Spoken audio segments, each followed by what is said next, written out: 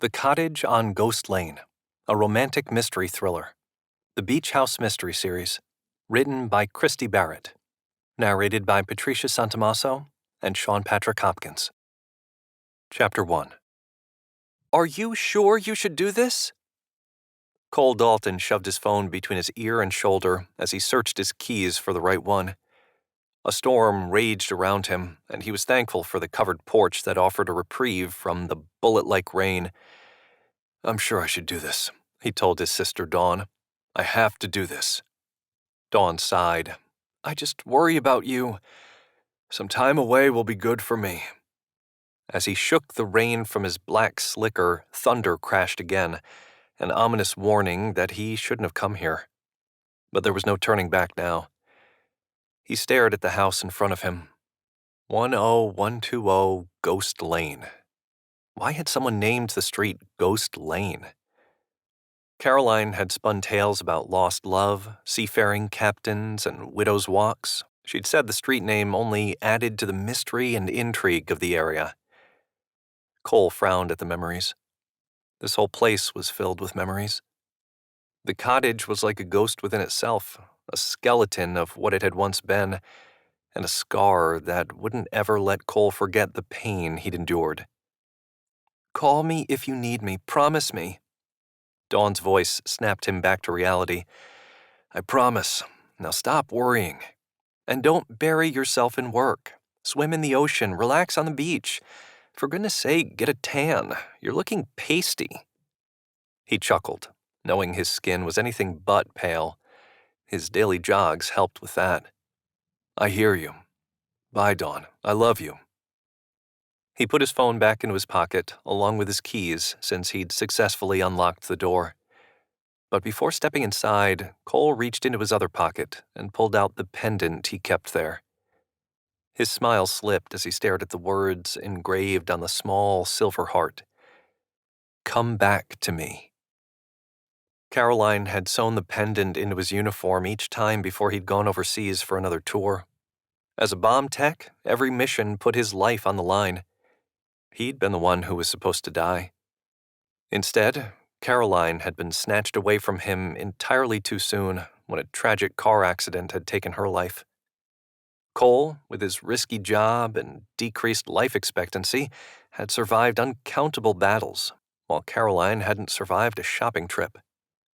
The irony wasn't lost on him. It never would be. He glanced at the pendant again before slipping it back into his pocket. He looked at it every day as he remembered Caroline and the good times they'd shared together, including the good times here at this 100-year-old cottage they'd bought only a year before she'd passed. His goal coming here was to have closure.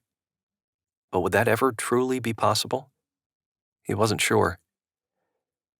Wasting no more time, Cole stepped inside and threw the lights on.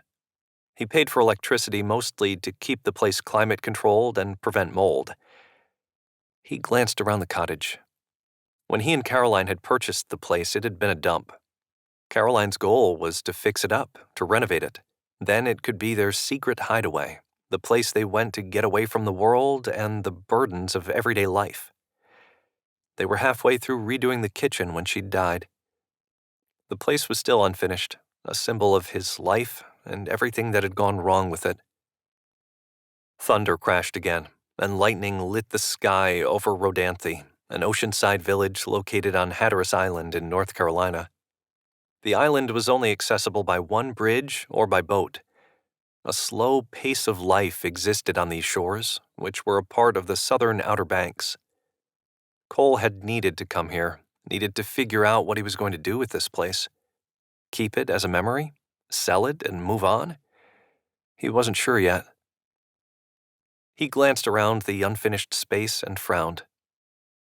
Why did you have to leave me, Caroline? We still had so much of life to do together.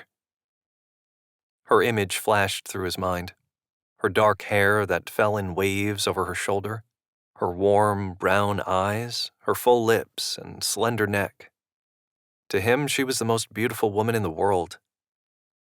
As the thoughts haunted him, a noise caught his ear. Wood groaned under an unwelcome weight. His breath caught. Most likely, the storm had caused the sound. The wind gusts were close to 30 miles an hour, according to his weather app, and these old houses creaked and moved with the breeze. But Cole's senses burst to life. His years on the battlefield had trained him to always be on guard. Muscles bristling, Cole glanced around the living room. But he saw no one. Only old furniture, wood-paneled walls, outdated paintings. An old table saw stood in the center of the main living area, which Caroline had used as somewhat of a workshop. She had a nice part-time income restoring old furniture, as well as making wooden signs with inspirational sayings on them. Sawdust still littered various surfaces. No doubt Caroline had thought she'd come back and finish these projects before Cole returned from his tour of duty. She hadn't had the chance. The storm sent another smattering of sand and debris into the side of the house just before thunder crashed again. Cole's heart still thrummed in his ears. Caroline would have loved this. Storms on the beach were her favorite. She'd grab a blanket and sit outside on the covered porch just to watch the show. Of course, Cole had gone along for the ride. Her eyes would flash with excitement, just like the lightning outside. Eventually, she'd snuggle up beside him and rest her head on his shoulder. Somehow, that always turned into stolen kisses, which then turned into... Another creak sounded. What was that? Cole started down the hallway, curious now. He stopped by the first bedroom, the guest bedroom, and nudged the door open. As the room came into focus, he froze. Clothes had been strewn, furniture had been turned upside down, pictures broken. What? He stepped inside for a better look. As he did, something jerked across his neck. A wire. The cord cut into his windpipe, blocking air from reaching his lungs. Adrenaline surged through him. Someone was in his house. His instincts had been right. Cole grabbed the intruder's hand and tried to loosen the man's grip. Cole needed to breathe. He couldn't let himself lose consciousness. He couldn't be rendered helpless. He threw his elbow back. The motion seemed to surprise his attacker, and the man backed off long enough for Cole to gasp in a deep breath. The man came back for more, but Cole was ready for him this time. Cole quickly turned and threw a punch in the man's face. His attacker wore a mask, but Cole saw the man's eyes widen with surprise as he staggered backward. He couldn't wait for the man to make the next move. Instead, Cole lunged at him. He tackled his attacker, and they both tumbled onto the hallway floor. Cole's fist collided with the intruder's face again. The man moaned, but bounced back with surprising strength. He flipped Cole onto his back before seething. "You shouldn't have done that." The man grabbed his wire again and pressed it across Cole's neck. Cole gasped, his windpipe blocked. Blackness started to darken his peripheral vision. No, not like this. He couldn't survive deadly IEDs only to die at the hands of an intruder. With a last surge of energy, Cole pushed the man off him. The man fell back, teetering toward the living room before quickly righting himself. Then the two of them faced off, each crouched and ready to fight. "Who are you?"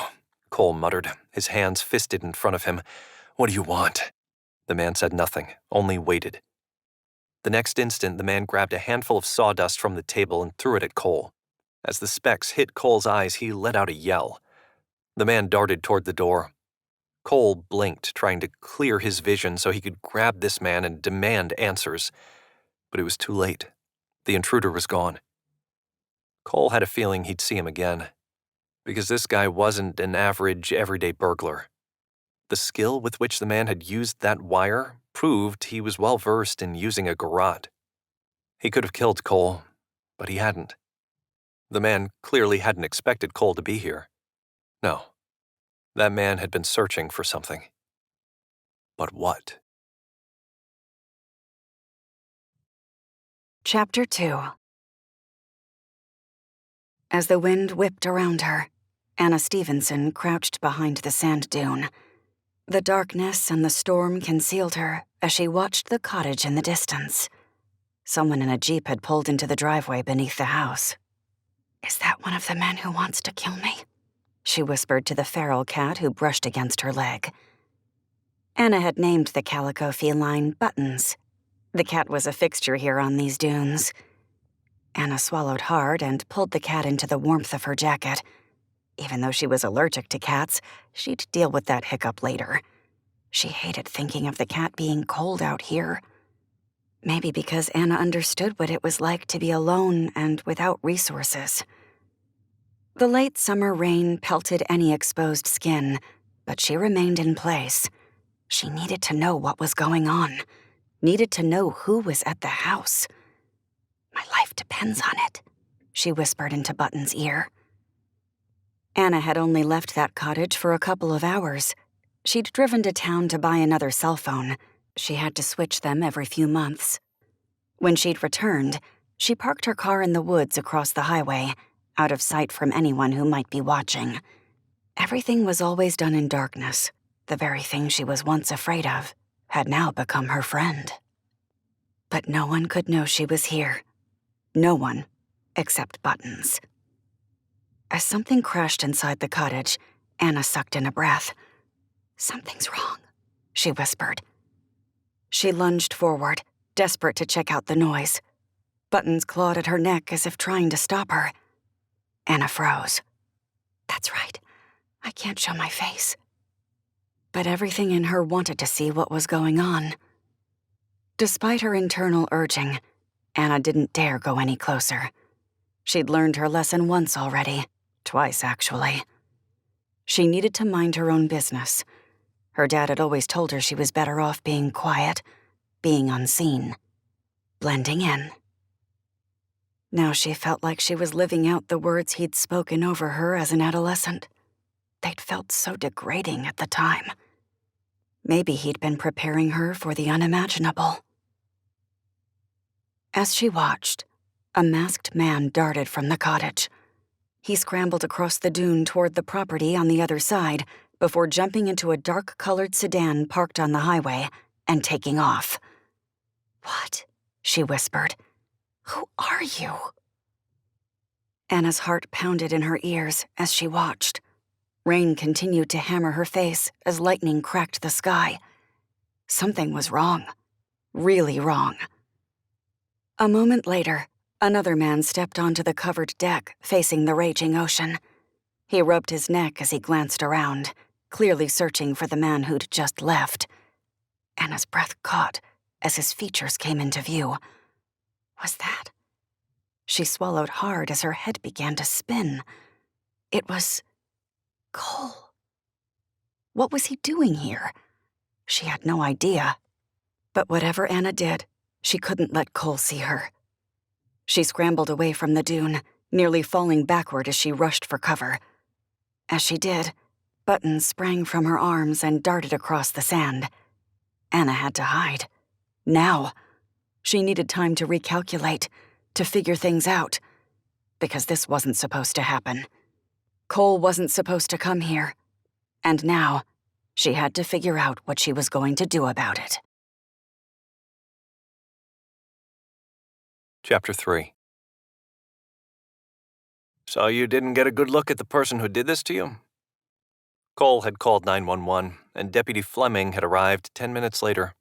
They now stood in the middle of the living room, not far from the table saw, and Cole gave his statement. As Cole mentally replayed what had happened, he touched the skin at his throat. It still felt sore from where the wire had pulled across his neck.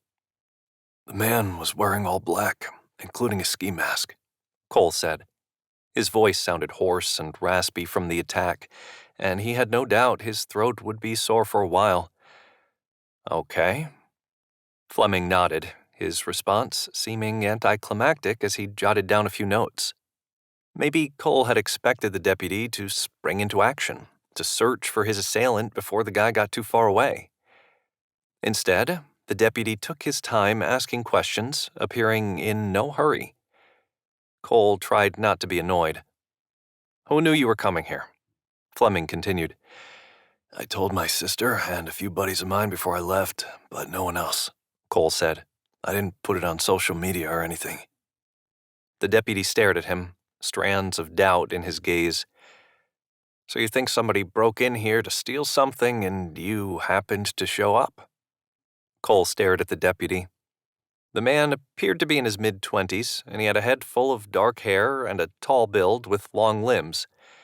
Something about his wide gaze screamed naivety. Cole shook his head as he remembered Deputy Fleming's question. This was more than an attempted robbery. There's nothing in this cottage to steal, not even a TV. Besides, this guy was clearly looking for something based on the way the bedrooms were ransacked, and robbers don't usually go into houses armed with wires to strangle people. A flash of embarrassment rippled across Fleming's face, and the man tugged his collar.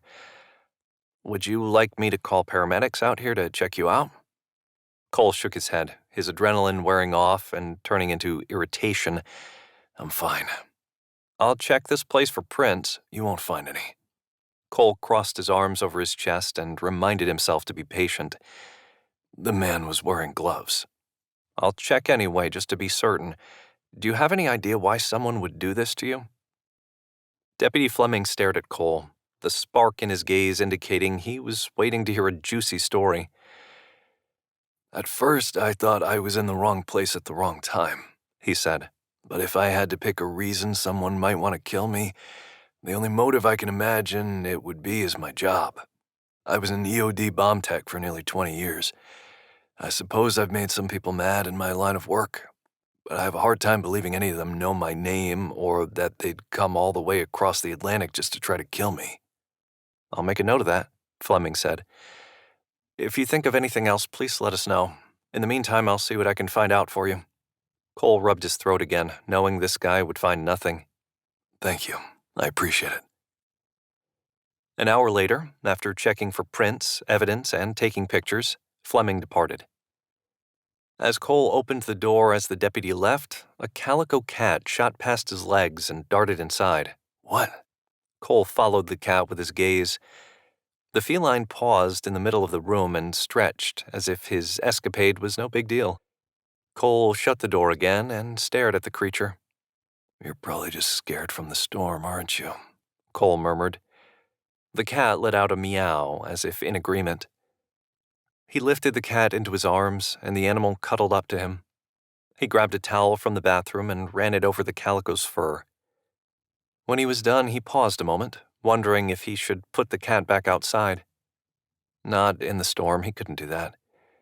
He'd always liked cats, but Caroline hadn't. She'd said she was more of a dog person. He rubbed the cat's head. Okay, fine. You can stay here for tonight, and then we'll figure something else out in the morning. Deal? Almost as if the cat understood him, the feline jumped from his arms and began to stride around the house as if he owned it. Typical cat. Cole would get the animal some water in a moment. For now, he stood in the small living room. Silence filled the space again except for an occasional roll of thunder or spattering of rain. 12 months and 4 days had passed since Caroline's death. People said he should be starting to move on. One of his friends had even tried to fix him up with someone. Cole had refused. He wasn't ready to move on. He wasn't sure he ever would be. He'd promised Dawn before he left for this trip that he'd try to be more open-minded. He knew she was worried about him. Undoubtedly, he hadn't been the same since Caroline died. Cole let out a breath. It was already dark outside, and he needed to clear one of the rooms so he'd have a place to sleep tonight. He'd figure everything else out later. He walked into the master bedroom, which had also been ransacked, just like the guest room. What exactly had that man been looking for? Maybe Cole should get a better look at this place. He stared at the bedroom where he and Caroline had spent many nights cuddled together under a homemade quilt Caroline had purchased at an art show in Asheville, North Carolina. Emotion welled in his throat at the memories, but he shoved his feelings aside. No, he didn't need to shove the sentiment aside. Cole had come here to deal with his loss. He'd been trying to shove aside his grief for too long instead of simply coming to terms with Caroline's death. He'd been taught to fight battles, to fend off insurgents, to disarm deadly weapons, but he'd never been taught how to deal with emotions that could be equally as dangerous. With his heart still in his throat, he stepped farther into the space. The cat joined him, weaving between his legs as the beast marched into the space as if it were the king of this domain. This room had been turned upside down. The mattress and teal-colored blanket had been pushed off the bed frame, the drawers had been jerked from the dresser, the seascape pictures had shattered on the floor. As Cole stepped closer to the bed, he paused. What about this room was bothering him, aside from the mess? He didn't know, but something else was off. He paced to the dresser and stared at it for a moment. As he ran his finger across the top, he realized the wood wasn't dusty, unlike the rest of the house. He squinted as he studied the surface. Somebody had cleaned this dresser recently, hadn't they? His back muscles tightened. On one hand, Cole could see where some beach bums or vagrants might want to use the cottage, thinking it was a free place to sleep for the night. After all, Cole hadn't been here in more than a year. But why would someone like that dust a dresser? Caroline's hairbrush still rested atop the dresser, undisturbed by the unwelcome visitor, strands of her dark hair tangled between the bristles. Some perfume and lotion were also there, some of Caroline's favorites. Cole picked up the perfume and took a deep whiff of the pleasant wildflower scent. "Come back to me." The words haunted his mind as they replayed there. Maybe a ghost had caused his uneasy feelings. Wasn't this area supposedly haunted? Maybe. Except Cole didn't believe in ghosts. So why did he feel as if this place was inhabited by them? Maybe not literal ghosts, but ghosts of the past. Ghosts that had the ability to rip apart his very soul. He paced from the dresser toward the nightstand. His gaze stopped on the letters that had been carved on top of the furniture. Loretta. Why had someone carved the word Loretta there? Suddenly, the trip didn't seem as simple as it once had. Cole hardly got any sleep. Every noise startled him and made his adrenaline surge. Would the intruder come back? He didn't know what was going on, but last night's events had him on edge. He wanted to blame his anxiety on the cat, but the feline had curled up on the end of the bed and slept there, as it should. The cat had a full belly and shelter. Cole had to admit that he kind of liked the company. He sat up in bed and rubbed the cat's head. "Did you wander into this place at just the right time?" The feline leaned into Cole before licking its paws, acting as if it didn't have a care in the world. Without wasting time, Cole got out of bed, showered, and dressed. Last night, he'd seen lights on at the house next door and knew someone was staying there. He wanted to talk to the people there and find out if anyone had seen anything going on over at his cottage. As Cole stepped onto the porch, the cat darted out and bounded toward the dunes in the distance. Apparently, the feline liked to come and go as it pleased. Cole felt certain he'd see the animal again.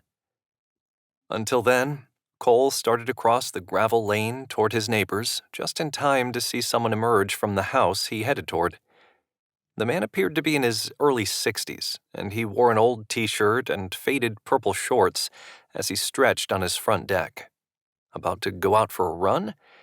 It seemed likely. As Cole approached, he called hello and introduced himself. "Nice to meet you," the man said. "I'm Nathaniel Lieberman, triathlete, relic hunter, and 5-year Rodanthe resident." "5 years," Cole repeated. "I'm surprised I haven't seen you before then." The man being a full-timer was even better than if he were a short-term renter. This man had been around long enough to notice any inconsistencies in the area. Nathaniel shrugged. "Even though I live here full-time, I do like to travel. I suppose we must have missed each other." "Sounds like it."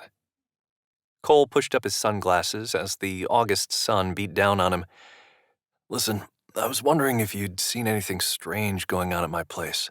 I haven't been here in a while because of some plot twists life threw at me, but I have the sense that someone's been in there." Nathaniel squinted before slowly nodding and waving a finger in the air. "Funny you ask that.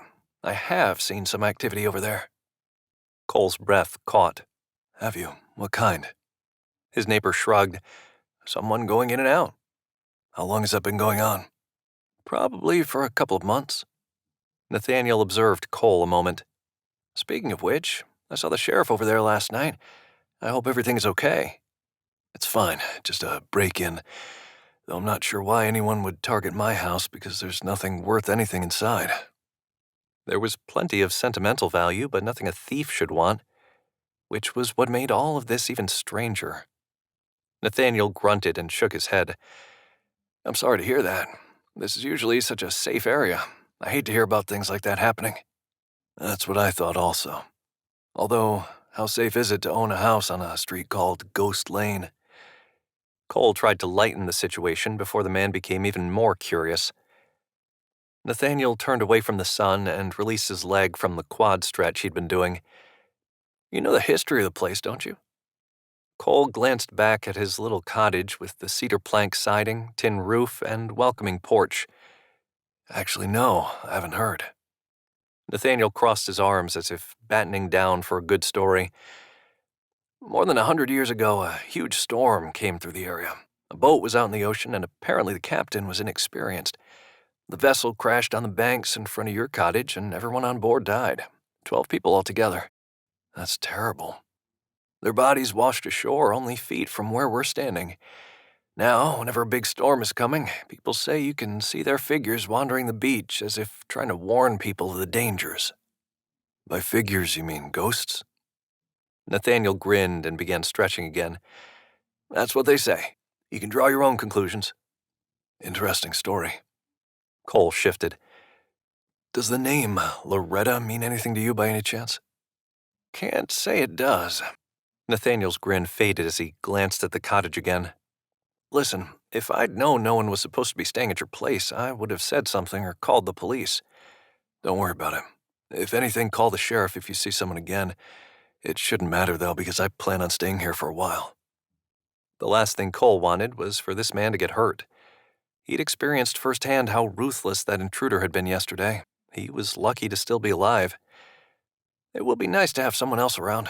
It's pretty quiet on this end of the beach.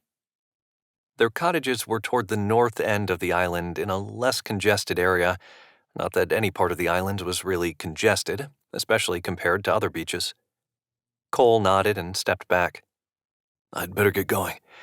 Thanks, Nathaniel. His neighbor waved a hand in the air. Likewise. I'll be seeing you around. But as Cole walked back to the cottage, he continued to wonder what exactly was going on. More than met the eye, that was certain. Cole simply returning to this cottage to find closure wasn't going to happen. Instead, trouble had either found him here or followed him. Chapter 4. Cole stepped into his cottage, still mulling over his neighbor's words. He hadn't come to Rodanthe to dive into a mystery or look for danger around every corner. But it was hard to ignore what had happened last night. Still, he had something very important to do today. Something he'd put off for far too long. With a heavy heart, he grabbed the urn he'd brought in his backpack. The vase-like container was a dull charcoal color, with soft lines stretched around the width of it. He'd considered getting something more colorful or beautiful, something more reflective of Caroline. Instead, he'd decided the urn should represent the bleakness Cole had felt in his life since Caroline's death. Caroline had wanted her ashes spread in the ocean. They'd talked about it once several years ago, and that's what she'd said. Cole just never thought he'd actually have to do it, or that he would have to do it this soon. But today was the day. He simply needed to get this over with. He'd delayed the task for far too long, and it was time to start letting go, despite the ache that had formed in his heart. Sucking in a breath, he stepped outside. A brisk wind hit him. Thankfully, the gusts blew from the west today. If they'd come across the ocean, Cole would never be able to do this today. The ashes would blow back in his face. Although it was warm today, the cool breeze offset the temperatures. Cole scanned everything around him. The sweeping sand dunes, the stretch of sandy beach that edged a turbulent gray ocean, a few other cottages nestled between patches of seagrass and mounds of sand. But the coast appeared to be clear, both literally and figuratively. He slipped his feet into his leather sandals and started over the dune toward the ocean. With every step, Cole's stomach tightened. He didn't want to do this. He wanted to hold on, to pretend like Caroline was still here, that she'd just taken a long trip, but would come back soon and everything would return to normal. But that wishful thinking would only lead him to more heartache. Cole had told himself he'd make progress while he was here, and that was what he was determined to do. He paused on the edge of the ocean and closed his eyes as he drew in a deep breath. Just open it, turn the lid, let the ashes fly out wild and free. Cole knew the actual act shouldn't be so difficult, but the task before him felt harder than anything he'd ever had to do before. He was letting go of Caroline, not just emotionally, but physically also. He gripped the lid and willed himself to twist it. But something internal stopped him. Just do it, Cole. You're a fighter. You've faced bombs before. You can do this. But he'd much rather face a possible explosion than the emptiness left by his wife's death.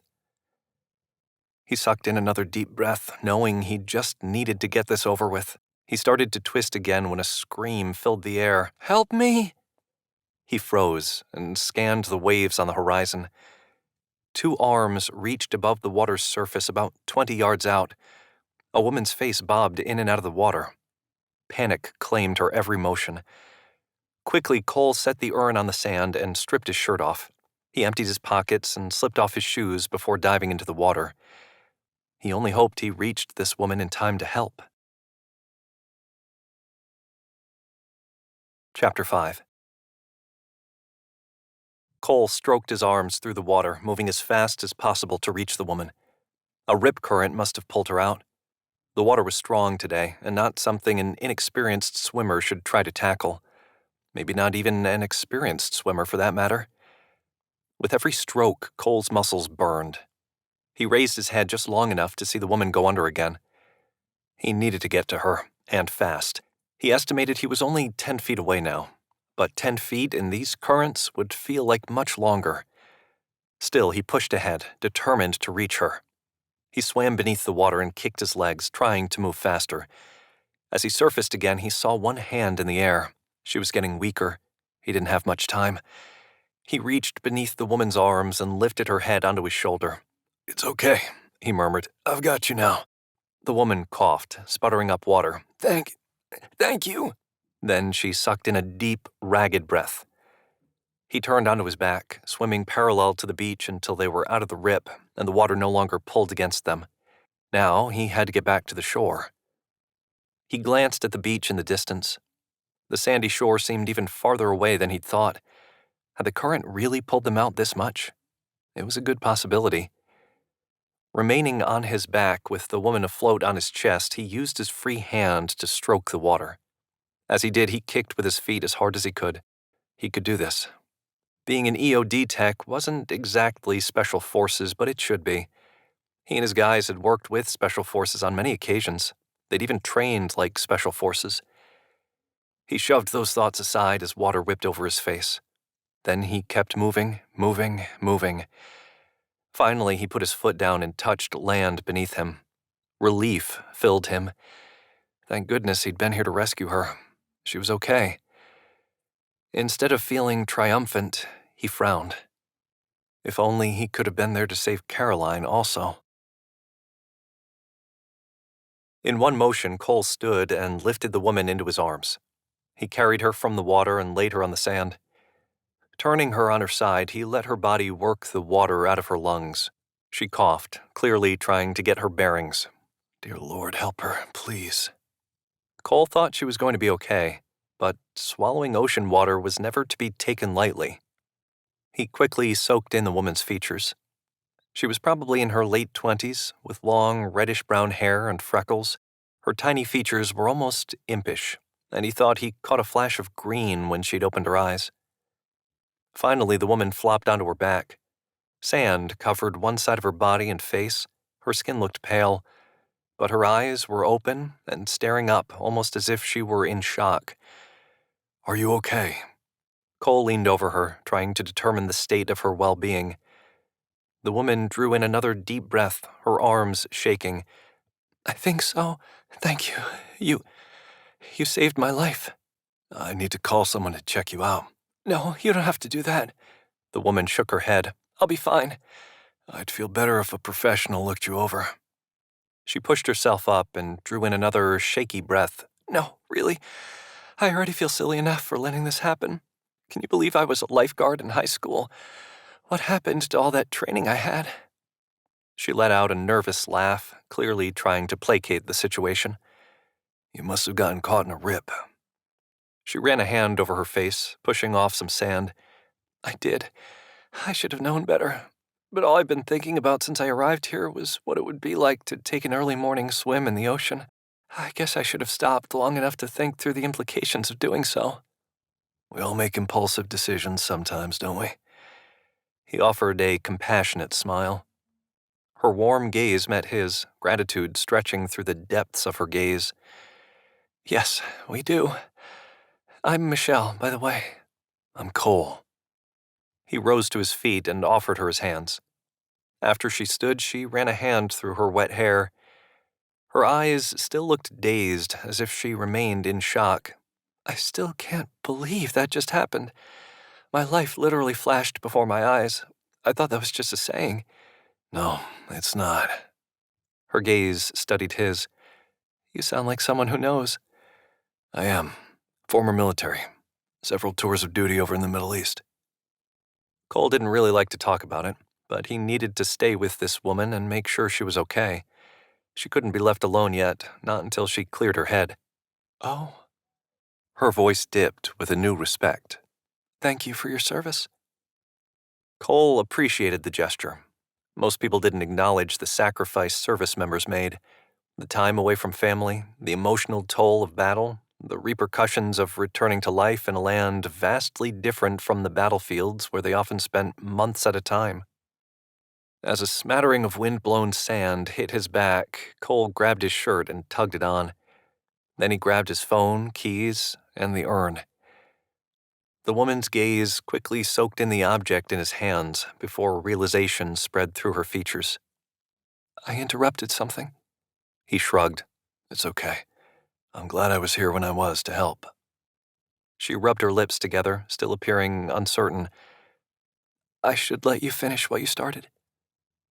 Cole knew he should agree with her, that he should let her go. Her shock seemed to be wearing off, and she didn't look as pale. But another part of him wanted to keep talking, wanted to put off the inevitable. You just here for a week? She asked. I'm actually staying indefinitely. I figured this was a good time to fix up my old cottage. He nodded to the house in the distance. Her eyes lit as she glanced at it. That's yours? I've always wanted to own a place here at the beach. It's going to be a lot of work, but I'm looking forward to it. I wish you the best of luck. She pushed a wet strand of hair behind her ear and pointed down the beach. I think I'm going to go take a shower and a nap, and not get into the water again for the rest of my life. Cole flashed a gentle smile. Thank you again for everything, she continued. Maybe we'll see each other again. For some reason, Cole liked the thought of that. Not in a romantic way, in a companionable way, he supposed. The woman was easy to talk to, and easy on the eyes. Maybe striking up a friendship with her while he was here would be a nice distraction from his otherwise grim thoughts. He nodded. Maybe we will. As Cole watched her walk away, he couldn't help but wonder if he should have asked for her phone number. Ask for her phone number? Where did that thought come from? Dating somebody else would be like betraying Caroline. Cole wasn't ready for that next step. But he hadn't felt a spark of attraction toward anyone since he'd lost Caroline. Not until now, at least. That had to be a good sign, right? Then he remembered the intruder who'd broken in last night. He realized that this would be the worst time of all to consider striking up a new friendship, or anything more. Chapter 6. Cole carefully maneuvered himself from beneath the kitchen sink and observed his handiwork. Over the past 3 days since he'd arrived at the cottage, he'd made some progress on the house, thankfully without interruption. No more intruders, or entitled cats, even. But he still had a lot to do to get this place in shape. Whoever had previously worked on the plumbing in the house hadn't known what they were doing and had royally messed the pipes up. Right now, Cole was determined to get the kitchen sink operational. The water to this faucet had been cut off because of a leak, and he didn't have all the tools he needed to fix it. He was going to finish remodeling this kitchen. Starting here made sense, since this room was already halfway complete. Caroline had sanded and painted the cabinets. She'd ordered a new sink and faucet. She'd picked out a new countertop even. Plus, starting in the kitchen made sense, since Cole would need to cook while he was here, especially if he planned on staying a while. Right now, he'd been living off of beef jerky, protein bars, and canned tuna. He rocked back on his heels and stared at the mess around him. These dry bones are going to rise again. He remembered the story from the Bible about God breathing life into the bones Ezekiel saw in a vision. When he heard that story, he'd thought about this house. He'd taken that story as a sign that he should go ahead and buy this place. In so many ways, the place felt like dry bones itself. But this cottage could come back to life again. It could be a place where new memories were made, where new life was breathed. That's what Cole thought about every day as he worked on it. This was the best sort of therapy to dive into. Yesterday, he'd found some of Caroline's work projects in a closet, some wooden signs with handcrafted frames she'd been making. One of them, in particular, had made him pause. Pain is inevitable. Suffering is optional. Caroline had always had the best advice. She'd been wise beyond her years. Cole was going to save that sign. Wherever he ended up living, he would hang it somewhere prominent so he'd always have the reminder. Suffering is optional. As Cole wiped the sweat from his brow, he glanced at the time. It was only noon, but he needed to run into town to buy more supplies before he could finish the job here. The bad news was that the nearest hardware store was 30 minutes south. Some people loved that feature of island living, loved that this place was far away from anything else. But when it came to tasks like running errands, Cole realized these trips required careful planning to make the best use of his time and money. He grabbed his keys and started to step outside when he paused. He went back into his room and grabbed his gun. With everything that had happened, he'd feel better if he had this with him. He stepped outside, careful to lock the house behind him. Then he climbed into his vehicle, drove down the gravel lane leading to his house, and headed south down Highway 12, the main road that cut through the center of the narrow barrier island. Patches of woods stood in several undeveloped lots near his house, making the area where he lived feel more secluded. As he traveled farther, beach houses lined either side of the highway, some big and glorious, and others small and aged. Surfers walked with their boards toward the ocean, a retired couple power-walked with a bouncing golden puppy, and a family carried inner tubes and rafts to enjoy a day on the shore. For a moment, everything felt normal. His phone rang, and his sister's number popped on the screen. "I'm still alive," he answered. "That's always good news." Her cheerful voice sounded through his speakers. "I just thought someone should check on you. How's it going?" Cole briefly considered telling her about the intruder in his house, but then he thought better of it. She'd only worry. "About as well as can be expected. I'm trying to get the kitchen operational again." "Are you going to sell the place?"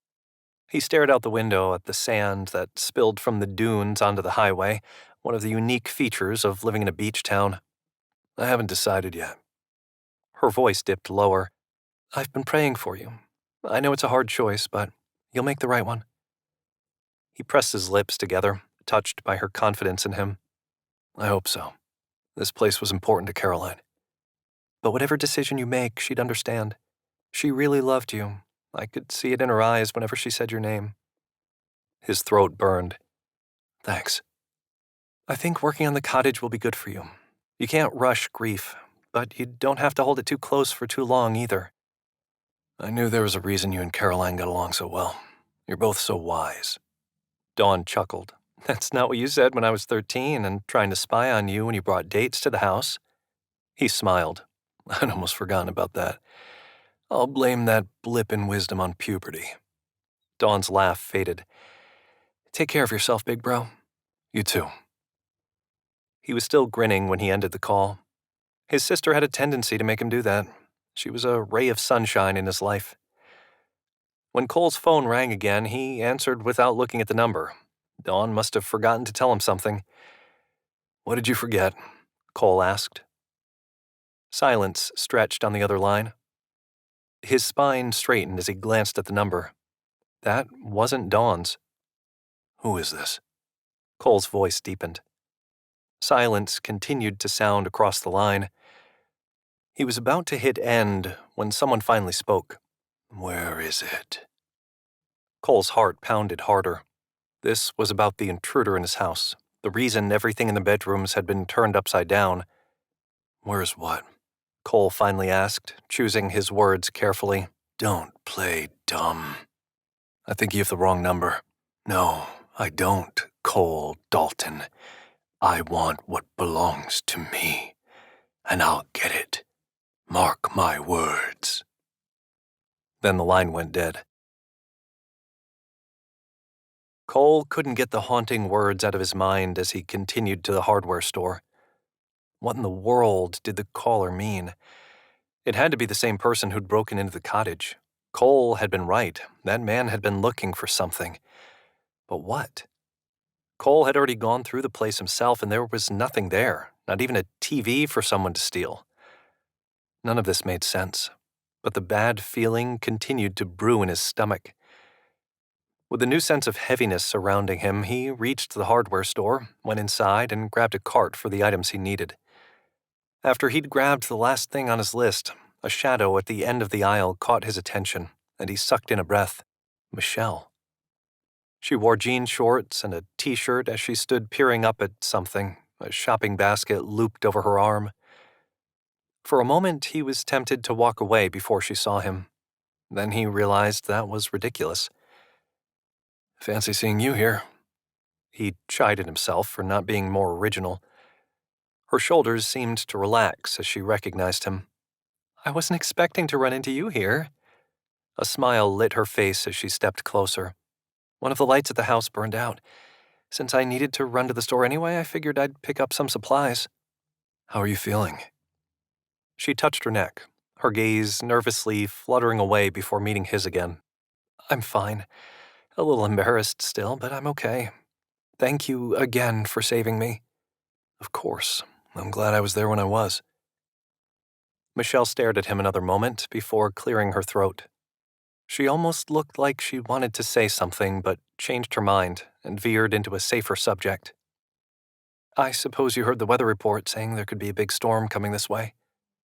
Cole shrugged. He'd scanned the news on his phone while having some coffee this morning. He'd only halfway read the reports, though. News reports always put him in a dour mood. I heard there was some activity out there in the Atlantic, he said. It's probably too early to say for sure what's going to happen. Are you going to take off sooner than planned, just in case? Michelle let out a laugh and shook her head. Oh no, I love a good storm. Unless it looks like it's going to be a real doozy, I plan on staying. How about you? Same. Unless it looks like it's going to be a Category 4 or 5, I'll wait it out. If I had to guess, we'll have another couple of days before we'll know anything for sure. She grabbed a light bulb from the shelf and held it up. Well, it looks like I found what I needed. It was really good to see you. Cole nodded. Good to see you, too. Michelle stepped away, but quickly paused and turned back toward him. Listen, I know this is probably going to sound strange, and this is really out of my comfort zone, but could I take you to dinner to say thank you for saving my life? He froze as he pondered what to say. He hadn't expected her invitation. You don't have to do that. I know I don't have to, but I want to. As Cole stared at her, his heart pounded in his ears. Dinner.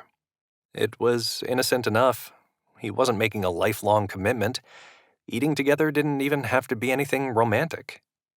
So why did he feel like panicking? That was ridiculous. Caroline was gone. At some point, Cole was going to need to move on. Besides, he'd promised Dawn he'd be open-minded, that he'd make an effort, that he'd stop moping around.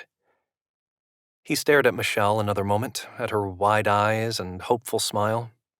What could it hurt to eat one meal together? Finally, he nodded. That sounds nice, but I'm not letting you pay. Then you're not letting me take you to dinner. She let out a soft, almost shy chuckle. How about tonight? Tonight? Did he sound eager? Truthfully, he figured he'd back out if he waited too long. Plus, there could be a storm coming. A grin tugged at her lips. Tonight sounds perfect. I don't know very many of the restaurants here on the island. I'll find one. Let me get your number and I'll text you with the confirmation. They exchanged numbers and smiles before saying goodbye.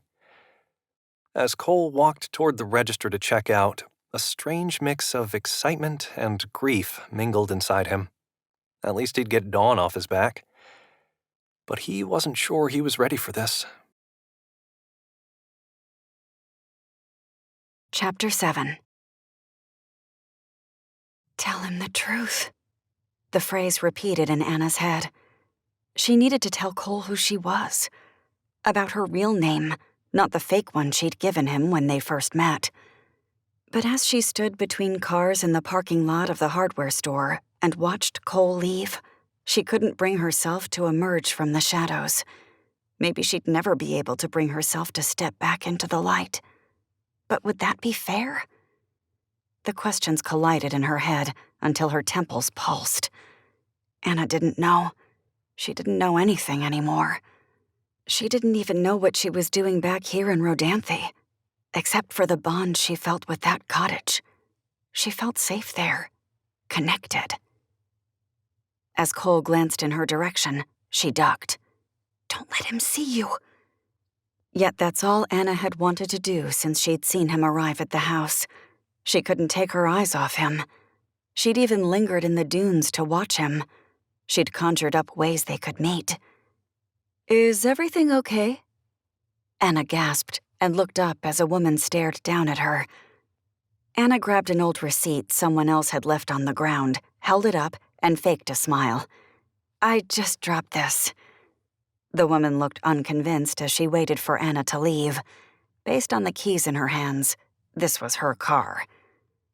Glancing at Cole again, Anna kept her back toward him as she walked out of sight behind the building.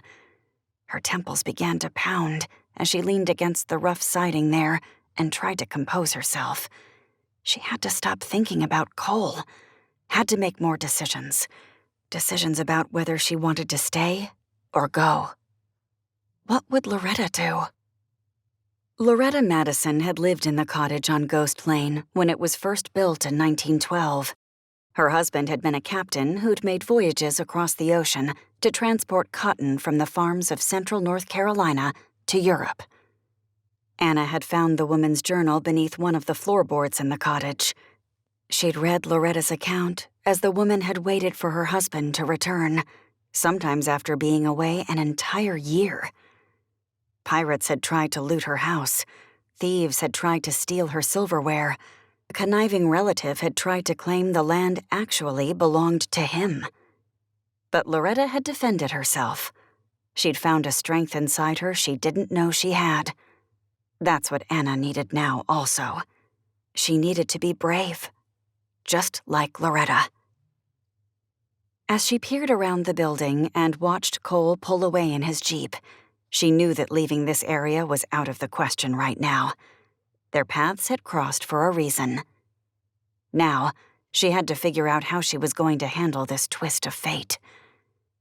As she thought about it, her phone rang.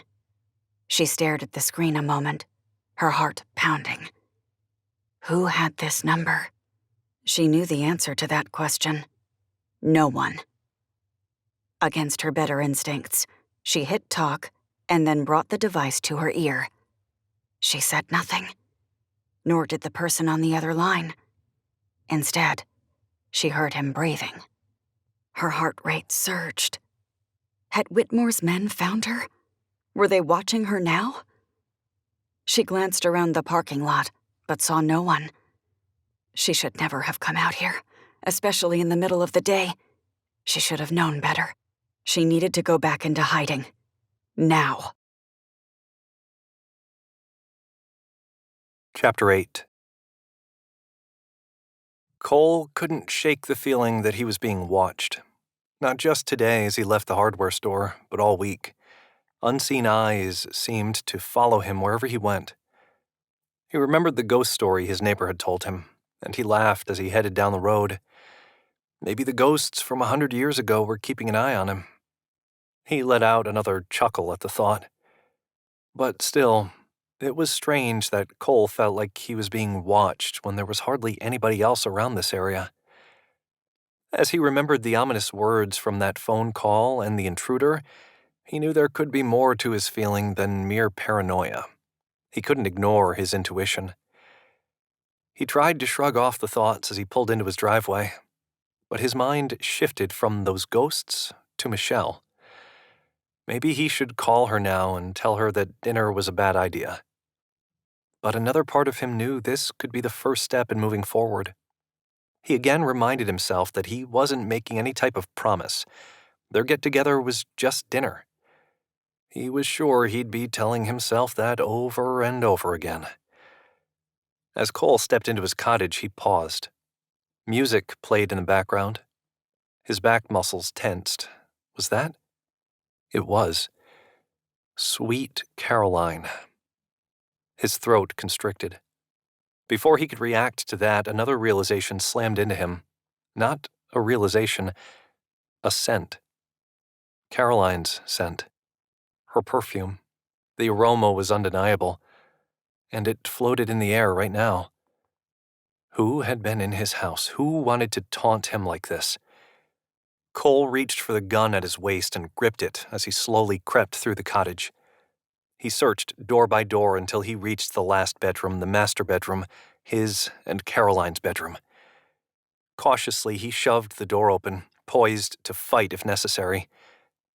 Instead, he saw an old CD player on the dresser. The Neil Diamond song blared from its speakers. He glanced around, looking for trouble. The room was clear. He released his breath and crossed the room. He hit stop, and silence surrounded him. Someone was playing mind games with him, but why? What was someone looking for? He needed to find it. Slowly, he crept through the rest of the house, searching for anything he'd missed earlier. He paused near a hanging shelf in the living room and squinted as he studied it. Was that? He reached up and grabbed a small device from a decorative edge. It was. A camera. Someone had set up a camera here. To watch him? To watch whoever came and went? The bad feeling in Cole's gut only grew stronger. Something very wrong was going on here. Could this have something to do with Cole's last mission? The one where a field of landmines had nearly taken out 4 SEALs and ended a critical operation early? But Cole had managed to defuse the bomb. Their mission had been successful, and a terrorist leader had been killed. The man's followers had vowed revenge. Would they go as far as to find Cole here in Rodanthe? He found the possibility hard to believe, but he'd keep his eyes wide open. In the meantime, he'd also check for other cameras and bugs. Things here weren't as they seemed, and he needed to get to the bottom of what was going on. Convinced the cottage was safe for now, Cole set his bags from the hardware store on the counter. Then he grabbed one of the wrenches he'd purchased and went back to the sink to continue working on the pipes. A few minutes later, Cole realized that one of the pipes actually ran beneath the cabinets. Why would someone do that? It appeared the sink had been moved at some point, and the person responsible had taken some shortcuts to avoid hiring a plumber. He was going to have to take apart the drawer stack to the left of the sink. This was turning into a bigger job than he'd anticipated. He climbed out from underneath the counter and stood, stretching his back muscles. He wasn't as young as he used to be, and tasks like this reminded him of the fact. Carefully, he pulled out the drawers to get a better look at the plumbing issues. As he did, something caught his eye. What was that? It almost looked like a laptop. The device had been duct-taped beneath the counter and was slim enough that the drawer was able to open and close below it without catching. Cole hadn't even noticed anything was there when he'd worked in this area earlier. Even stranger was the fact that the laptop didn't look that old. Had the previous owner hidden it there for some reason? Or was this what somebody had broken into the house looking for? What the caller had asked Cole about? Cole's heart pounded in his ears as he pulled the device from beneath the counter. Suddenly, all the renovation work he'd wanted to do was forgotten. He took the MacBook and walked into the living room, where he lowered himself on the couch. Carefully, he pulled the duct tape from the top of the computer and placed it beside him. Fingerprints could be on sticky surfaces. He would save it just in case.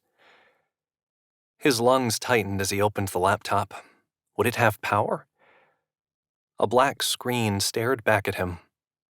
He pressed the power button and waited to see what would happen. To his surprise, the screen lit a few minutes later. He glanced at the battery power. Only 5%, but it still had power. If this had been hidden for a long time, the device would be totally dead. The fact that the laptop had any battery charge at all indicated to Cole that somebody had been in this cottage recently. Could this belong to the person Nathaniel had seen coming to the house? The questions warred in his head. Cole stared at the blinking cursor on the box at the center of the screen as it waited for him to enter the password. If he remembered correctly, he had 3 attempts to guess before he'd be locked out. He couldn't wait too long, or the battery would completely die. He sucked on his bottom lip a moment as he thought about what the password might be. His first choice seemed the most obvious. He simply typed in the word password and waited. But the screen flickered, letting him know that wasn't correct. He'd known it was a long shot, but it seemed worth a try. What next? Cole tried to remember an article he'd read not long ago about the most commonly used passwords. The first one was password, but what were the others? QWERTY. That was right. The first 5 letters on the top line of the keyboard. He hesitated a moment before typing it in. But again, the screen shifted, as if shaking its head and letting him know he was incorrect. One more chance. Think, Cole, think. What else could he try? 1, 2, 3, 4, 5. That had been on that list also, but he wasn't sure that's what he wanted to use. He let out a long breath, still thinking. At once, Cole knew what he needed to type. He swallowed hard before positioning his fingers over the keyboard. Then he typed, "Come back to me." He held his breath as he waited to see what would happen. He knew it was another long shot, but the screen flashed on. It had worked. This had been Caroline's laptop. Cole's heart thrummed in his ears. Why had she hidden it? And what exactly would he find in these files? Chapter 9. Cole's curiosity continued to rise as he sat on the couch with the laptop. The device had already gone down to 3% battery power. He didn't have much time to look through anything. Instead, he clicked on the file folder on the upper right-hand corner of the screen. As soon as he did, another passcode was required. This one only had 5 spaces. What would Caroline have used? On a whim, he typed in their wedding date, but that didn't work. He tried Caroline's birth date. That didn't work either. Just as before, Cole only had one try left. He desperately wanted to know what was in these files. What was enough to make Caroline tuck the laptop away? Had she come to the cottage and hidden it before her accident? Was there any chance that a laptop that had been charged and turned off could still have some battery power left a year later? Cole would look into that later. He glanced at the top of the screen. The laptop was at 1%. It would die soon. He kept staring at the space on the computer where he could enter those 5 characters. This seemed so over the top for Caroline. She'd been more of the homemaker type who liked to do craft projects and renovations. She didn't even like computers, and she certainly never could remember her own passwords. Cole had been the tech guy, the one in charge of setting up the TVs and anything else electronic. What if the code was the address to this cottage? 10120. He didn't have much time to contemplate his options before the battery died. He quickly typed the numbers in. It worked. More pictures of manila files popped up across the screen. He tried to read the name on the first one, but as he did, the laptop screen went black. No! Cole hit the keys again as if that would change anything. He knew it wouldn't. He needed to either find a charger or buy one. He glanced at his watch. He had only 4 hours until he was supposed to pick up Michelle for dinner. That wasn't enough time to run into town to buy a charger and come back to the cottage. Maybe he should cancel. Then he remembered his promise to himself, his promise that he would move on. He needed to figure out exactly how he was going to handle this, because he knew he wouldn't be able to stop thinking about this laptop until he had some answers.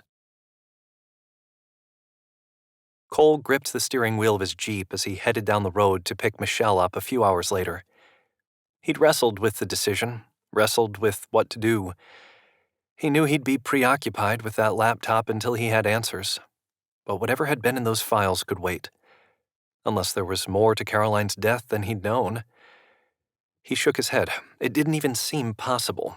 His wife had died in a car accident. Her body had been burned in the explosion after the car went off the side of the bridge. There had been nothing suspicious about it. Cole had talked to the police himself, read the accident report, planned her memorial service. But so much didn't make sense to him right now.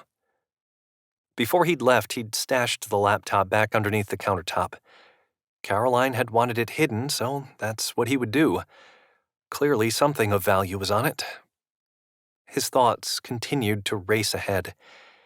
He'd figure out more tonight. For now, he'd keep his promise and go to dinner with Michelle. A few minutes later, he pulled up to the house where she was staying. The place was 2 lots back from the beach and about the size of his cottage. It was a modest rental, typical of so many in the area. As he started toward the door, Michelle stepped out, wearing a coral-colored sundress and a wide grin. "You look beautiful," he told her. She paused in front of him and curtsied. "Thank you. As do you." Cole had cleaned himself up before dressing in cargo shorts and a white polo. Nothing fancy, but a change from the ratty shorts and work t-shirt he'd worn earlier. He opened the door to the Jeep for Michelle and made sure she was inside before he climbed behind the wheel. Everything about this felt wrong. But maybe that was normal. Maybe anybody he ever went out with would feel wrong, at least at first. Kind of like the first time he'd had to clear a field before special forces could do their job. Staring down a bomb, realizing his life depended on the choices he made, had felt overwhelming. Every new recruit he'd trained had felt the same way. He could see it on their faces. Each time made him remember what it was like to be new on the job and facing what could feel overwhelming. "I found a nice place to eat just up the road," he said. "Great sunsets, great views of the kite borders on the sound, and live music." "Do they have seafood?" "They do. You're not allergic, are you?" He cast her a side glance. She let out a laugh. "No, I'm not. It sounds wonderful. I've never actually had a crab cake, and I think today's the day I'm going to change that." Cole let out a chuckle. "They're delicious. You're going to love them." He released the breath that he held. Maybe this wouldn't be that bad after all. But the feeling was short-lived. Tension threaded between Cole's shoulders again, and he realized that familiar sensation was back. The sensation that someone was watching him. He remembered that field of landmines again, remembered the threats against him and his team. What if that was all catching up to him?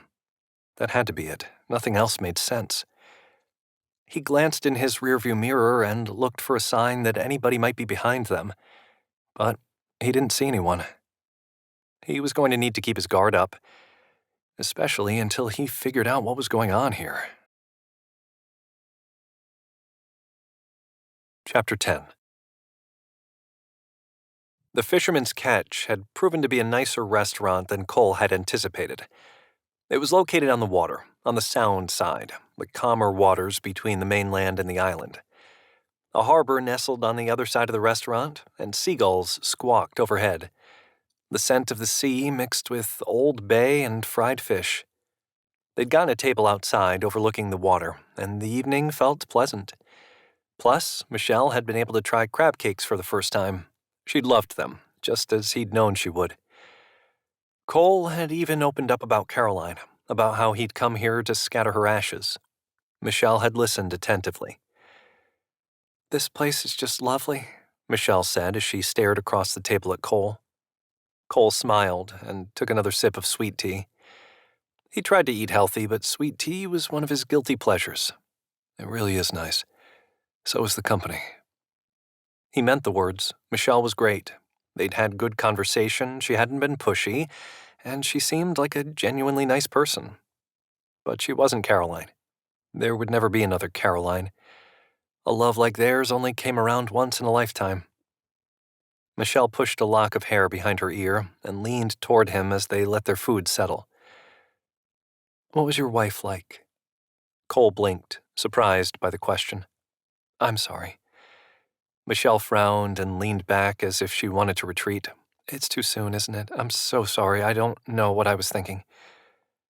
When he saw the regret on her face, he knew he wanted to somehow soften her anxiety. "No, it's okay. I suppose I just wasn't expecting it." "You don't have to answer." "I want to." He let out a breath as his thoughts wandered. "Caroline was great. She was on the quieter side until you were a part of her inner circle. She loved restoring old furniture. She had an eye for those kinds of things. She also loved gummy bears, Korean barbecue, and watching Murder, She Wrote." "She sounds incredible." Michelle offered a soft smile. "Since I'm already on a roll when it comes to asking awkward questions, how did the two of you meet?" "She actually broke down on the side of the road on the way home from watching a professional soccer game with her friends. I saw that she seemed to be having trouble with her tire and pulled over to help. She actually looked scared of me at first. I suppose in this day and age, anyone really has to be careful." "That's the truth." "Eventually, she let me help her. As I put on a spare tire for her, we talked about soccer. I played back in high school, and so did she. I asked her if she might want to go to a game together sometime, and she said yes." "It sounds like you've made a habit of rescuing damsels in distress." He let out a chuckle. "I don't know about that." "I'm really sorry for your loss." Michelle frowned as she lowered her voice. "I can't imagine what that's like." "It's been difficult, to say the least, but thank you for asking." Talking about Caroline hadn't been as hard as he'd thought. "Thank you for answering."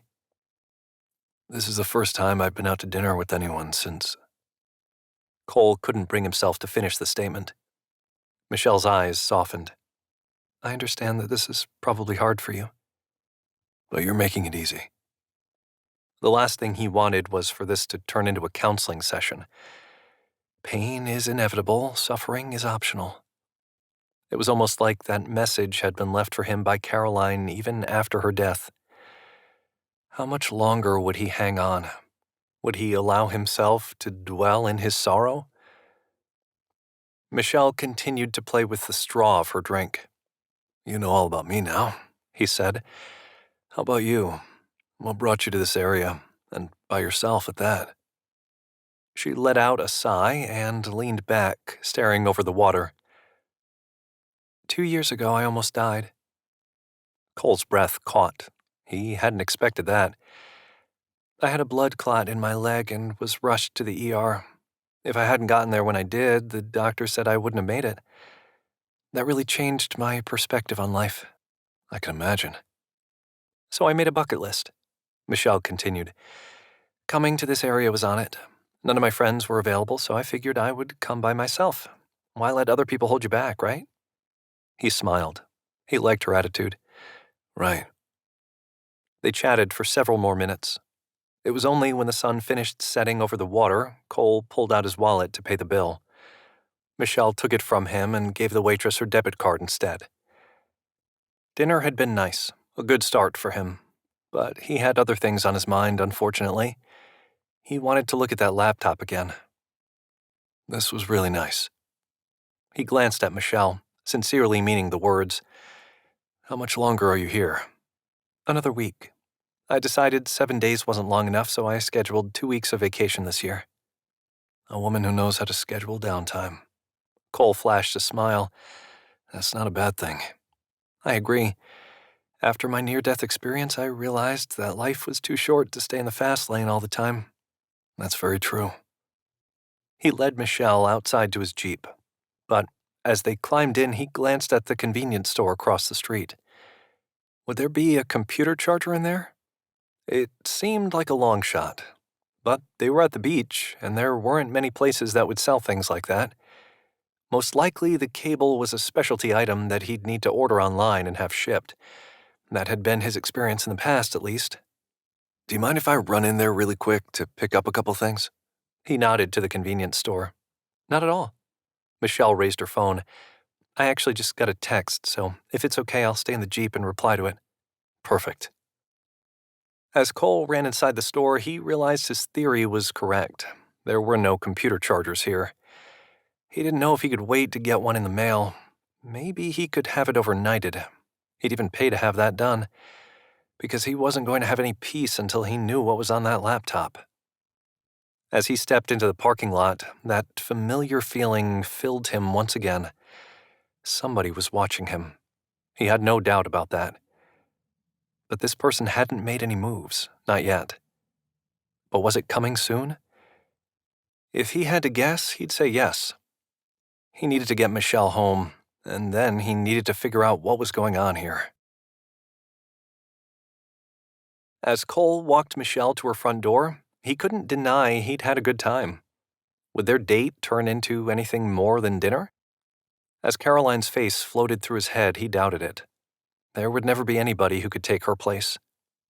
But maybe that was why Cole needed to look, not for someone to take her place, but for someone new to come alongside him in this new chapter of his life. Yet he couldn't quite bring himself to come to terms with that. Still, tonight's dinner was progress, a baby step, as Dawn might say.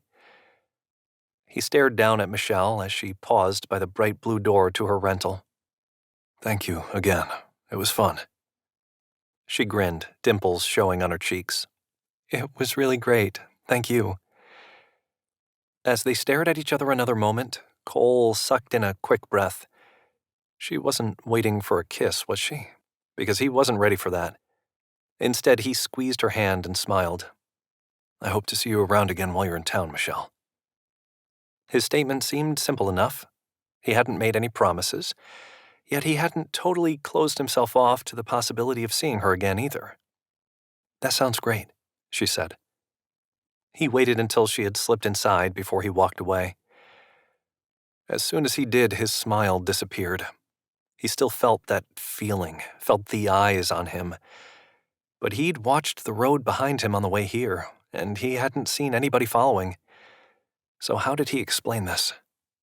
Cole didn't know. Carefully, he climbed back in his Jeep and headed toward his house. But he had a plan to get to the bottom of this. He pulled up to the cottage and walked inside, flipping on the lights as he normally did. As a precaution, he glanced around, looking for anything out of the ordinary. But no songs played, no camera hid from him just out of sight. There was nothing unusual that caught his eye. He walked into the kitchen and quickly checked beneath the counter to make sure the computer was still there. It was. Then he went into his room and changed, into all black. When he was done, he crept down the hallway and exited the cottage through the back door. No lights were back here. He should blend into the darkness that hung outside. That's what he hoped, at least. Cole climbed a sand dune to the north of his property and crouched in the shadows. He needed to remain unseen. He needed answers. To prove he wasn't losing his mind. Somebody was out here watching him for some reason. No matter how superstitious his neighbor might sound, Cole knew this was no ghost. It was a live person. Did this surveillance have to do with his military service? With that computer he'd found? He had no idea. But he was going to get to the bottom of this one way or another, even if he had to wait out here in silence all night. Chapter 11.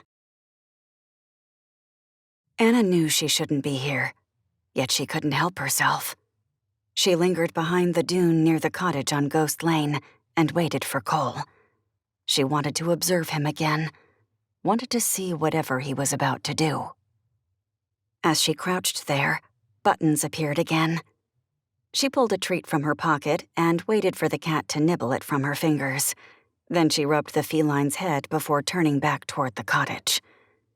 As the dune grass tickled her skin, she felt like a creep who'd invaded someone's privacy. The next instant, she convinced herself she was more of a soldier on a life-changing mission. But her feet seemed nailed to the sand, as if that were even possible. She couldn't move from this spot. She'd watched Cole's silhouette through the windows as he walked around the house before disappearing into the back. It was late. Was he changing for bed? Or maybe he was still working on the kitchen, still working on breathing new life back into this place. You'll be lucky if anyone ever marries you with that face. Anna sucked in a breath as she remembered her father's words. He'd resented her so much. He'd been a bad man who'd treated her mother poorly also. After he'd died when Anna was only 10, she hadn't even cried, hadn't mourned him, but his words had stuck with her. Her mother later told her that her father acted like that because he'd had a hard childhood, but it hadn't made sense to Anna. If he knew what it was like to grow up in a bad environment, why had he wanted to pass that on? For so long, Anna had felt so unworthy, like no one would ever love her. Hurt people hurt people. That's what Loretta had said also. She felt a connection with the woman, like they were two sisters living in different times. She'd even carved the woman's name into the nightstand beside the bed in the cottage so she could remember the woman's courage. It wasn't like Anna to do something like that, but she'd figured she had nothing to lose. Anna had never found Loretta's final journal. She didn't know how the woman's story ended. Had her husband ever returned? Did they grow older together? In different circumstances, Anna would try to find out. She would try to find government records so she could have answers. But she had other more important things to do now. She remained on the sand dune, behind the grass, watching.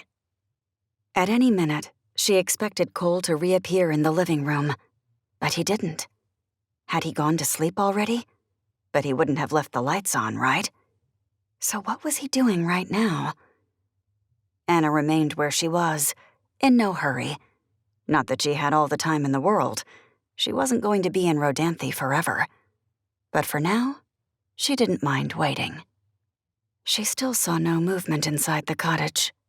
Maybe Cole was taking a shower. That would explain the sense of stillness. The wind rustled through the dune grass as Anna sat there. Buttons curled in her lap and pawed at her face, as if the cat didn't have a care in the world. Wouldn't that be nice? Anna had watched the news again this morning and had seen that the storm was still brewing off the coast, most likely headed this way. The waves were already large, and rip current warnings were in effect.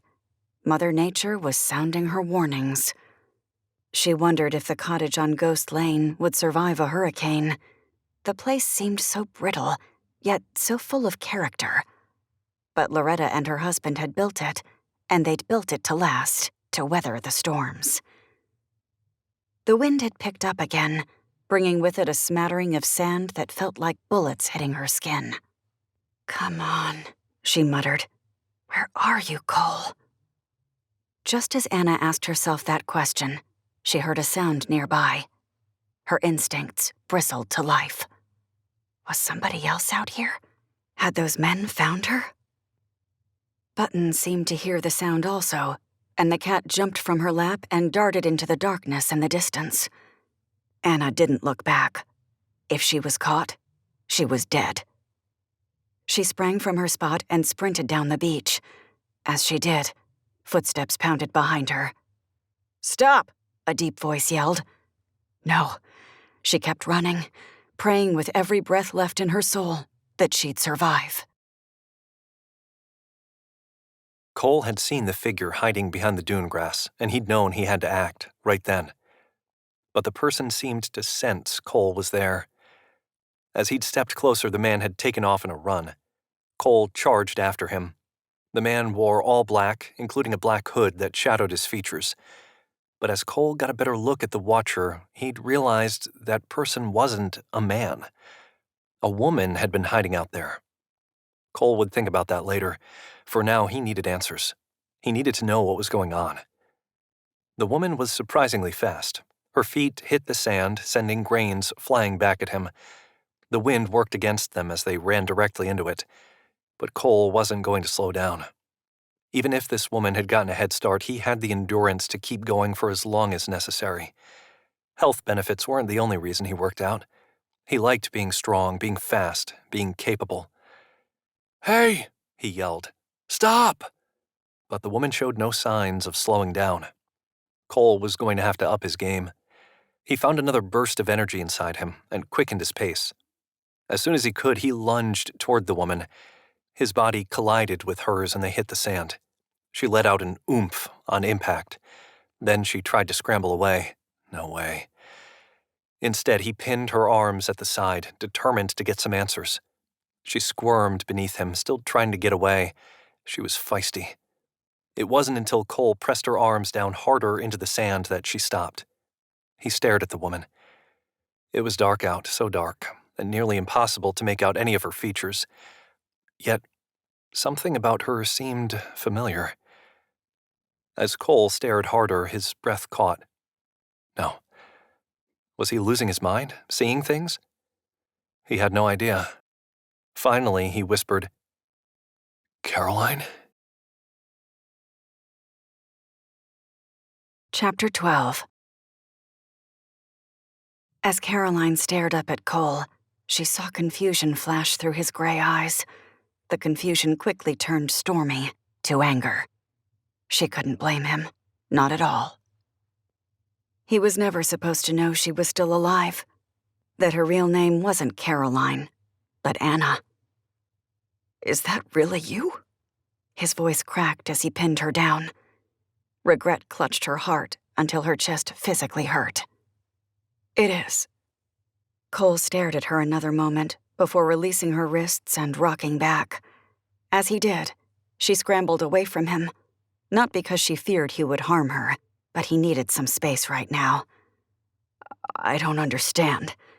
His gaze looked tortured as undercurrents of grief swelled there. "I know." Caroline's throat burned as she said the words. "It's a lot. We had a memorial service for you. I have your ashes at the cottage. I was supposed to put them in the ocean this week, but..." She rubbed her throat as she felt it tighten. I know. The words came out softer the second time. She understood the pain she'd put him through. Cole would most likely never forgive her for what she'd done. She couldn't blame him for that, but there was so much she needed to say to him. "You were everything to me. The first person to believe in me, to make me feel safe. And that's why I had to protect you." He continued staring at her, shaking his head. His emotions seemed to fluctuate between shock and anger. His stormy gaze studied her, his lips opening and closing. Caroline had been watching him for a long time. He looked so handsome. He'd always been so handsome. His light brown hair was longer than it had been when he was in the military, parted down the center and brushed back on the sides with a touch of wave to it. His skin was tan, his muscles defined, and his hips slender. From the moment she'd met him, Caroline had been blown away by his good looks and chivalrous attitude. But she should never have allowed herself to fall in love with him. Somehow, over time, she'd lost bits of her heart to him, until she'd reached the point she couldn't go back. Just like Cole was never supposed to know she was still alive. Yet, here they were. Caroline. He ran his hands through his hair as he practically collapsed back in the sand, still looking dumbfounded and in shock. "Can we talk, please?" Desperation made her voice hoarse. He stared at her another moment before nodding. "Yes, we can talk, but not here." She nodded, grateful he hadn't pushed her away, Not yet, at least. He rose to his feet and offered his hand. As their skin touched, she felt a flash of familiar electricity. The spark was still there. She had no doubt it would be. She hoped for a moment that Cole might hold onto her hand and not let go, that the past could disappear like a ghost in the sunlight. Instead, he quickly let go and dropped his arm to his side, then stepped back. He was leery of her, suspicious. Cole had always been loyal to a fault, until someone betrayed him. Then, he was done. That had happened with an old friend Cole had helped once. The friend said he was trying to get his life back together and made up a story about how he needed money to pay his bills. Instead, his friend had bought drugs so he could have another hit. After that point, Cole cut ties with him, just like he was probably finished with her now. She'd hurt him too deeply. She'd known that, yet the stakes were too high to make any other choice. "Let's go to the house." Cole's voice sounded husky, as if a war raged inside him. Caroline followed him back toward the cottage they'd bought together, the place that had once embodied all their dreams. She prayed she'd have the right words to say, that Cole would be understanding, but she knew she was hoping for too much. Cole still couldn't believe his eyes. Caroline was here, alive, watching him. The thoughts continued to collide inside him, and he didn't know what to do with them. Part of him wanted to hug her, to let her know how much she'd been missed, how much he had grieved her. Those emotions were quickly replaced with anger. How could she do this to him? How could she put him through his worst nightmares? So much didn't make sense. He still wasn't 100% sure this was even Caroline. It was dark out here. This woman did resemble Caroline. She even sounded like Caroline. But Cole needed to be cautious, just as he'd been taught on the battlefield. Right now, he felt like he was defusing the biggest bomb of his career. They reached the cottage, and he opened the door and waited for her to step inside.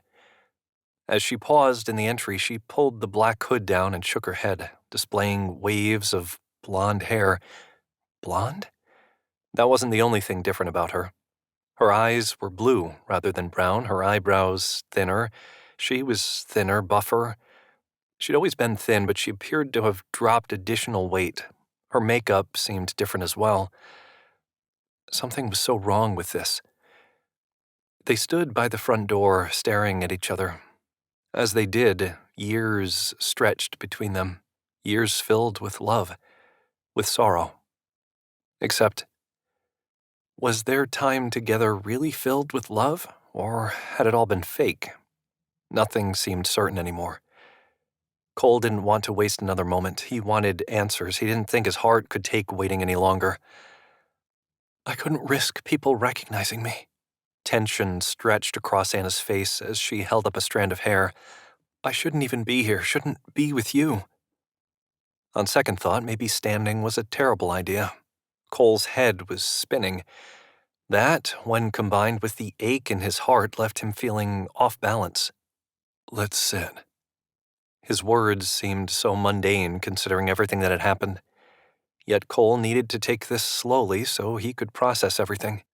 Caroline sat at one end of the couch, and he sat at the other. He stared at her, still in disbelief. She was really here. Or was she a ghost?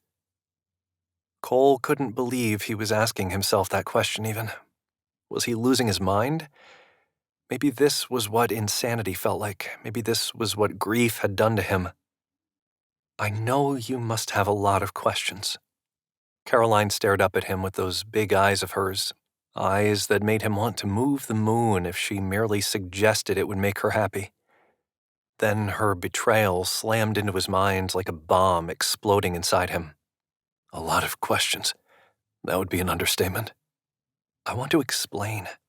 Desperation tinged her voice. I'm waiting. Cole needed to be careful here because something was very, very wrong. Someone who'd put him through this amount of pain couldn't be trusted, even if his heart longed to do just that. Caroline drew in a deep breath and slowly bobbed her head up and down. Okay, but I know how this is going to sound. I just need you to give me the benefit of the doubt. Can you do that, please? Cole wanted to say yes, but he wasn't sure that was the truth. Instead, he leaned back and crossed his arms. Then he waited to hear her explanation. There was nothing she could say that would justify any of this. He was certain of that. Chapter 13. Caroline licked her lips, wondering where to begin. There were multiple places to start. Multiple lives and new beginnings. She sucked in a deep breath and released it, suddenly sick to her stomach. Yet another part of her would feel relieved to finally get all this out in the open. My real name is Anna Stevenson. Cole raised his eyebrows. Your real name? She rubbed her hands against her jeans, hating how sweaty they felt. Yes, I know how that sounds and what you must think. But that was the name I was born with. It's the name I used until 2 years before the two of us met. What should I call you? His voice sounded strained with tension. Caroline. Cole didn't say anything. He just waited for her to continue. His silence was almost maddening. Before I changed my name, I'd worked in D.C. as a receptionist for Junior Senator Ralph Edwards of Arkansas. One evening after work, I realized I'd forgotten my wallet, so I went back into the office rather late. When I did, I walked in during a meeting the senator was having after hours. I overheard him. She sighed. I overheard him saying things I wasn't supposed to hear. Things about Azerbaijan?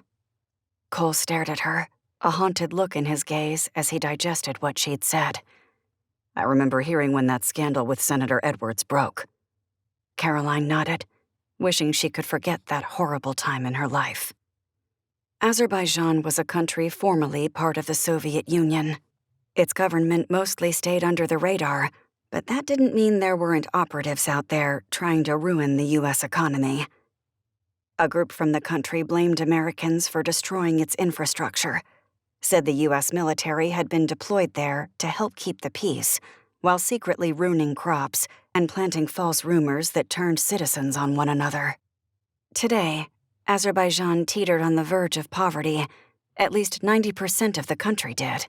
The remaining citizens held all the power and called all the shots. Edwards was colluding with the Azerbaijan government, taking bribes, selling secrets, the whole 9 yards. I heard it and witnessed it. The man he met with, no one would have known he was an Azerbaijan operative, but I heard what they said. I knew the truth. You were the whistleblower when he went to trial. Realization spread through Cole's gaze, as if pieces had snapped in place. That's right. I testified against Edwards, and as a result, he went away for a long time. But he had a lot of people in his pockets, mainly Azerbaijans who wanted revenge but weren't able to get it because of my actions. They wanted to kill me for destroying what they worked so hard to create. What did they want to create? Edwards was on the Senator Committee for Energy and Natural Resources. These people want to learn everything they can about the power grid in this country so they can hijack it. The act would paralyze the U.S. and has more far-reaching implications than most people realize.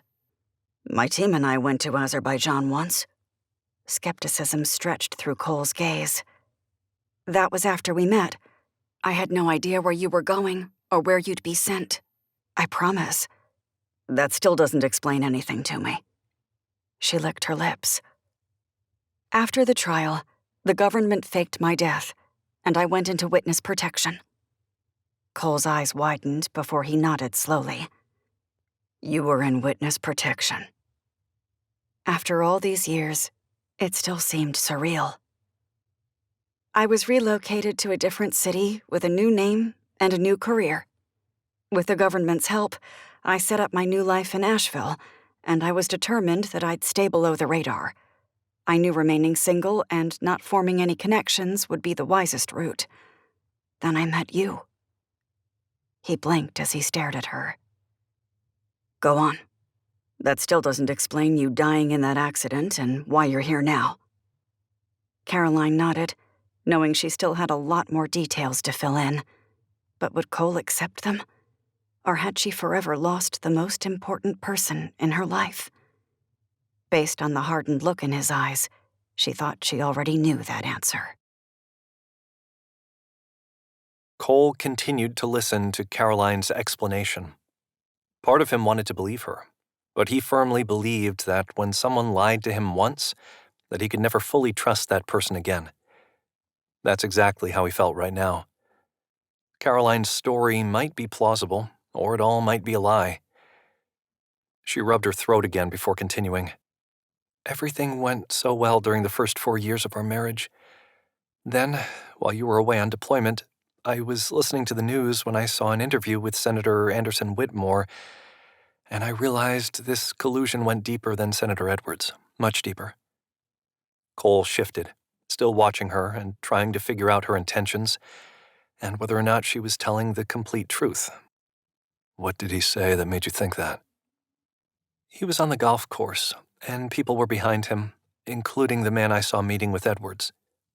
I was never able to identify him, nor were authorities. I only had an image of him in my mind, but no name. But there he was, with Whitmore.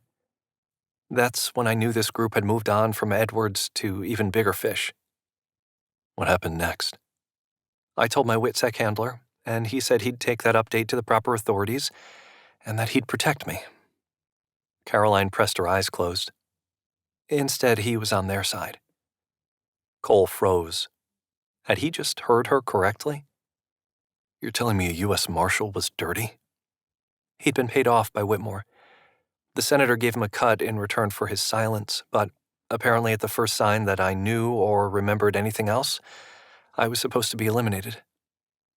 Doubt continued to pound him. A high-ranking U.S. senator paid to have a government official kill you? There's more to it than that, but yes, that's the gist of it. How do you know it's Whitmore's men and not the Azerbaijan's? They have reason to want you dead also, correct? The men are one and the same. Cole shook his head. Caroline's story was too big, too outlandish to be believable. But Caroline looked completely sincere as she sat there sharing each of these details. Even beyond the tale she'd spun, how could she have done this to Cole? How could she have betrayed him like this? Had she ever really loved him at all? Because when you loved someone, you didn't hurt them. I can't believe we were married, and you never even told me about your past life, about who you really were. Cole's jaw thrummed with tension as he stared at her. I can't believe you let me think you were dead. Even with all the explanations Caroline had given him, wasn't that what this all boiled down to? He knew that it was. Caroline had betrayed him, lied to him, put him through a living nightmare. Her gaze softened, and she started to reach across the space for him. I didn't want to, but he pulled back before she could touch him. You put me through the worst days of my life. Cole's voice came out louder than he had intended. You don't do that to people you love. Cole, he shook his head, a new surge of anger sweeping through him. He remembered the day he'd gotten the news of her death, remembered her memorial service, remembered coming home to an empty house, filled with memories of what could have been. I'm not sure I want to hear anything else you have to say, Cole said.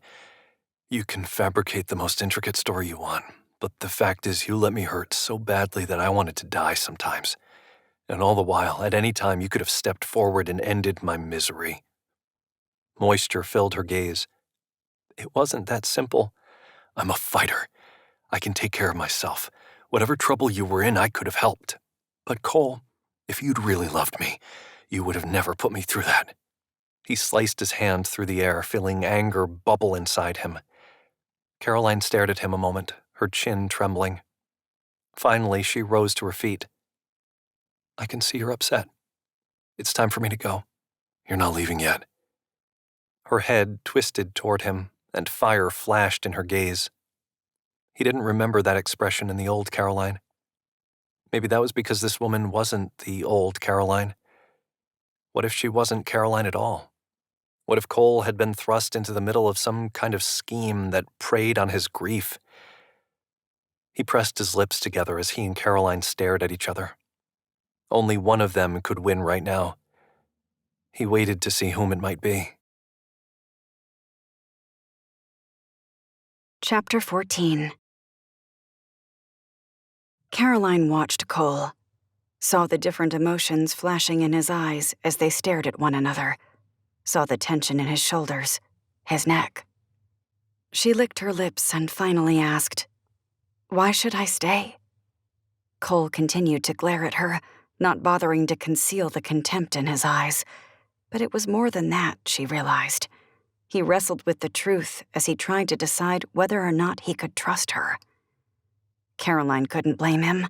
She'd tried to put herself in his shoes uncountable times. But maybe a small part of her had hoped when he saw her that his first reaction would just be love. She might have been hoping for too much. Too much had happened. Too many unsurmountable hurts. For now, at least. She'd planned on being dead to him forever. Then hope had crept in. Hope that maybe she could figure this out and return to her old life without fear of dying. But Caroline had never stopped loving Cole. She doubted she ever would. He'd been the man of her dreams, the one who'd swept her off her feet. Their relationship hadn't been perfect, but they'd been happy together. Really happy. When Cole didn't say anything for a few more seconds, Caroline stepped back. "You clearly need some space to think things through." Cole liked to be alone to sort out his thoughts. It was the way he operated, and Caroline knew enough about him to back off. He gave her another hard stare. "Where are you staying? Where will you go?" Her throat tightened. "I can't tell you." "Why not?" His voice rose with accusation. "I just can't." His jaw jumped as if he held back judgment. But instead of speaking his assumptions, he asked, "Will I see you again?" "I'll find you." "Caroline." His voice cracked before his jaw hardened again, like it always did when he was struggling with something. Part of her wanted to reach out and comfort him, wanted to feel his arms around her again. But she knew better. It was too soon. Or too late. Maybe it would never be a possibility again. She still didn't know. "I'm sorry, Cole." Before he could talk to her anymore, she pulled the black hood over her head. Keeping low, she ducked from the house, making sure to remain in the shadows. Just like she had been for the past year. She'd practically become a ghost. The world thought she was dead, but she wasn't. In fact, the world thought she'd died twice now. First, Anna Stevenson had died in a car accident. Then Caroline Dalton had also died in a car accident. Both means of death allowed for her body to be burned beyond recognition, allowed her a clean getaway. No person should have to bear this kind of burden, to be this alone. But this was the hand she'd been given, so she was going to make the most of it. God and her faith in him were the only things that had gotten her through these past months. When she felt like she couldn't take any more, she'd gotten on her knees and simply prayed to him. She had to rely on his strength, knowing it was greater than her own. As she left, she stayed close to the dunes, hating the fact that she was so distracted right now. Distraction wasn't an option. She had to be on guard. Her life depended on it. She blinked the tears back that sprang into her eyes and continued to move forward. Cole stood at the window and watched as Caroline disappeared down the beach. Where was she going? Where was she staying? He still had so many questions for her. But he needed to process this chunk by chunk. Until Cole knew if he could trust her, there was no way he could share any of his thoughts. He hated how twisted his insides felt. "Caroline," he whispered again. A groan escaped from his lungs. Could she really be alive? Was that really her? "Come back to me." He pulled the pendant from his pocket and stared at it, waves of memories nearly toppling him. More than anything, he wanted to believe her. He wanted to know she was telling the truth and that her intentions for being here were true. But too much had happened for him to let himself do that. Too much was at stake, including his heart. He slipped the pendant back into his pocket. As he continued to stare down the beach in the direction she'd gone, he saw another movement. His spine tightened. Was somebody else out there? If so, was Caroline meeting somebody? Or was one of these bad guys who were supposedly after her going in for an attack? Cole didn't know. He didn't want to take any chances either. Quietly, he slipped out the door. He crept along the edge of the dunes, trying to keep an eye on the situation. When he reached his neighbor's house, he knelt behind the dune grass and watched. He could barely see Caroline disappearing down the beach, heading to some unknown location. Another figure crouched behind a sand dune a block over. As the moonlight hit the man, Cole saw something gleam in the watcher's hands. A gun. That man had a gun. It was aimed at Caroline. Cole's breath caught. He hadn't just discovered Caroline was alive only to lose her again. He had to do something. He glanced at the man, and then glanced at Caroline, trying to decide which he could get to more quickly. Caroline, he decided. He sprinted toward her. Sand flew in the air behind his shoes as he darted forward.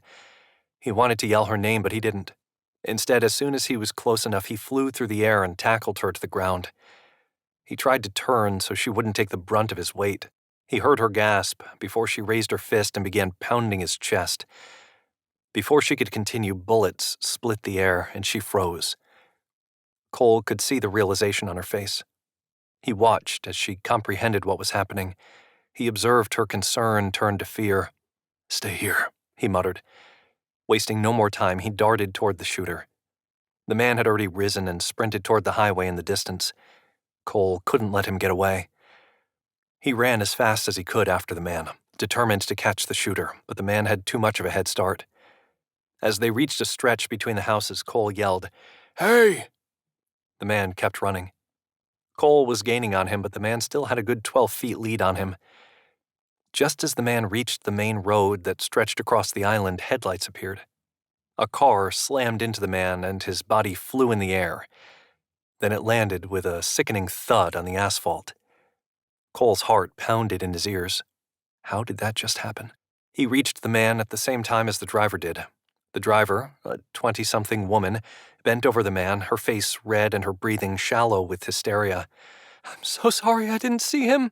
"Call 911, Cole said. He pressed his finger on the man's throat. But he didn't have a pulse. The shooter was dead, just like that. There was no way to get any answers from him.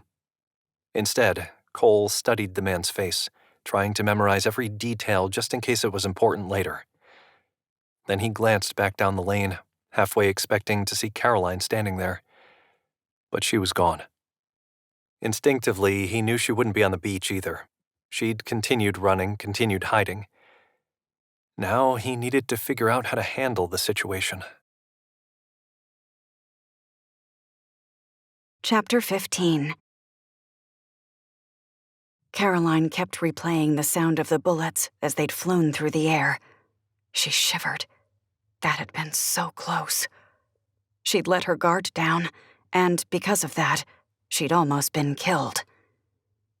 Whitmore's men had been looking for her. They'd found her, and they wanted her dead. If Cole hadn't gotten to her when he had, she shivered again, even though it wasn't cold in the tiny camper where she'd hidden.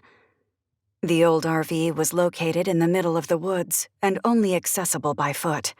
Nobody ever came back here because of the no hunting signs everywhere. She'd found it a few weeks ago and had kept the place in mind as a backup location. She'd been staying at the cottage since she came to the island a couple of months ago. Then Cole had shown up, and she'd had to flee, leaving her things hidden there. Thankfully, she had a backup plan. She always had to have a backup plan. Her survival depended on it. This place was now her safe haven. She'd been wandering through the woods when she found the RV. She'd been delighted to find someone had run electricity to it, and the power was still on. Since Cole had arrived in town, she'd retreated here. In the time since she'd discovered this trailer, no one had shown up to claim the space. She'd done some snooping and discovered it belonged to a retired financial investment advisor up in Pennsylvania. He used it as a fishing cabin. Best Caroline could tell, he hadn't been back here in a couple of years. Caroline leaned back on the stiff, upholstered couch as memories flashed through her mind. When her handler had tried to kill her, she'd miraculously been able to leap from the car right before it exploded. She'd fallen into the river, swam to the bank, and run.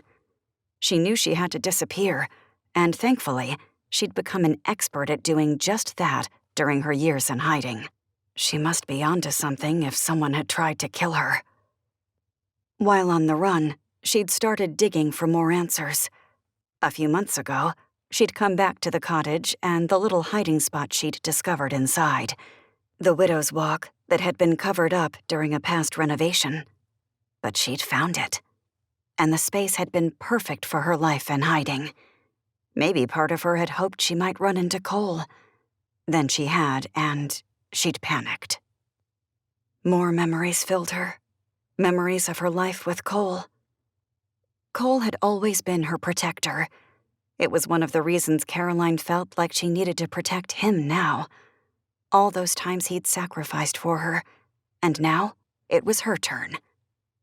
Like when she needed a new car, he'd been saving for a motorcycle for years, but he'd taken that money to use as a down payment so she could have a reliable vehicle. Or when he'd stayed up all night with her when she'd had the flu. There were so many more times, more than she could count. Would he ever find it in himself to forgive her? Caroline would think about that another time.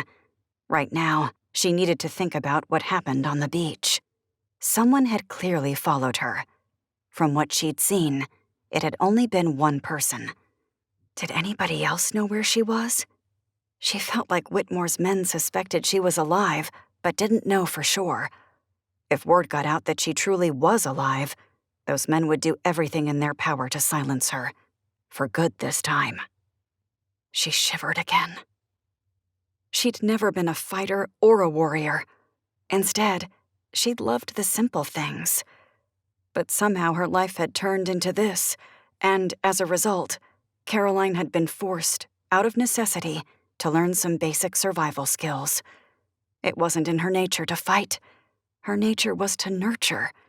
Yet she'd been determined to find answers, to not let evil men get away with immoral acts.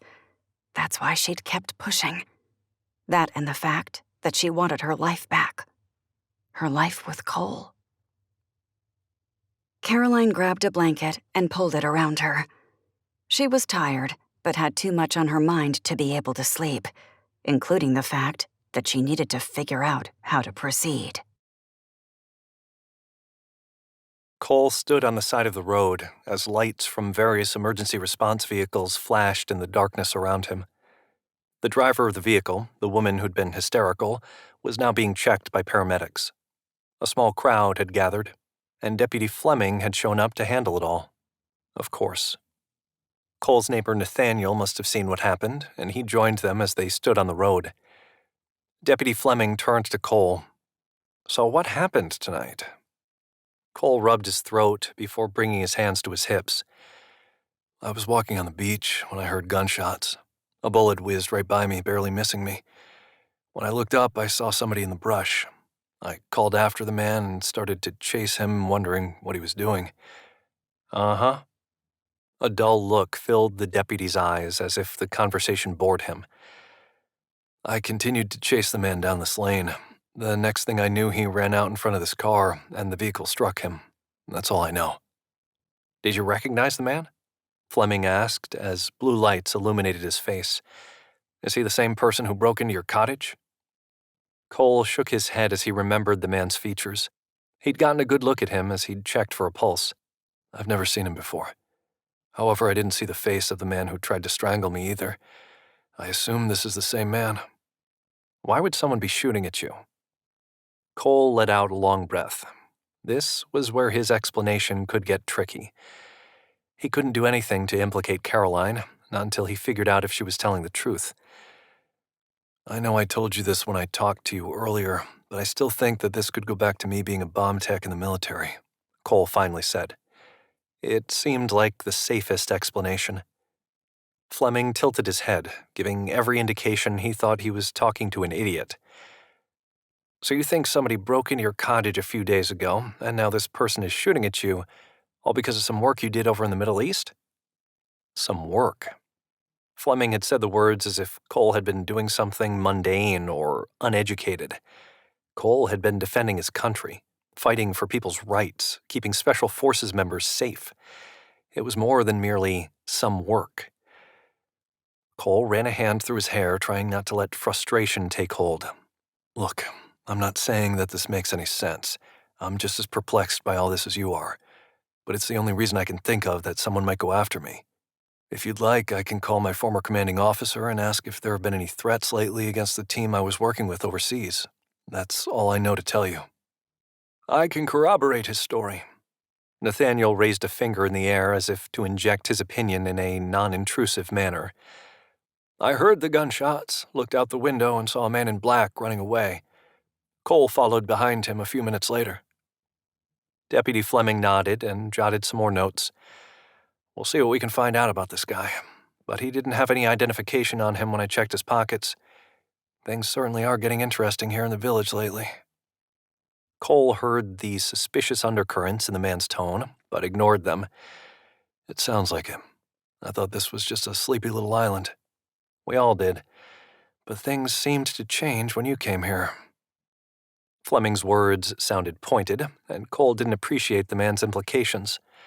But he wasn't going to let the man get a rise out of him. As the deputy strode back toward the scene, 2 paramedics rolled the gurney with the shooter's covered body into a van, no doubt to take him to the county medical examiner's office. Cole turned to Nathaniel, about to thank him. Before he could, his neighbor spoke. I'm sorry you're going through all this. Nathaniel frowned. Just want to tell you that there are good people around here, so whatever is happening, don't judge this town by it. Gratitude filled Cole at the compassion in his neighbor's voice. I'll keep that in mind. Nathaniel stepped back toward his cottage. And stay safe. I'd like to say you can call me if you need a hand, but I'm not sure I'm going to be much help against a gun, not with these arthritic hands. I appreciate that, Nathaniel. I'll try to keep any trouble away from your place. I really appreciate that. You take care of yourself. Take care of himself. That was the last thing on his mind. No, all he could think about was Caroline. Was she safe right now? Where was she? And why did one part of Cole long to be with her, even after everything she'd put him through? He had no idea. He certainly had a lot that he needed to sort through. And whatever choice he made could determine if he remained alive or ended up dead. Chapter 16. Caroline was up early the next morning, even before the sun rose. She grabbed her phone and found a local news station so she could listen to the top stories, just as she did every day. The current news story was about the man hit on the road last night. His identity hadn't been released yet. She doubted it would be. She hated to be cynical, but the powers that be would cover up what had happened. She had no doubt about that. The second news story was about the tropical storm out in the Atlantic. It had officially turned into a hurricane. There were many projected paths for the storm, but most of them led right to Rodanthe. There was no way this trailer would survive a hurricane. Caroline needed to keep that in the back of her mind. Until then, she had more work to do. She pulled out the evidence a source had emailed her. This person didn't want to come forward himself. He wasn't willing to give up his life in order to bring down corrupt politicians. Because that was exactly what Caroline had done.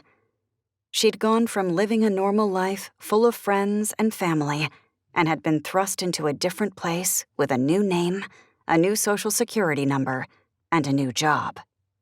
There'd been so many times she'd wondered if it was worth it. So many people in witness protection weren't innocent. They testified with sensitive information because they'd been the ones in the trenches with the bad guys. That's why they had dirt on the criminals who needed to be put behind bars. But Caroline had stumbled across sensitive information. She'd been threatened. Her family had been threatened. She'd almost backed out of testifying. She hadn't been sure it was all worth it. But in the end, she had gone through with it. She'd testified against powerful people. Senator Edwards had been put behind bars for selling secrets to a subsect of the Azerbaijan government. Some called them a terrorist group. They called themselves Intikam, Azerbaijan, for revenge. Thankfully, this group didn't have their hands on top-level information concerning the nation's power grid, but they'd been well on their way. Caroline had thought that was where it all ended, until she'd realized that this collusion went higher than Senator Edwards, that it went as high as Anderson Whitmore. The man was a rising political star, already on the path to become president. He had charisma, he came from an influential family, and he was smart. The fact that he was handsome only added to his appeal. Clearly someone had seen potential in him and was grooming him for great things. That raised the stakes even more. If Whitmore was somehow involved in that scandal, then he needed to be behind bars and not in a political office.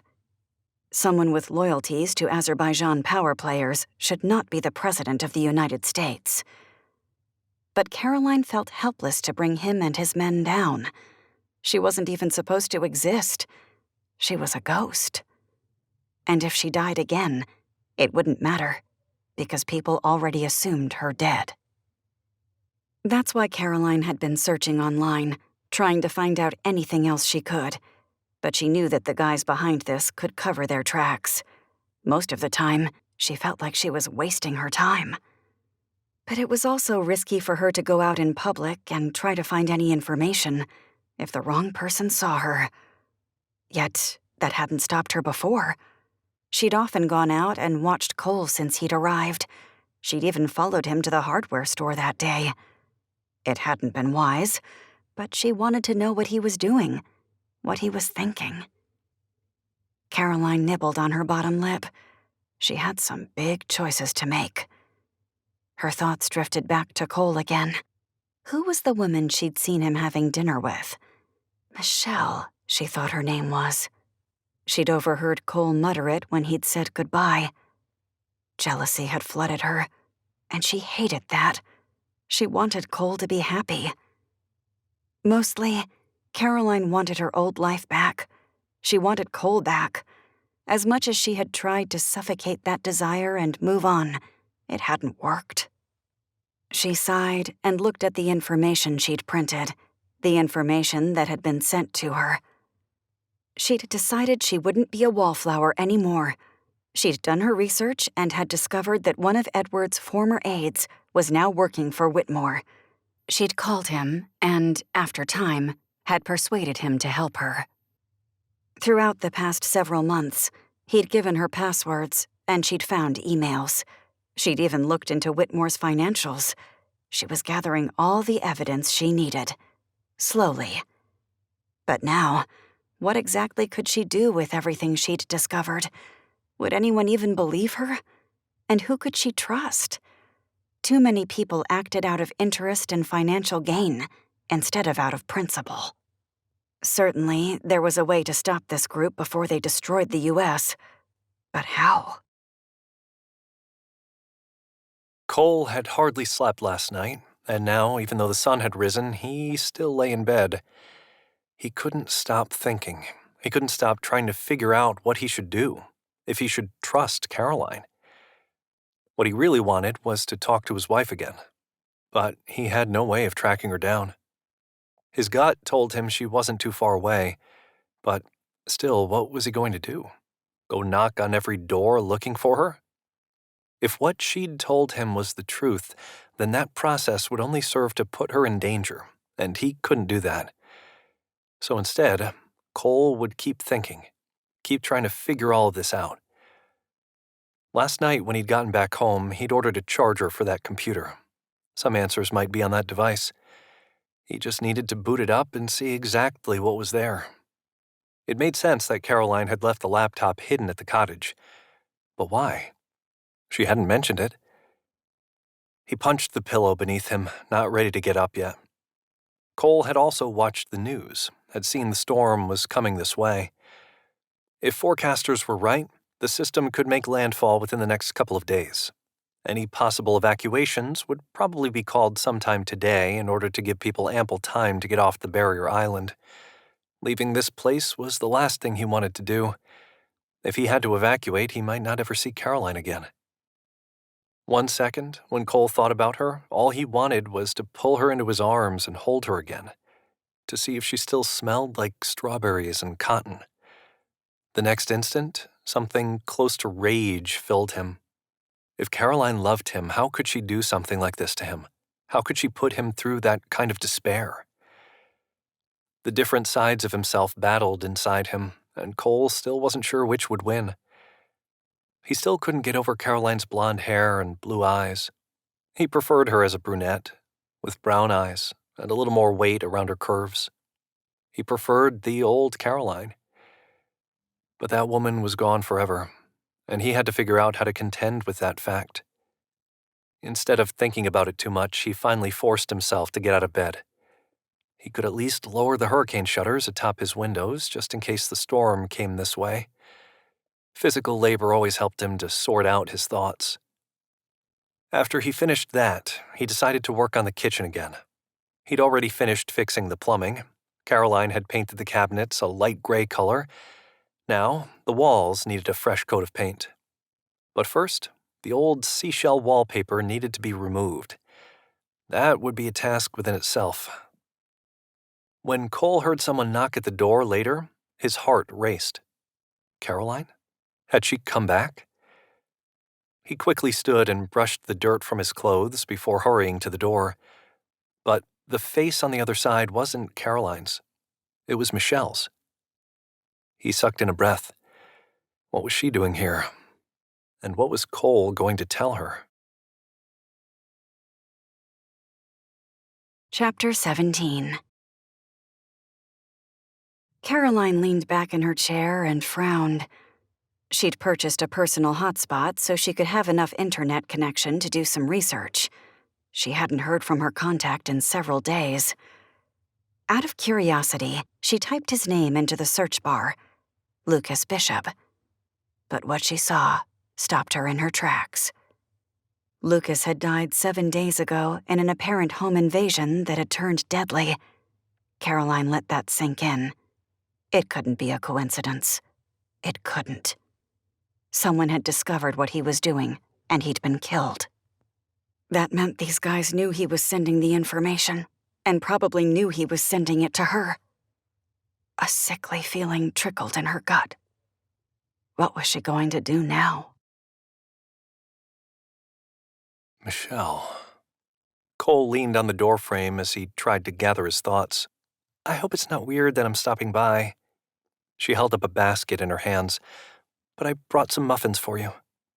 He glanced at the cloth-covered wicker basket, picking up on the subtle aroma of chocolate. You didn't have to do that. I know, I wanted to, though. I'm here by myself, and you're here by yourself, and cooking for one person is no fun.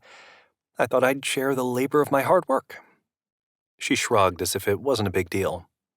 Cole took the basket from her and lifted it. Thank you. You're welcome. She beamed and swiped her hair behind her ear. As she stood there, Cole realized she was waiting for an invitation inside. He hesitated a moment before nodding behind him. Would you like to come in for a minute? I would hate to impose. He could tell she wanted to come in, despite her words. He stepped back and extended his arm. This place is a mess. I'm still working on fixing it up. She wandered into the house and paused in the living room, glancing around. It's got good bones. That's what I always say, too. People laugh at me, but I tell them the story about Ezekiel and his dry bones being brought to life again. That's what I think about when I think about this place. Who's Ezekiel? She stared up at him, a knot forming on the skin between her eyes. Cole blinked, surprise rushing through him. From the Bible? You've never heard that story? She shook her head. I can't say that I have, but I could maybe tell you a little bit about Noah. He let out a laugh. Ezekiel was a prophet in the Old Testament. In a vision, God showed him a valley filled with dry bones. Ezekiel proclaimed that God would breathe life into them and cause them to rise into an army, and God did. Michelle stared at him. That sounds creepy. He shrugged. I guess it does. But to me, it means that hope is rising and possible. It's about the restoration of broken things. When you put it that way, maybe it's fascinating instead. He found a dish towel and wiped down the table and a chair so she could sit there. Then he put the muffins in the center of the table. Would you like some coffee? As a matter of fact, that sounds great.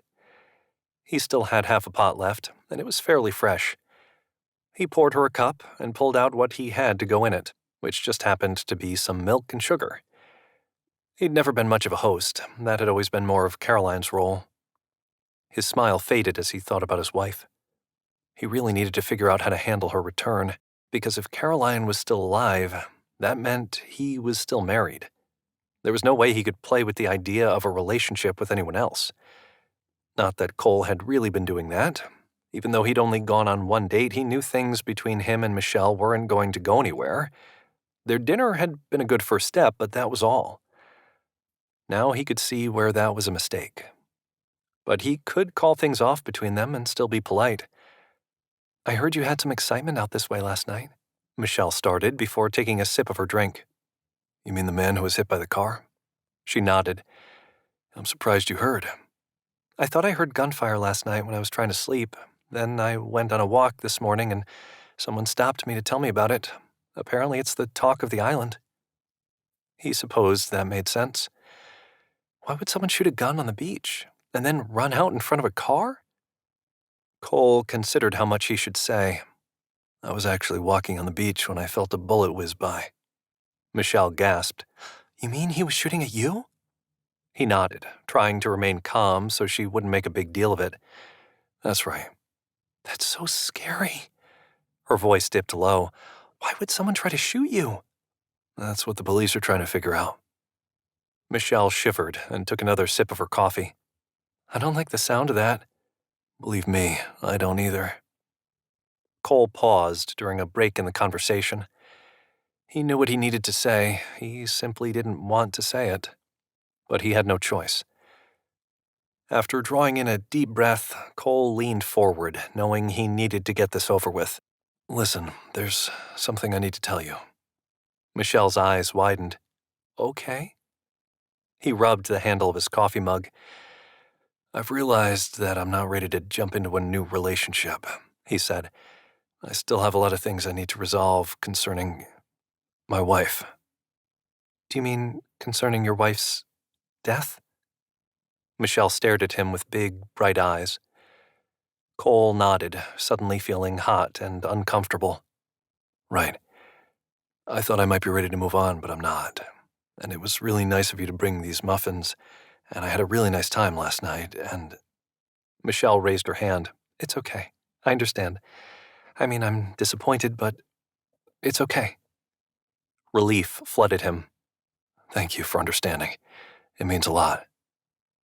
She quickly rose and wiped her palms on her jeans, suddenly seeming in a hurry to leave. I should probably go. Listen, if anything changes, give me a call. I will. As Cole watched Michelle walk away, he realized he had bigger problems to deal with right now than breaking someone else's heart. He had to deal with his own heartbreak right now. Cole knew there were a lot of other things he could be doing right now, but instead he continued putting down the kitchen floor. The work somehow helped him sort through his thoughts. Plus, short of leaving the island, he didn't know exactly how he could look into whether or not Caroline was telling the truth. For that matter, maybe he could see all the evidence in front of him and he'd still find it hard to believe. Maybe he wasn't ready to believe it. He didn't know. Instead, he laid down another piece of wooden floorboard and nailed it in place. The rhythmic motion made sense, unlike his thoughts. He was almost done with the kitchen when another knock sounded at the door. Who now? Was Michelle back again? Was it Caroline? Or was it someone else altogether? He stood and used his shirt to wipe the sweat from his brow before he headed toward the door. As he did, he glanced out the window and saw two men wearing suits standing on his porch. No one in their right mind wore suits to this island in the middle of the summer. His guard instantly went up. He pulled the door open and stared at them, not bothering to open the storm door that still separated them. "Can I help you?" One of the men held up a badge, and Cole clearly saw FBI written there. "I'm Agent Cleveland, and this is Agent Fox with the FBI. We have a few questions for you." His guard remained up. They looked like FBI agents.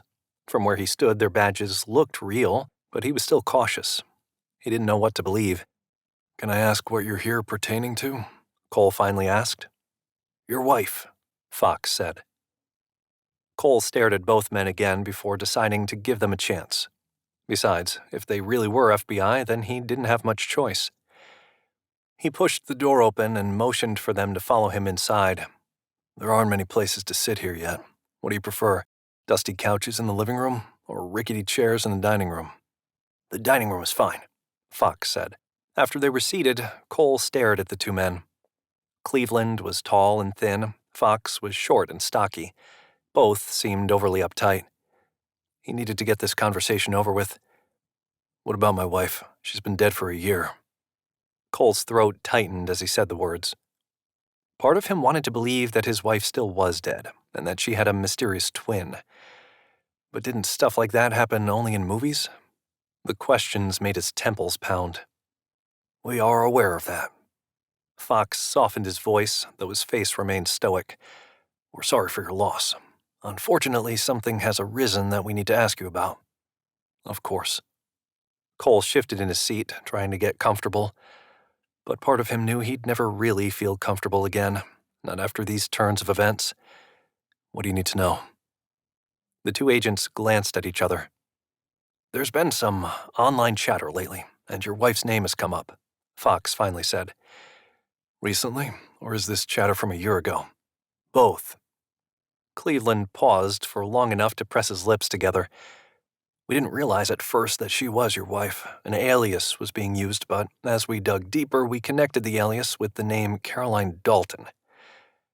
Cole swallowed hard, trying not to show anything with his expression.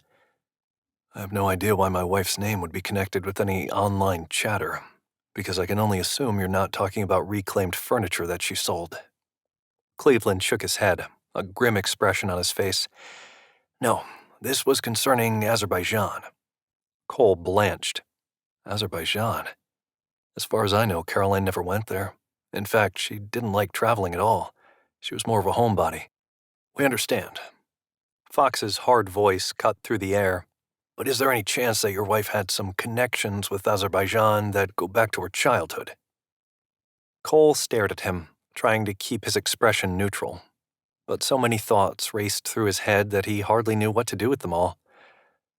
"As far as I know, Caroline had no connections with Azerbaijan. Her mom and dad were farmers in India. They both passed away in a tragic boating accident when Caroline was only 19 years old, so I never met them. But based on everything she told me, they were simple, salt-of-the-earth type of people." Cleveland shifted again, obviously the more nervous of the two. "What we think is strange is the fact that we can't find much about your wife until she was 26 years old." Cole shrugged. "Some people just don't have very eventful lives, I suppose." Fox leaned closer, his eagle-like gaze on Cole. "Was there ever anything that gave any indication that something had happened in her past?" Cole stared at the agent. "Look, what are you getting at? I'm not sure where these questions are going, and I'm not sure I like the implications of what you're saying." "To be blunt, we have suspicions that your wife may have been working with the Azerbaijans," Fox said. Cole let out a chuckle. "Caroline? Working with the Azerbaijans? You gotta be kidding me. These things happen in movies. Are you talking about a sleeper cell or some kind of nonsense?" Neither of them confirmed that. Instead, Fox said, "We only know that a group of Azerbaijans are trying to get top-level information from insiders. Your wife's name showed up. She was somehow connected." "I don't see how someone who restored old furniture could be privy to any type of top-level information." Fox tilted his head, still staring at Cole as if in an interrogation room. Are you sure about that? She didn't have any secret hobbies? Didn't like to sneak away while you were at work? Cole started to deny it, but changed his mind. Listen, I was gone for 6 months at a time deployed overseas. To my knowledge, Caroline was always at home. That's where she seemed content to be. But I wasn't around to keep an eye on her every moment of every day, if that's what you're asking.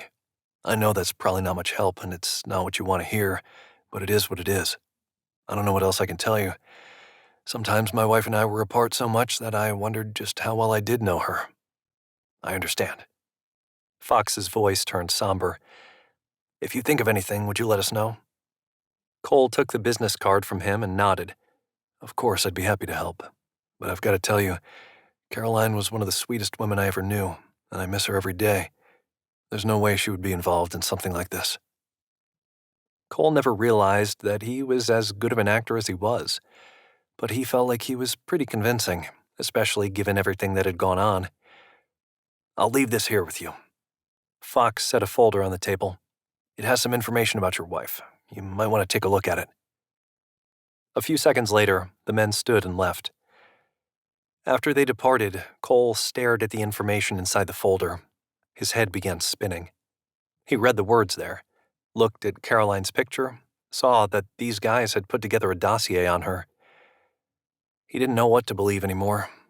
Too many theories were out there, theories that didn't mix well with his own emotions. He wanted to believe that the old Caroline was still alive. He wanted to go back to their old life, even if it meant believing lies. Even if she hadn't told him the truth, that time in his life had been filled with so much happiness. And now Caroline said she'd been in witness protection? Wouldn't the FBI know about that? Maybe not. What if that has also all been a lie? Caroline had lied to him once. Who was to say she wouldn't do it again? Maybe she really was an Azerbaijan spy. But if that was the truth, why would she come back now? The pounding in his head became greater. He slipped into his bathroom. He'd take a shower, and maybe the water would help wash away some of his confusion. He knew that wasn't the way it worked, but he was going to give it a shot anyway. Chapter 18. Caroline knew she shouldn't leave the trailer. Every time she did, it was a risk. But she had to see Cole again. He was all she could think about. As she paused behind a tree in the woods nearby and watched, she saw 2 men in suits leave his house. She sucked in a breath. They were feds. She knew it. There was something about the way they talked and walked that gave it away. But what were they doing talking to Cole? Had he called them? Had he turned her in? Her heart pounded in her ears. She didn't want to think about that, yet she had no choice but to address those hard questions. She wanted to believe she could trust Cole. She wanted to think that he'd come around and see things her way, that he would believe her. But there were no certainties right now. None at all. She waited until the 2 agents drove away, waited until their car disappeared down the highway in the distance. Then she waited some more. She didn't think Cole had set her up, but she needed to be careful. Her life depended on it. She frowned as a well of regret rose inside her. She craved the old days. Now, she never truly felt safe. Not after everything had blown up and she'd been a key witness in that trial. She still longed to live at the cottage one day, tucked away from the rest of the world with Cole. She was trying to force those dreams to die, but in moments of weakness, she realized she hadn't succeeded. She stared at the cottage and frowned as she tried to figure out what she should do. Life was fragile, hers especially. If she was going to take a risk, she might as well use some of those risks to let Cole know what was going on. She waited several more minutes before darting toward the cottage. She didn't see anyone around, not even the nosy neighbor beside Cole. Having him there was a real pain. The man liked to watch everything around him. As usual, Caroline slipped into the shadows of the front deck. She peered into the window, but she didn't see anybody. No agents hiding out waiting for her to appear. She tried the door. It was locked, as it should be. She pulled out a key she'd kept with her and slipped it into the lock. Then she opened the door and slipped inside, quiet as a mouse. She'd perfected the skill of being sneaky. But as she stood there was no sign of Cole. She heard the pounding of water in the distance. A shower. That's probably where Cole was right now. As she waited for him to come out, she wandered toward the kitchen. She paused and looked at the floor. Cole was still working on fixing this place up. A smile tugged at her lips. That had been their dream together. But was he doing this because it was their dream? Or because he wanted to sell this place and forget everything about her? She paused by the table and saw the business card resting on top. She saw the name Special Agent Arnold Fox. Her heart pounded harder when she saw this confirmation. Why would the FBI have been here? Then she glanced at the paper next to it. It was a dossier, with Caroline's photo on it.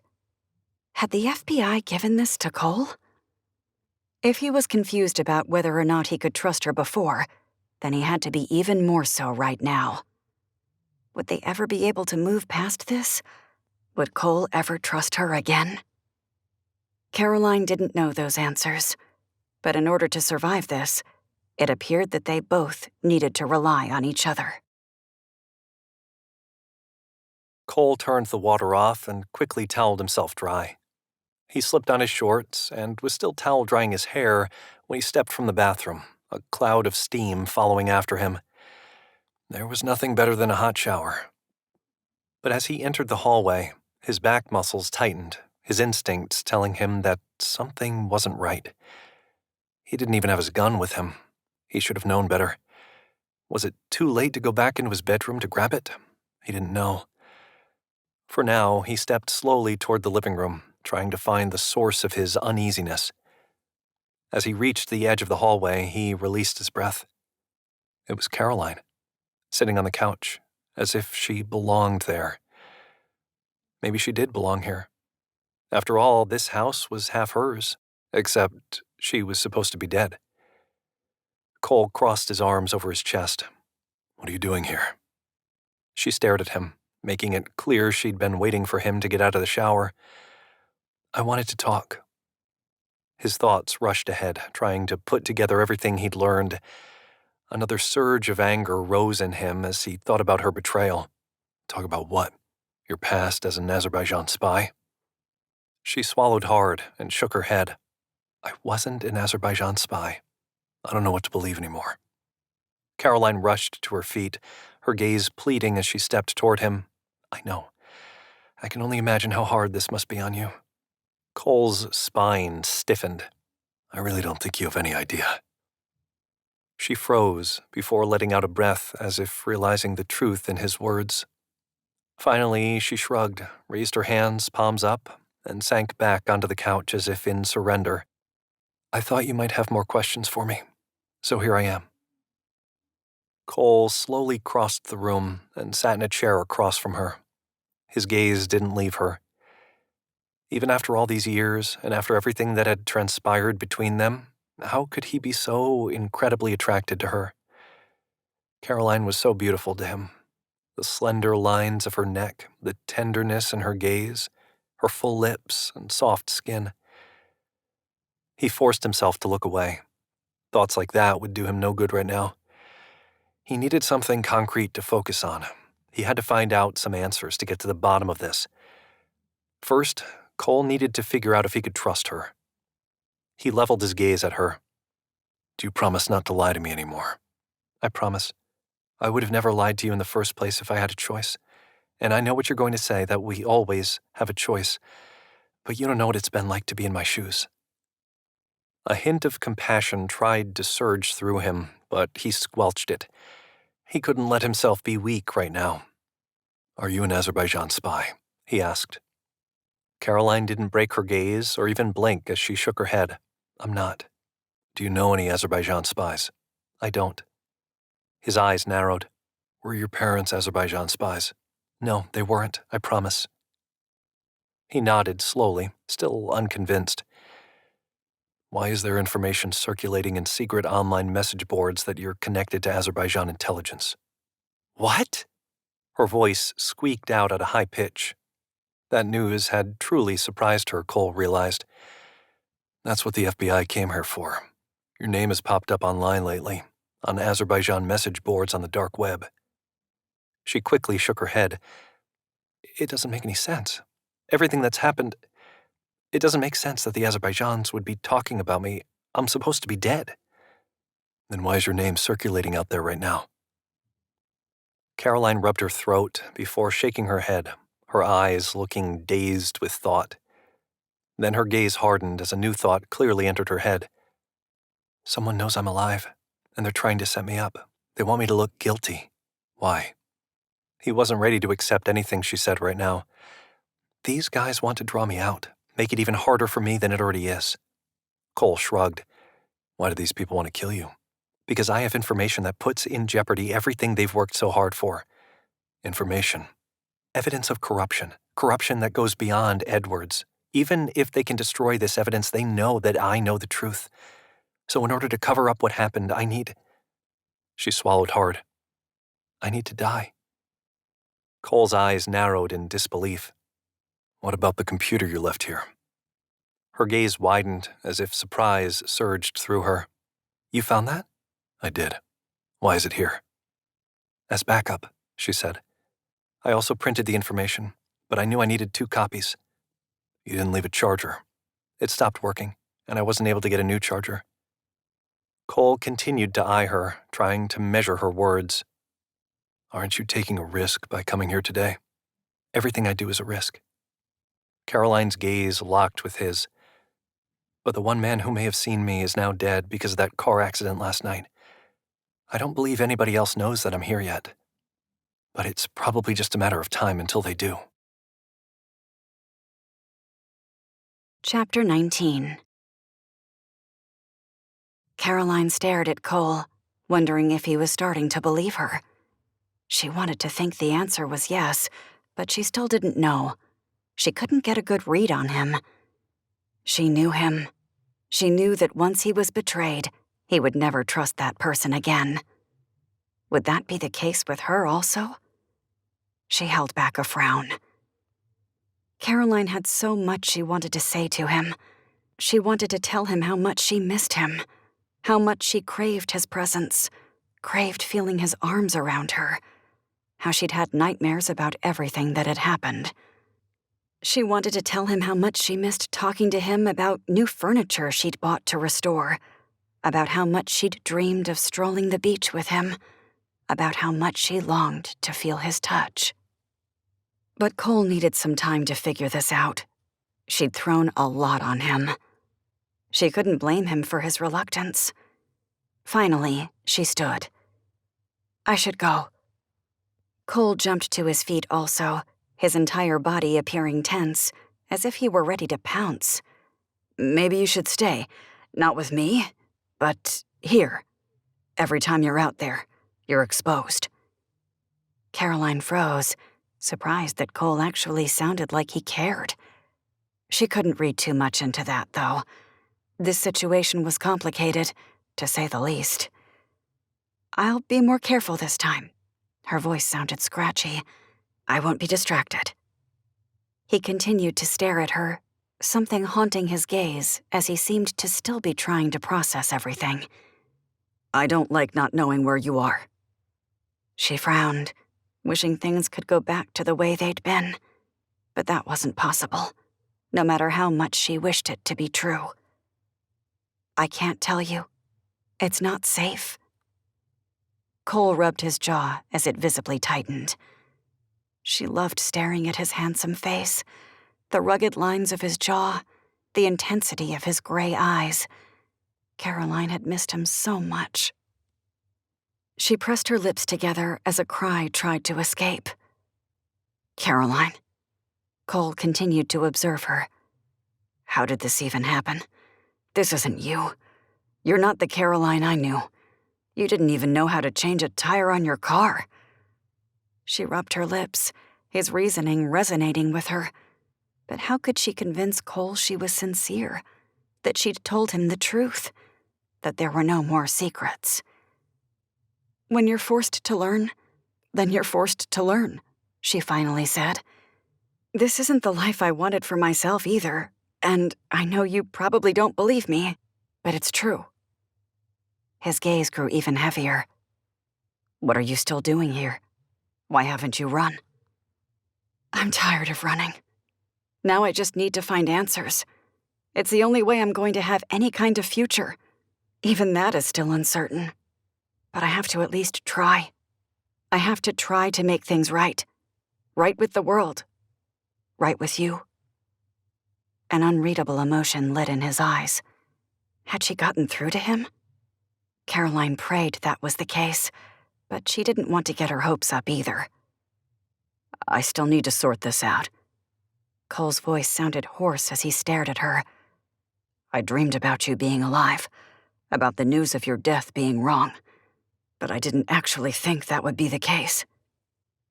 Caroline's gaze traveled behind him to the fireplace, and she nodded at an object there. "Is that me?" Her voice sounded thin, even to her own ears.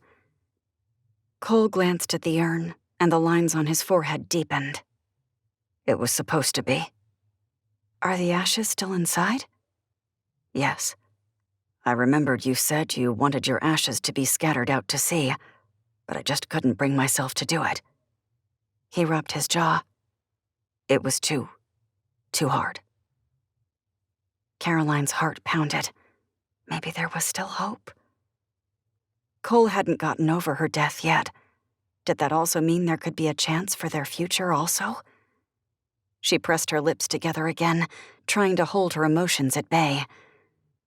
"Whose ashes are in there?" Cole's voice sounded hoarse as he asked the question. "I don't know." "How do you not know?" Each of his words rose in pitch. She licked her lips. "I went to my handler and told him about my suspicions. Marshal Davis said I needed to talk to the FBI and that he was going to take me to them, but he was actually in on everything. When I got in my car with him, he pulled out a gun and tried to kill me." "What?"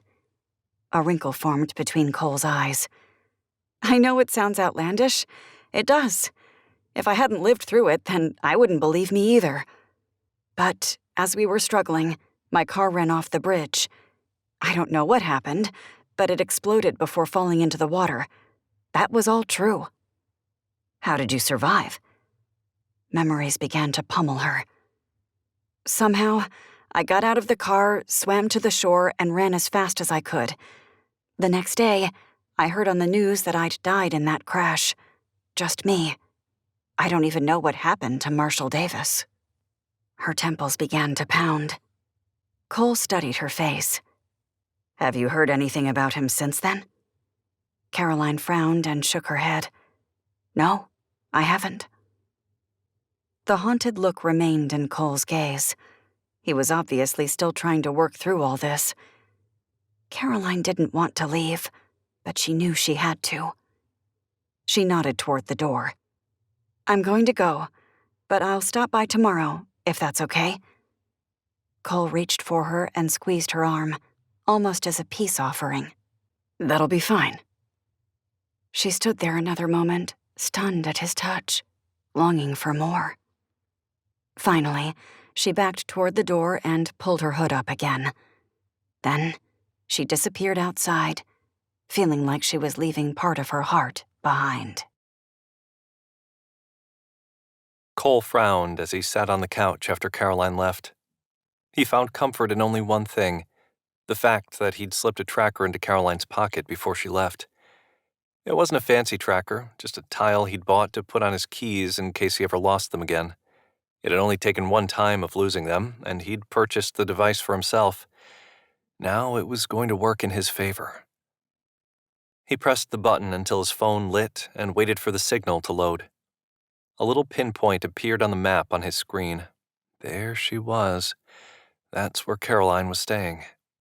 in a patch of woods across the highway from the cottage. She must have set up a camp of some sort there. Cole found a strange measure of comfort in knowing where she was, in knowing she was close. No wonder she'd so easily been able to keep an eye on this place. Out of curiosity, he typed in her name on his phone, her real name, Anna Stevenson. There wasn't much on the internet about her. No doubt social media had been scrubbed of her old identity. But he did find a couple of old articles, one about how she'd saved an elderly neighbor who'd had a stroke. When the woman didn't come out to get her paper in the morning, Anna had known something was wrong and had gone to check on her. She'd only been 10 at the time. Cole frowned. That sounded like the Caroline he knew.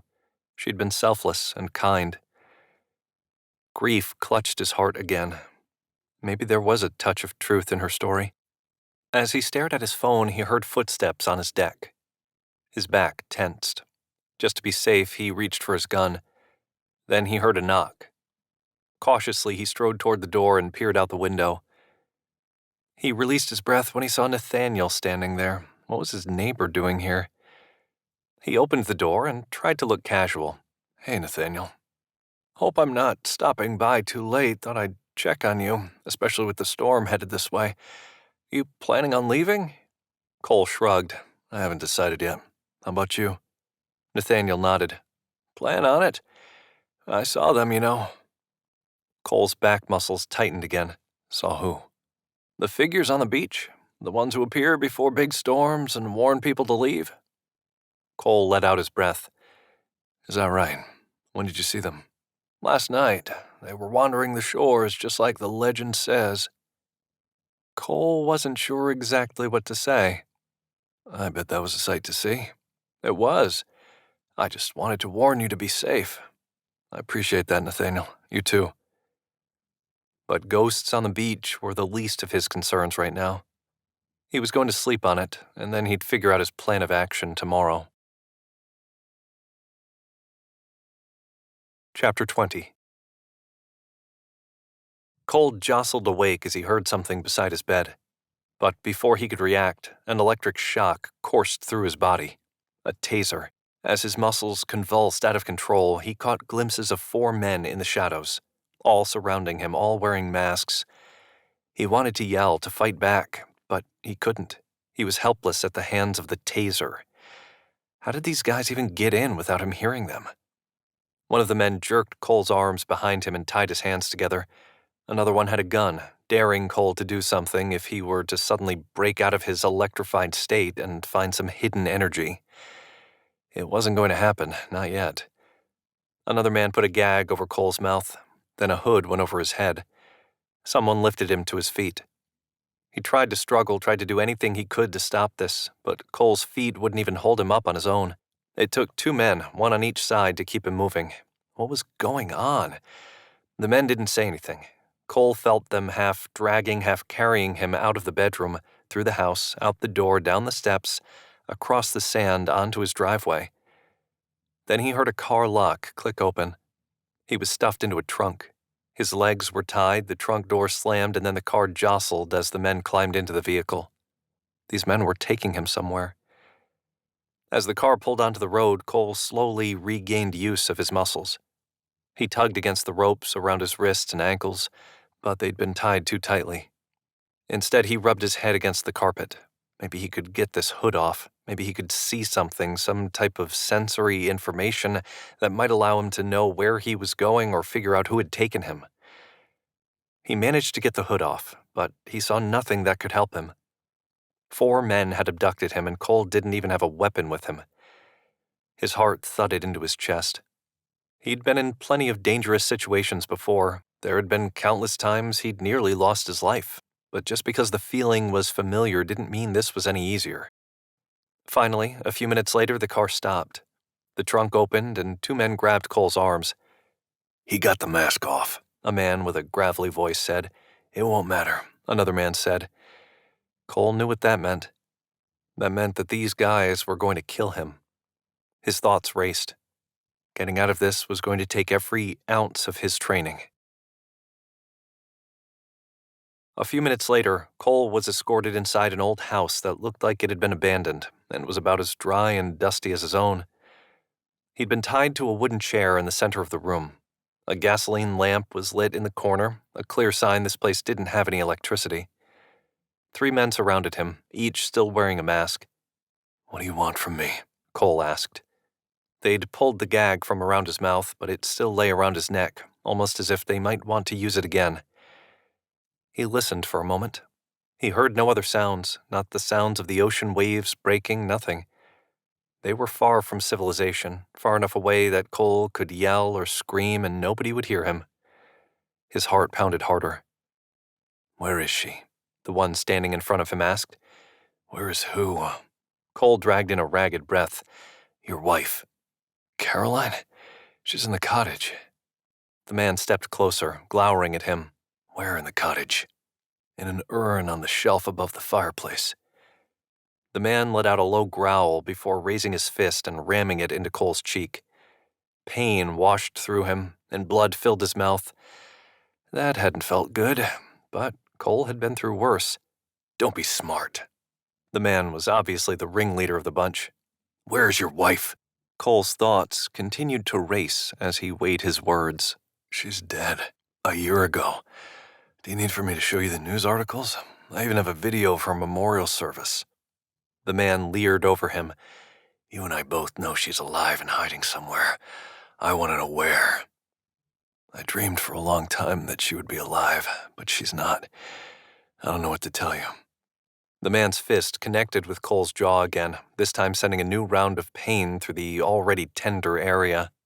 "You're not going to want me to ask questions more than once," the man growled. "Where is she?"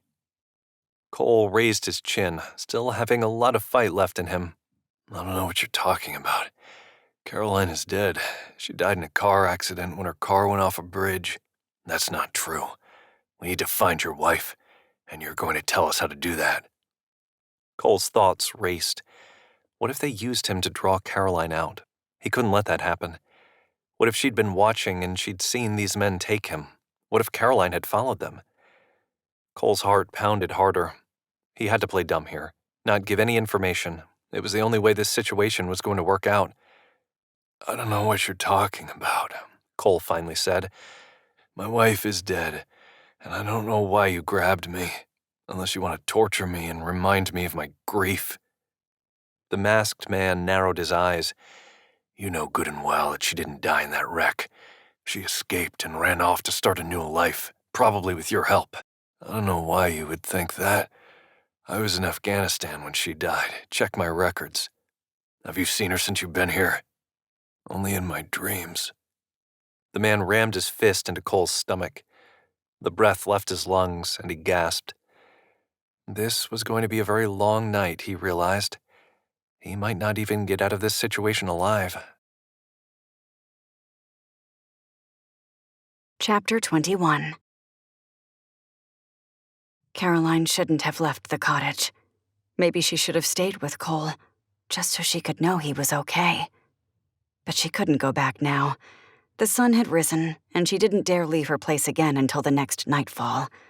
That meant she had at least 12 hours until she could go back to him, to talk to him, to know if they still had a chance.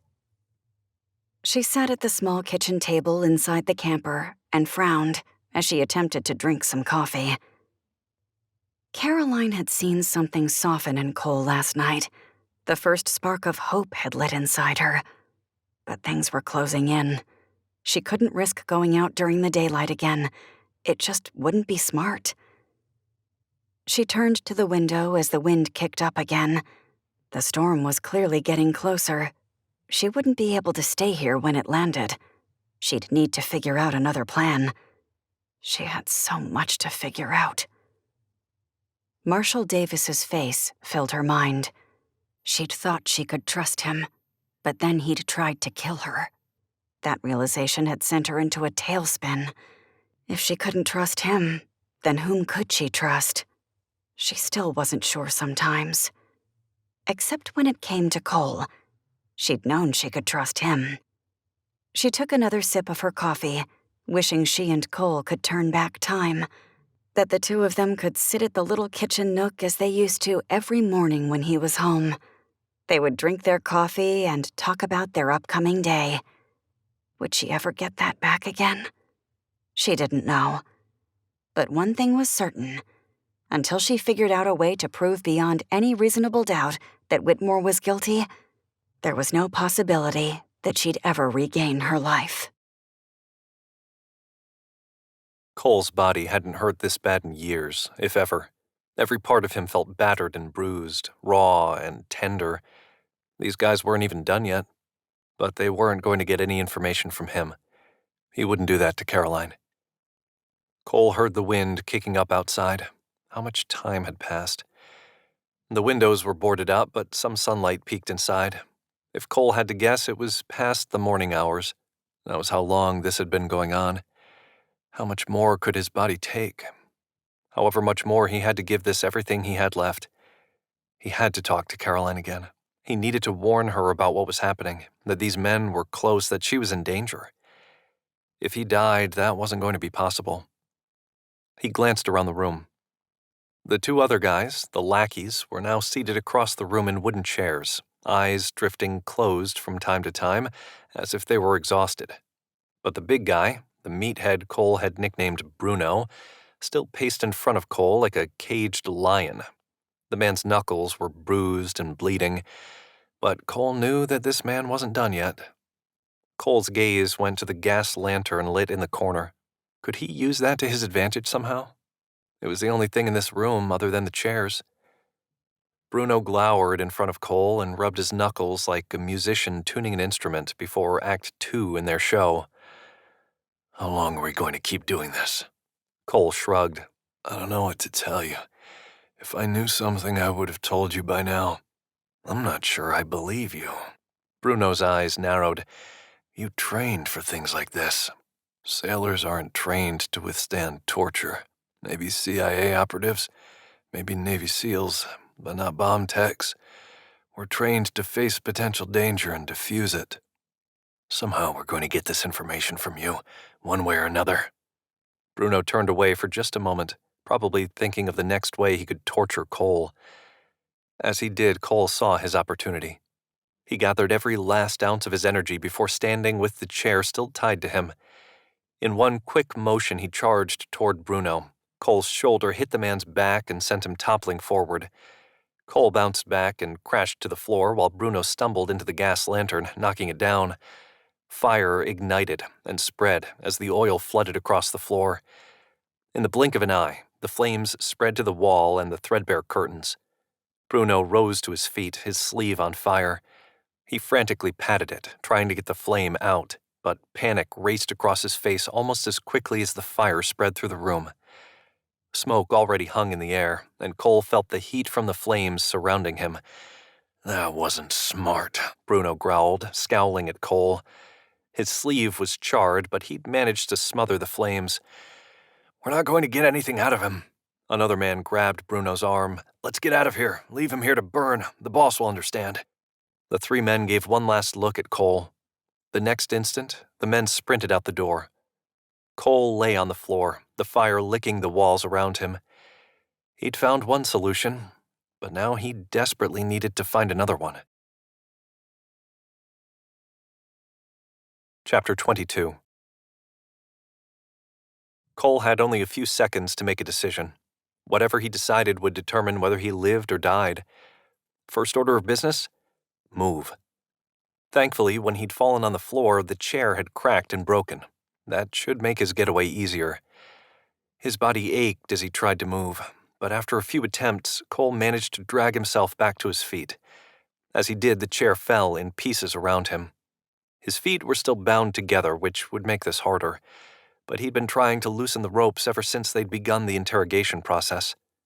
As he shuffled forward, he felt them slackening, but he was still moving too slowly for his comfort.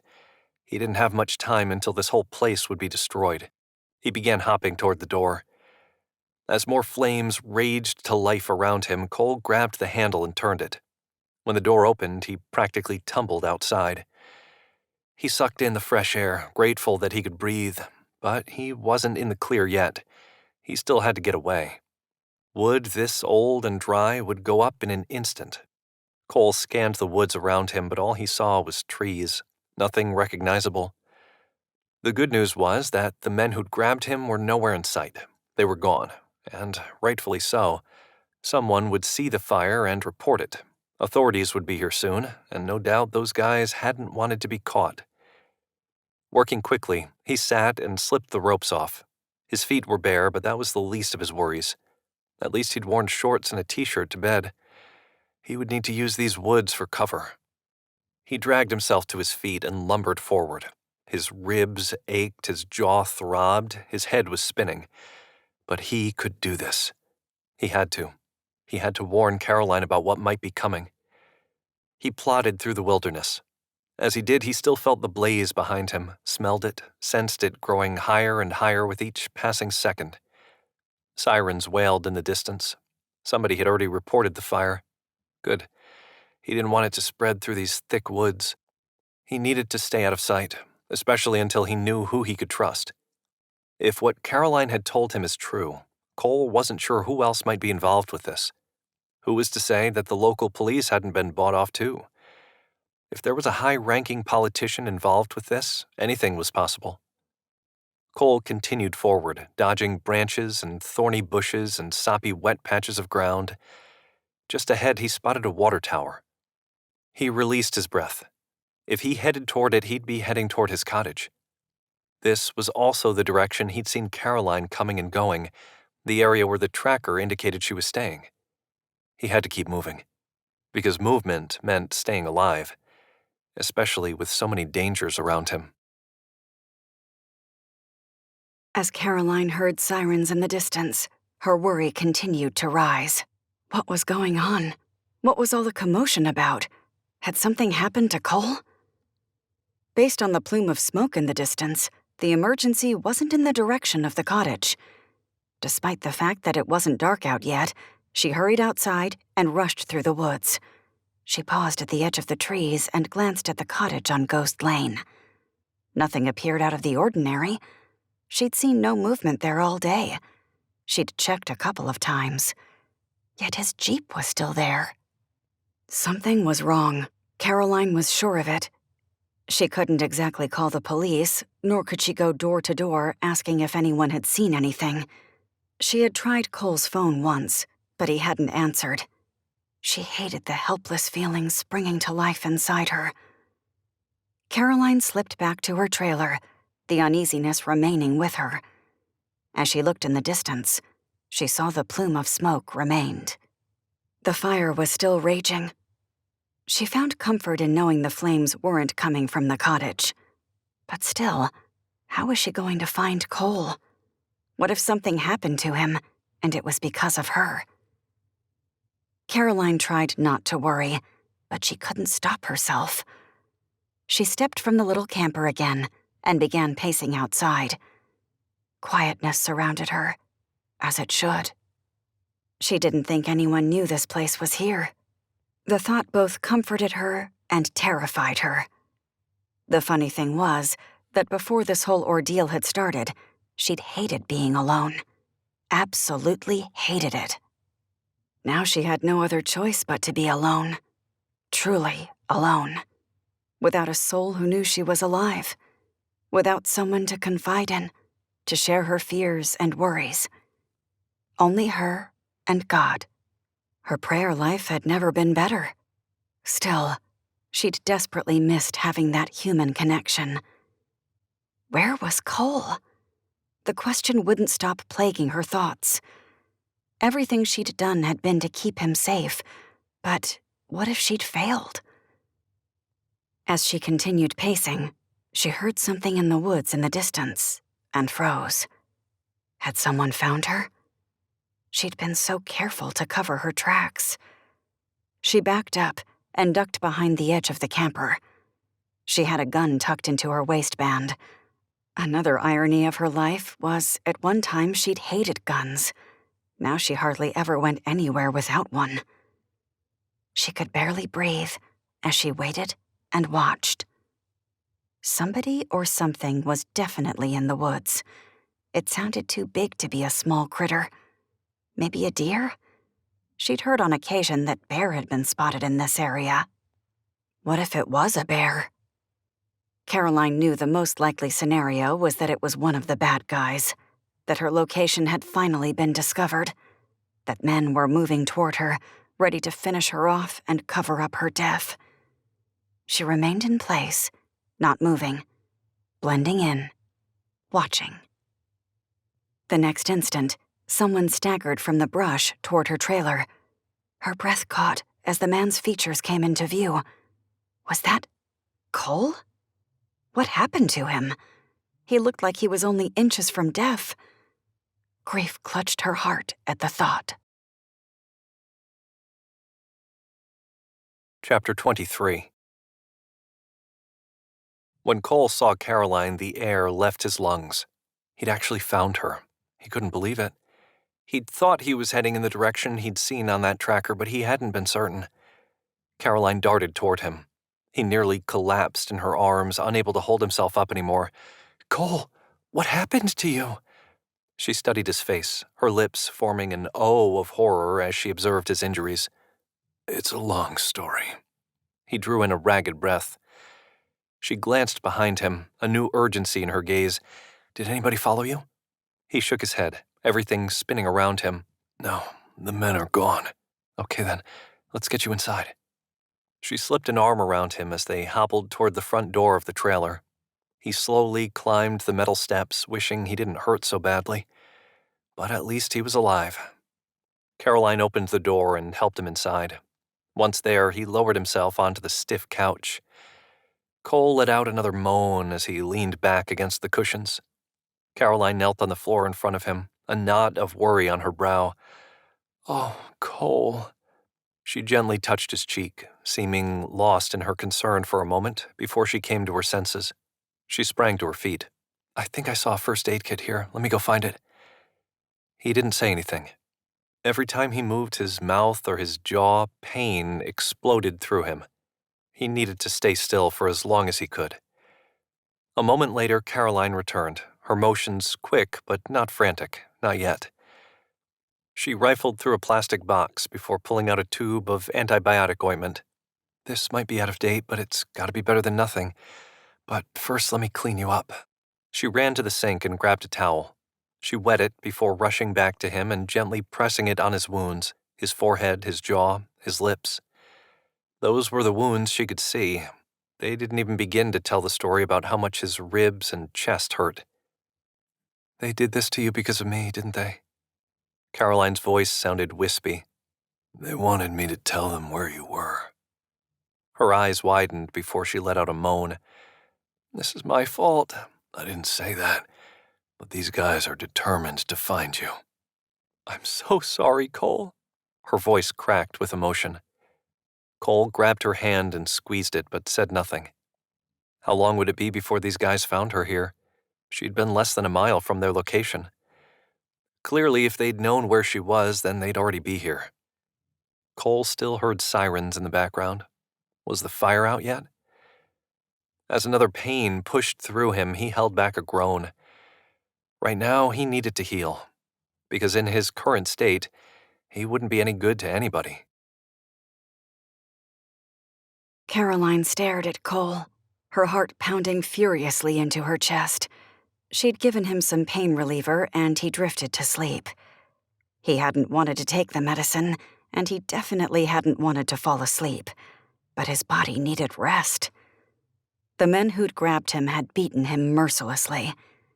Cole hadn't told her how bad his side hurt, but she saw him reaching for it, saw the agony in his expression whenever he moved. And then there was his face. His bruises were already turning black. His lip was busted. His jaw was swollen. All of this was because of her. How long had these guys tortured him? She couldn't even begin to imagine what he'd been through. All she wanted was to make this right, but she didn't know how to do that. Not to mention the fact that she didn't know how Cole had even found her. As the night went on, she didn't sleep. Instead, as Cole slept, Caroline grabbed his hand and kept it in hers. His strong, familiar hand the one she'd held during some of the toughest moments of her life. She gently planted a soft kiss on his knuckles. Outside, the wind picked up again. She turned the TV on in the background and saw that mandatory evacuations had already started. Caroline had to figure out what that meant for her. She didn't want to leave this island, didn't want to be exposed, but did she have any other choice?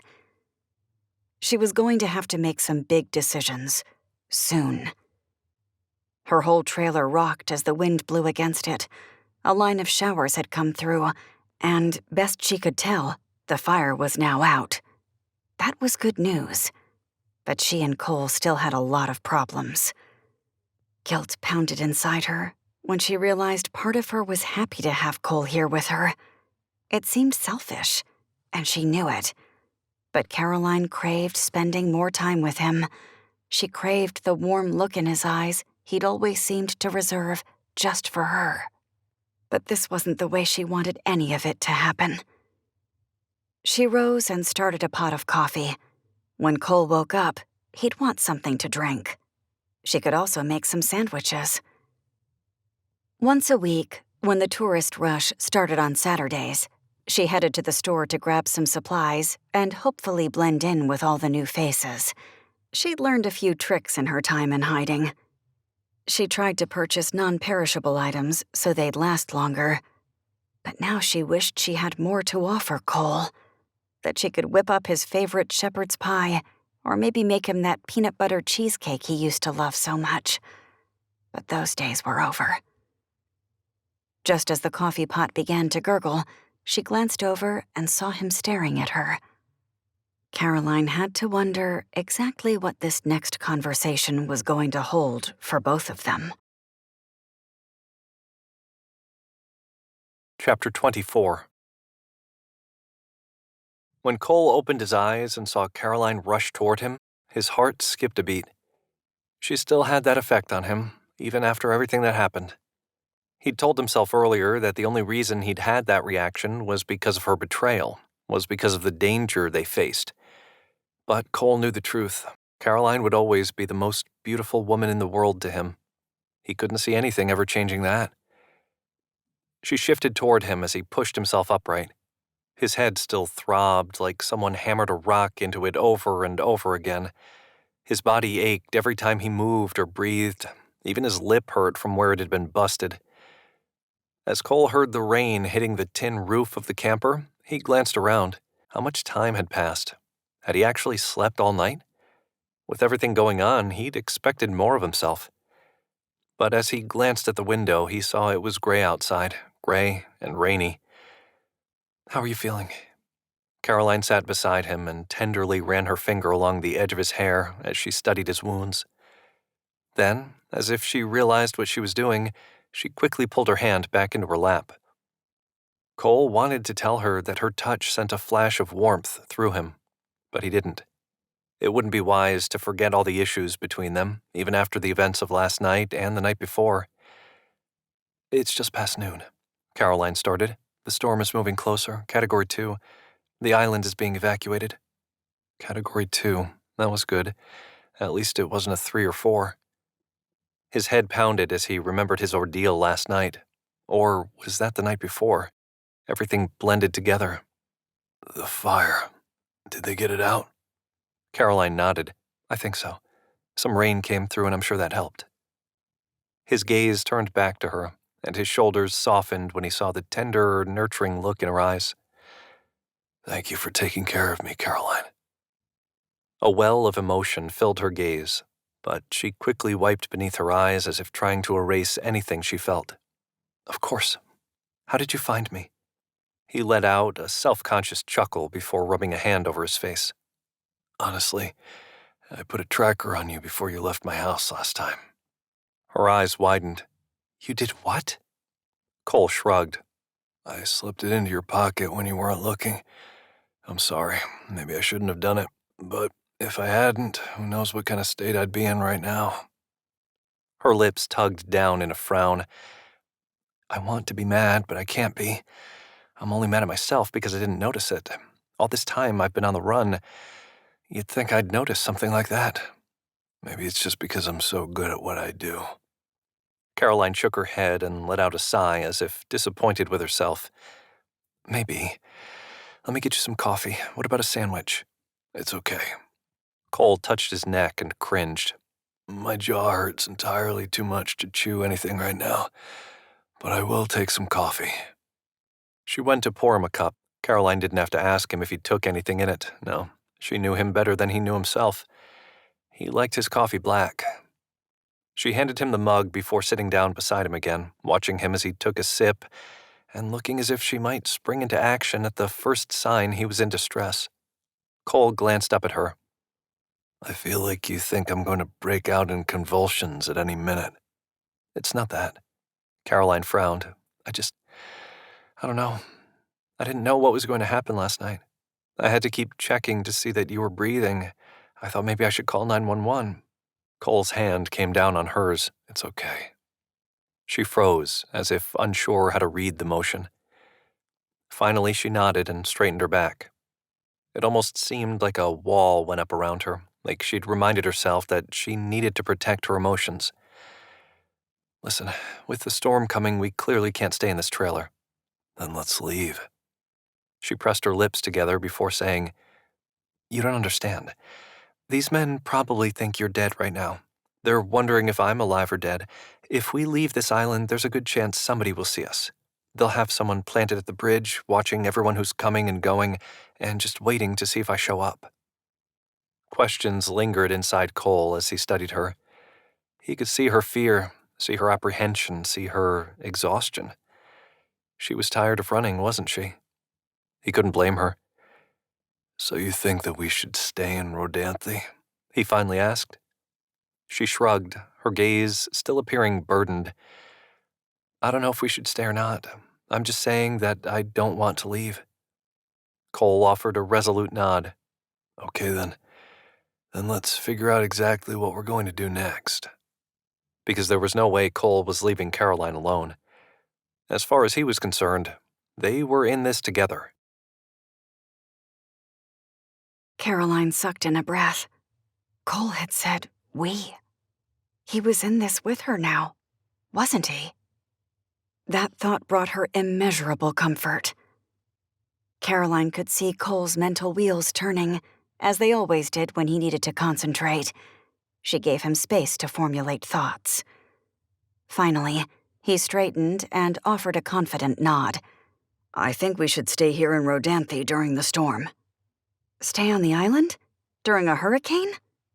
Caroline needed to make sure that she'd understood him correctly. He nodded again. That's right. You said you wanted to stay. Besides, it will buy us some time. These men will assume we somehow got off the island without them seeing us, especially if we play our cards right. But the storm...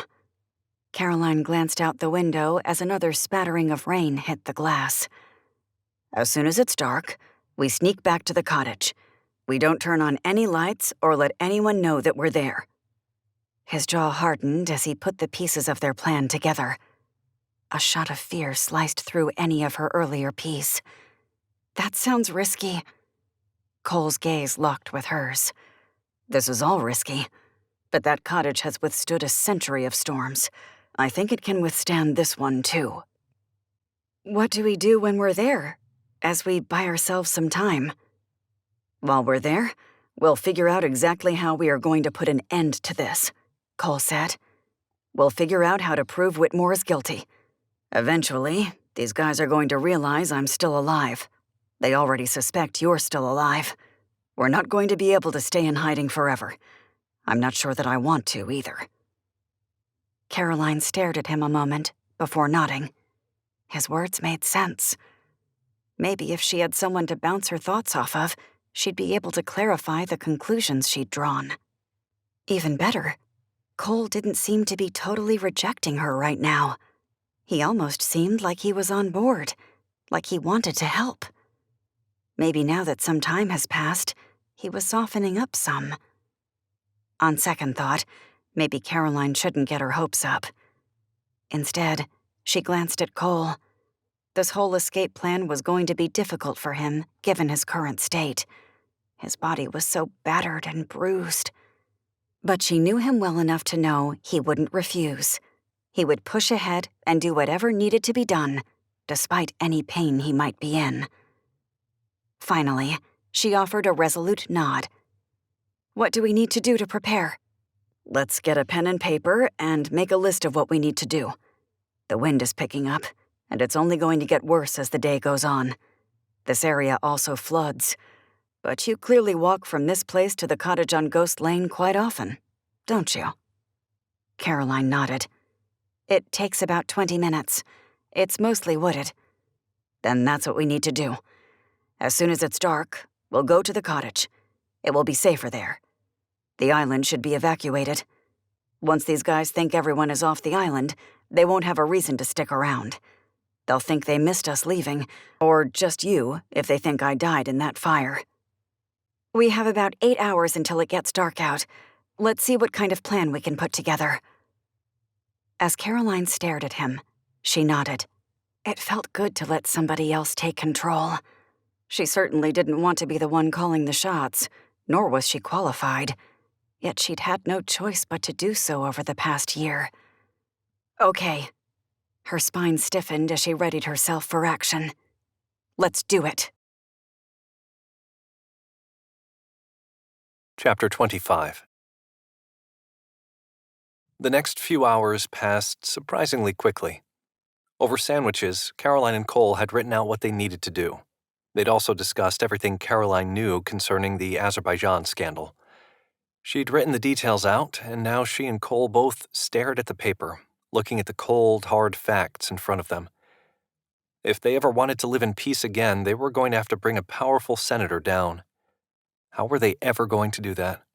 Was Anderson Whitmore really so ruthless that he'd hired people to kill Caroline and Cole? Cole knew the answer to that question was yes. In order to take down someone in power, they'd need someone in power behind them. But who could be trusted? He had so many questions right now and not nearly enough answers. Caroline claimed she had proof, but Cole needed to see that proof himself. The bulk of the evidence was on that laptop, the photos and videos. When the charger he'd ordered for that computer came, they should be able to access those files. Maybe they'd be able to find something they needed there. That was what he hoped, at least. As the day went on, the rain had come down harder, as did the winds. Cole knew the ground was most likely saturated with at least a couple of inches of water, even more in low-lying areas. This storm was just starting. The good news was that the weather should scare away those men who were after them. In theory, at least. With the island being evacuated, that meant the rental houses had been closed. Visitors had been forced away. There would be nowhere for these guys to stay, which further confirmed Cole's theory that these guys had most likely left. As the sun went down, he and Caroline glanced at each other from across the table where they sat. "It's time to leave," she murmured. Cole nodded. "We need to get out of here before the storm gets too bad." "Let's go." Cole slipped on a backpack they'd filled with bottled water and a change of clothes for Caroline. He'd found a pair of boat shoes left by the trailer's owner. They would help protect his feet as he trudged through the woods. Carefully, they started toward the cottage. Just as Cole thought, the ground was mushy and the underbrush slick. Rain and leaves flew in their faces. But they could handle this, especially considering what they'd been through already. With every step, his body ached. Every breath made his lungs squeeze, his temples throbbed. But he had to push through the pain if they were going to survive. With the harsh elements, the trip took twice as long as Caroline had said it would. But finally, they reached the edge of the woods, the place where they'd cross the road and dart to the cottage. Cole motioned for Caroline to stay behind him as he peered out.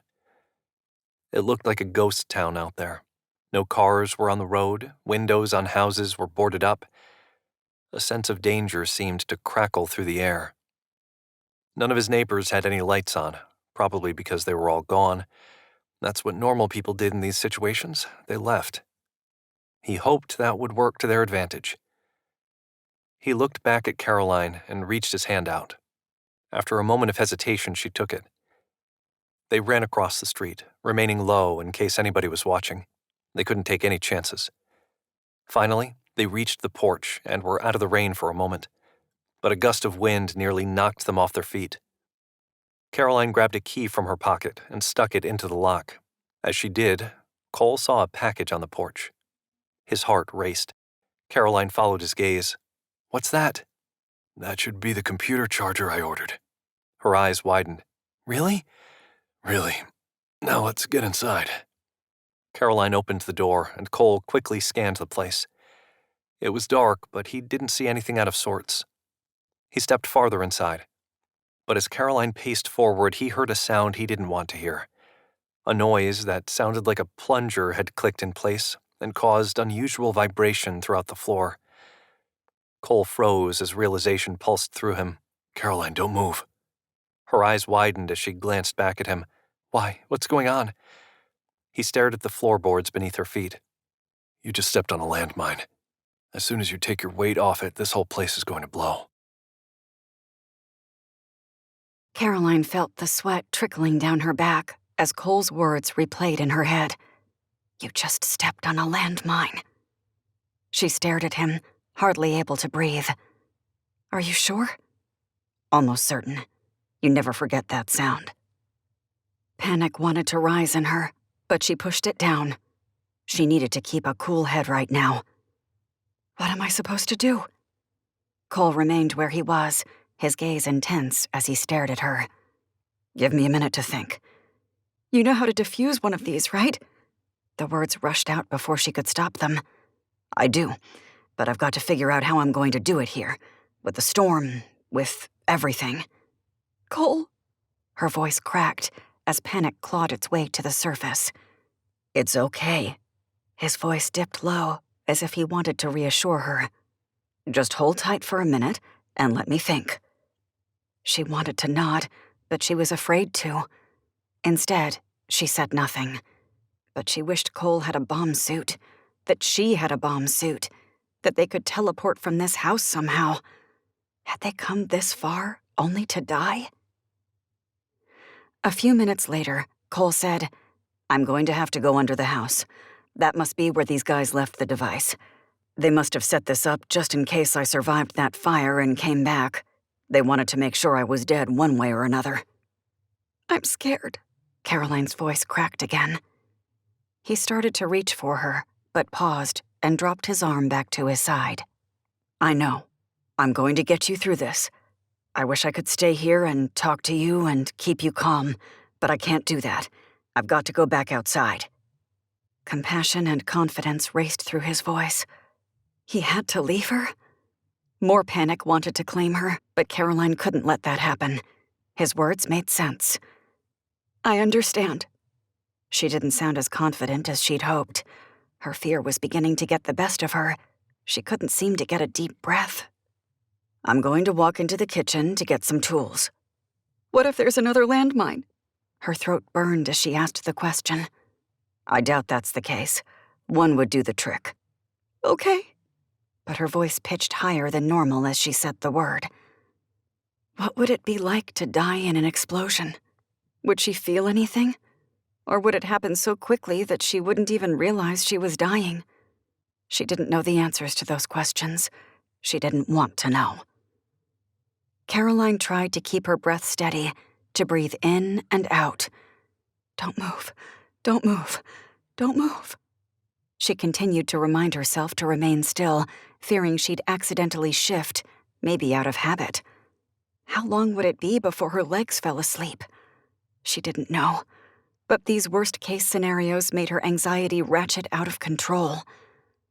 Cole grabbed something from the kitchen before turning back to her. "You won't be able to hear me when I go outside. The wind is too strong. But I'm going to be working the whole time. I'm not leaving you, okay?" Caroline never thought for a moment that he would. That wasn't the Cole that she knew, even after everything they'd been through. She licked her lips. "Okay, I'll be here, not moving." Cole stared at her another moment, almost looking like he wanted to say more. Instead, he skirted around her and went back outside. Caroline squeezed her eyes shut as she realized she was alone in the cottage with a landmine. A shiver raced through her. All she could do now was wait and trust that Cole knew what he was doing. Chapter 26. Cole climbed beneath the house. Like most places in this area, the structure was on stilts. Because the sand dune in front of the cottage had shifted several years ago during a storm, part of the house now nestled against the beach. Thankfully, the area where the bomb had been planted was in that location, so Cole wouldn't need a ladder. It probably wouldn't stand up in this wind anyway. He glanced around one more time, looking to see if anybody was watching him. He didn't see anyone, mostly just torrents of rainwater coming down. Cole stepped up onto the sand dune and lay there, staring at the wooden boards beneath the living room. He pulled out a pen light and shone the beam on the rafters. His heart skipped a beat. Sure enough, somebody had cut out a small section of floorboard. That was where the landmine had been placed. He'd defused more of these than he could count, but he never took that experience for granted. So far, he'd always been successful. But all it took was one unsuccessful day to end it all. Today wasn't going to be that day. Cole put the penlight in his mouth to free up his hands before examining the wires. This device looked similar to the ones he'd dealt with in the Middle East. They weren't hard to make, and the materials were fairly easy to obtain. Still, that didn't make them any less deadly. This one seemed slightly more complicated than some of the ones he'd disarmed before. Or was it the fact that Caroline's life was on the line? He didn't know. As he reached up, his body ached, but he had no choice but to push through his pain.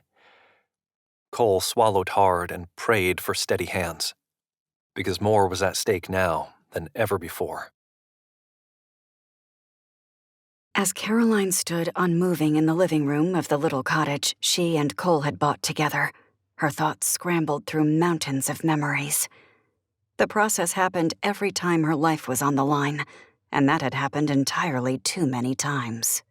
Her mind raced through a reel of her past. Growing up with an abusive father, putting herself through college, not being able to use her degree anymore, being forced into a life on the run, having to learn to survive. She thought about Loretta again. She'd known from the moment she'd read how Loretta had prayed for her husband to come back to her that the woman was a kindred spirit. When Caroline read about how Loretta had longed to feel her husband's arms around her, Loretta had put into words the very things Caroline felt.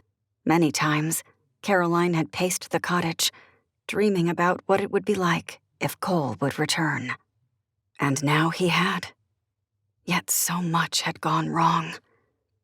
Caroline had never guessed when she'd taken the job with Senator Edwards that she'd discover what she had. That one event had thrown her into such a precarious position. It had changed the course of her entire life.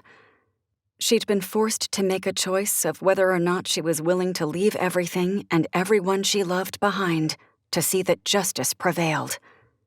She wished she could say that it was an easy choice, but it wasn't. It was a hard choice. She'd cried, even gone into a depression for a while. But when she'd met Cole, he'd turned that around. For the first time, she had felt hope for her future. Hope that maybe she could build another life for herself, one better than what she'd left behind. More sweat trickled down her face, then her back. Would one drip onto the floor be enough to trigger the bomb? She didn't know, but the thought caused even more perspiration to cover her skin. How long would she have to stay here, unmoving? She'd do it for as long as necessary, but her legs were definitely numb. So numb that she wasn't sure she'd know if she moved or not. But if she set this bomb off, she wouldn't be the only one who died.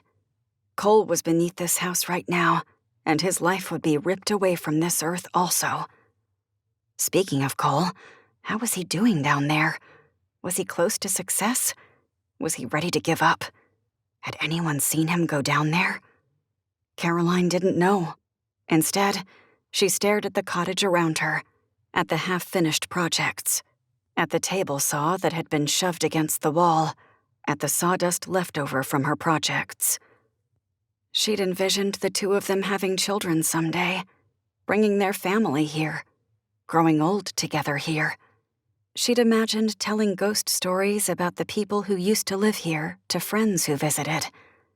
The place was perfect for some creepy, haunted stories, especially with all the creaks and groans in the walls.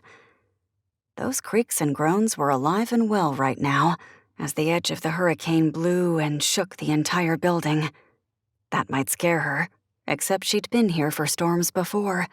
She knew what to expect. She knew the building swayed with the wind. A noise behind her caused her to freeze. Was it Cole? Was he coming to tell her he couldn't defuse the bomb? Or had one of the bad guys found them? Her fear pounded harder. Finally, a familiar voice rang out. Cole's. He stepped back inside. I did it. Cole's voice sounded prodding, like he needed to talk someone down from the ledge. It's diffused. Relief washed through Caroline, but she still didn't dare move. Are you sure? Caroline turned her head to see his eyes. He crossed around in front of her and nodded, his gaze steady and unwavering. I'm sure. She thought about taking a step, but she couldn't. She felt like her feet had been nailed to the floor. I can't move. That's your fear talking. Let me help you. Cole stepped closer and lifted her into his arms. Caroline held her breath, waiting for something to happen. But there was nothing. Her entire body went limp at that realization. Cole set her down in the kitchen, his eyes squeezing shut, probably with pain. That couldn't have felt good on his ribs. Caroline suspected that one of them might even be fractured, but he would never admit that. Thank you. Her voice came out trembly. Thank you so much. Of course. His gaze locked onto hers, unspoken conversations showing in the stormy depths there. Just as quickly as she'd seen it, he straightened, seeming to catch himself. Listen, why don't you go take a quick shower? I'll keep an eye on everything out here. But you need to get dry, or you're going to get sick. Then I can take a turn. A shower sounded like the perfect medicine. That sounds great. But before she could take a step away, she heard a scratch at the door. Instinctively, she knew what it came from. She twisted the handle and pulled the door open. Button strode inside. She scooped the cat into her arms and held it close. I was hoping you'd come. I was worried about you being out there in the storm. This is your cat? Cole asked. No, she's feral, but I've been trying to take care of her. Someone needs to. I thought you were allergic. I am, a little. I think my body is starting to adjust, though. You don't mind if she stays, do you? Of course not. Caroline placed the cat back on the floor before walking into the bathroom and shutting the door. She leaned against the wall a moment, trying to compose herself. Yet all she could do was pray. Dear Lord, we're never going to get through this on our own. Please help us. Please. Chapter 27. Cole kept replaying those last few minutes of disarming that bomb. His adrenaline pumped as he realized how close he'd come to losing Caroline again. If he hadn't been here, if they hadn't been together, the outcome could be totally different right now. He let out a breath as the wind continued battering the house. At least they still had electricity, but he suspected it wouldn't remain that way for long. He grabbed his phone and gun from his nightstand, wanting to keep them with him, just in case. He checked his messages. There was nothing of interest. As Caroline showered, Cole lingered in the hallway, determined to keep his promise by looking out for trouble. No one in their right mind would be out in this storm right now. The wind was strong enough to knock over anyone who dared to be outside.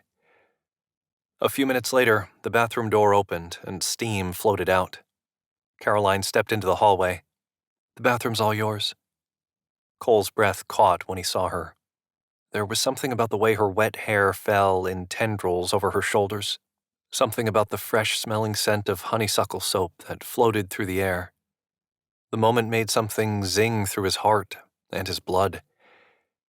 He pushed the thoughts aside, knowing this was no time to dwell on those things. Survival, That should be his only thought. "I'll only be a minute." For some reason, his throat burned as he said the words.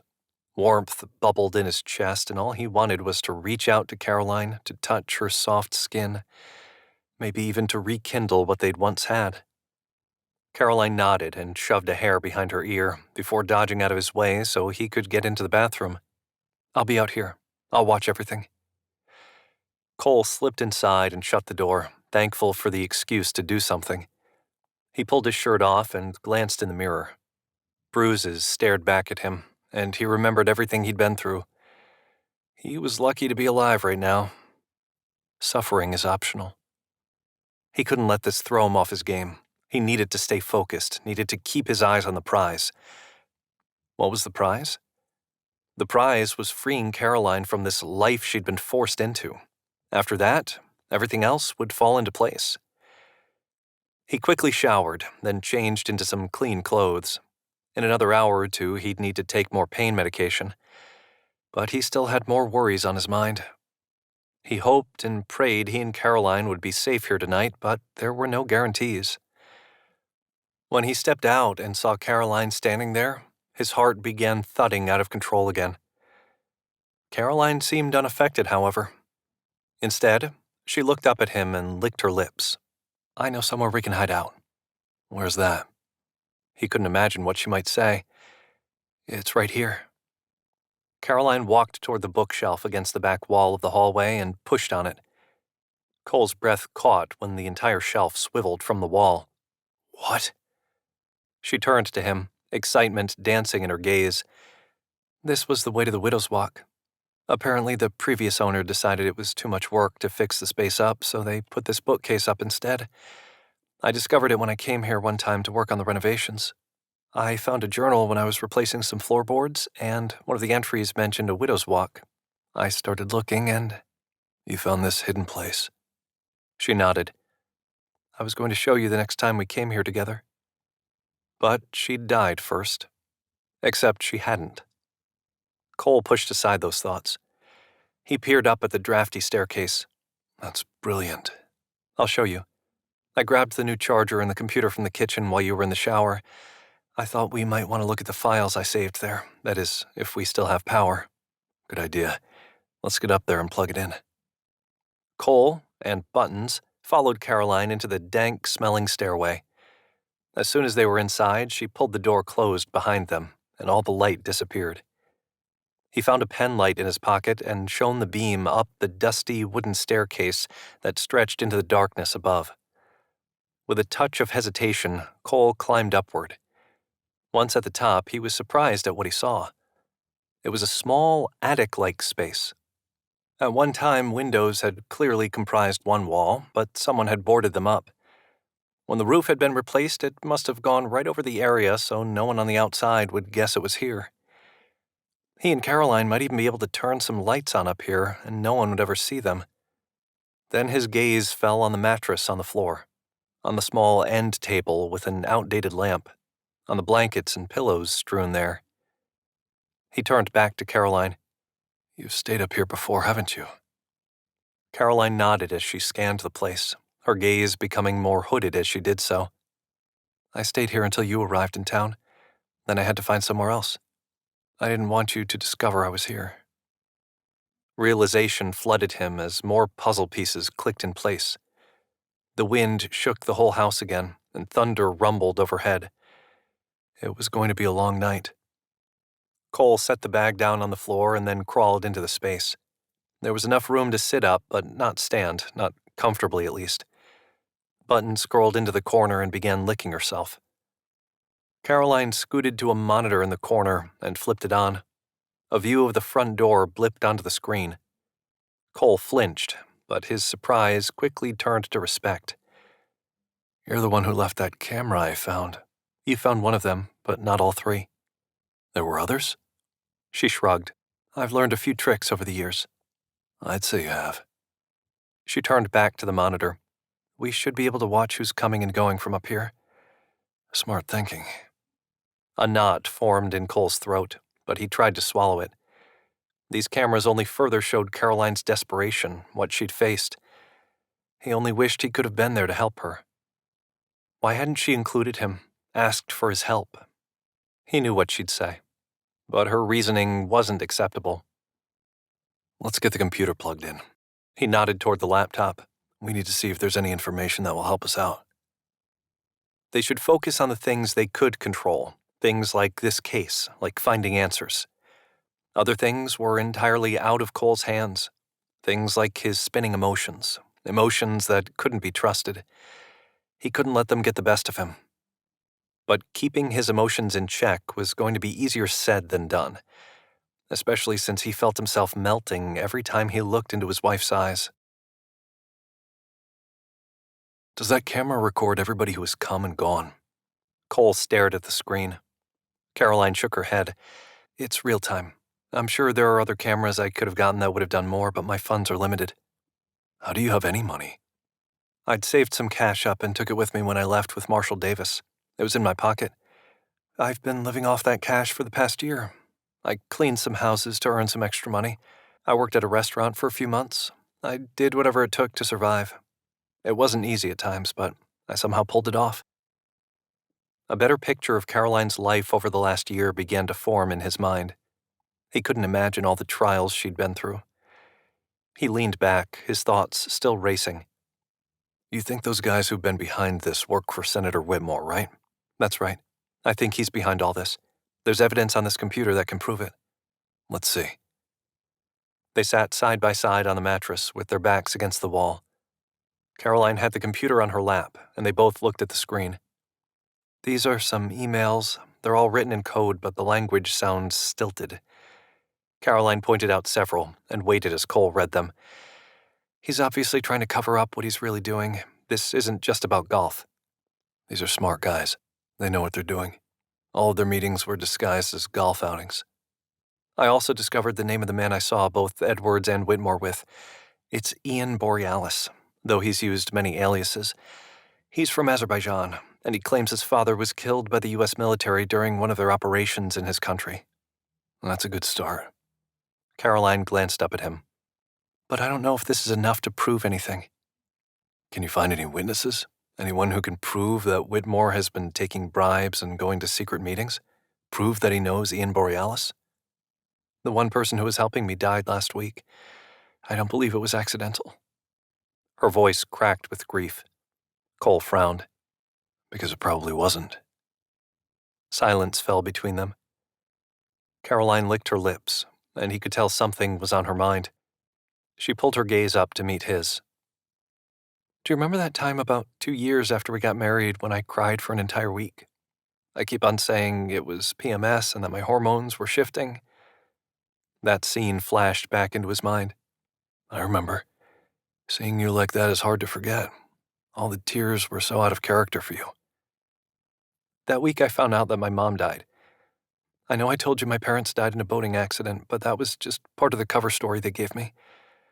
Anyway, I realized I couldn't go to her funeral, and I realized that she died thinking that I was dead. Tears trickled down her cheeks. It was pure agony. It was even worse than I can tell you about. Her words made grief clutch his heart, especially when he thought about her grieving alone. She deserved better than that. I'm so sorry, he finally muttered. I wanted so badly to tell you everything, but my handler told me I couldn't. He told me that including you in what had happened to me would ultimately ruin your life. He said you'd never be safe if I did. So I tried to listen to his advice, figuring that he knew best, even if all my instincts told me he was wrong. But he had experience in this, and I didn't, and... Cole reached forward and squeezed her hand. I can only imagine how hard that must have been for you, Caroline. I'm sorry I couldn't have been there to support you more. Then, not long after that, I went out to sea, and then I was alone again. She rubbed her throat as if the memories pained her. But I knew that when I married you. Deployment came with your job description. It did. But knowing that and living through it are two different things. I know I told you I grew up in a normal family, but I didn't. She wiped beneath her eyes again.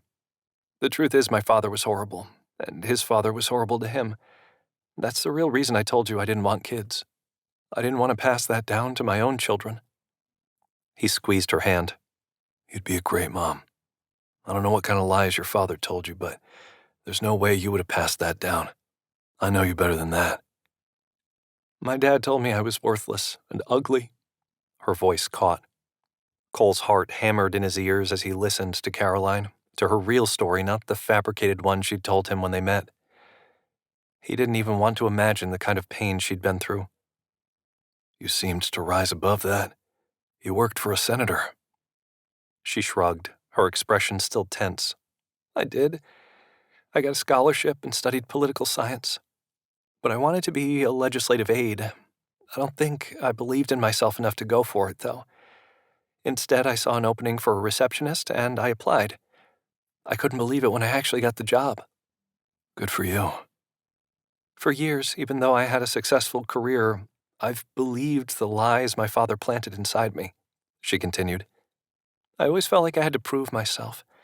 That one wrong move would bring who I really was to light, and people would see how truly broken I was. Then I met you, and everything changed. You believed in me, and that helped me to believe in myself." "I do believe in you, Caroline. Look at everything you've been able to achieve on your own.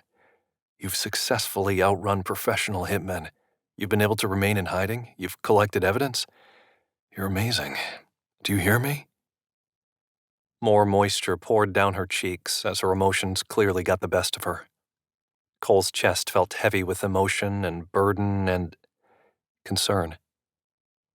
Without thinking, he pulled Caroline into his arms and let her cry into his chest. She cried until he thought she'd run out of tears, but she hadn't. In fact, she cried so much that he lay down with her and held her. The storm raged outside, shaking and rattling the walls. Rain pelted the tin roof overhead. Thunder continued to rumble, and the ocean was so loud that he heard it through the walls. After a while, Caroline finally drifted to sleep. Cole kept holding her. He never wanted to let go. Chapter 28. Caroline woke up feeling surprisingly relaxed, almost as if everything was right in the world. She turned and realized she was lying down. Cole lay beside her, his body nestled against hers, and his arm draped over her waist. She flung her eyes open as everything that happened flooded back to her. She was in the cottage, with Cole. She remembered the hurricane and the men trying to kill them, and she remembered crying. Why had she even brought up her mother's death last night? She should have just kept her mouth shut. But instead, she poured everything out to Cole, just as she'd longed to do for the past year. Even before that, she'd wanted to tell him the truth about her past from the moment they'd started to fall in love. As she studied his face, she saw he wasn't asleep. He stared at her, a hazy look in his eyes. The moment transported her back in time to the lazy mornings they'd spent, enjoying simply being together. Those days seemed like so long ago. Another jab of grief hit her heart. An easy smile spread across his face. "Good morning." Caroline ran a hand through her hair and scooted up on the mattress, still trying to comprehend how they'd ended up at this point. "Good morning." Cole pulled himself up against the wall also and adjusted a pillow behind him. "You fell asleep in my arms, and I didn't want to wake you." Her cheeks flushed. "I'm sorry. I didn't mean to do that, and don't apologize." His steamy gaze met hers again, until he shrugged. "I just wanted to explain in case you didn't remember." She ran a hand through her hair again. "I haven't slept that hard since I can't even remember." Her words were true. She hadn't slept well in months and months.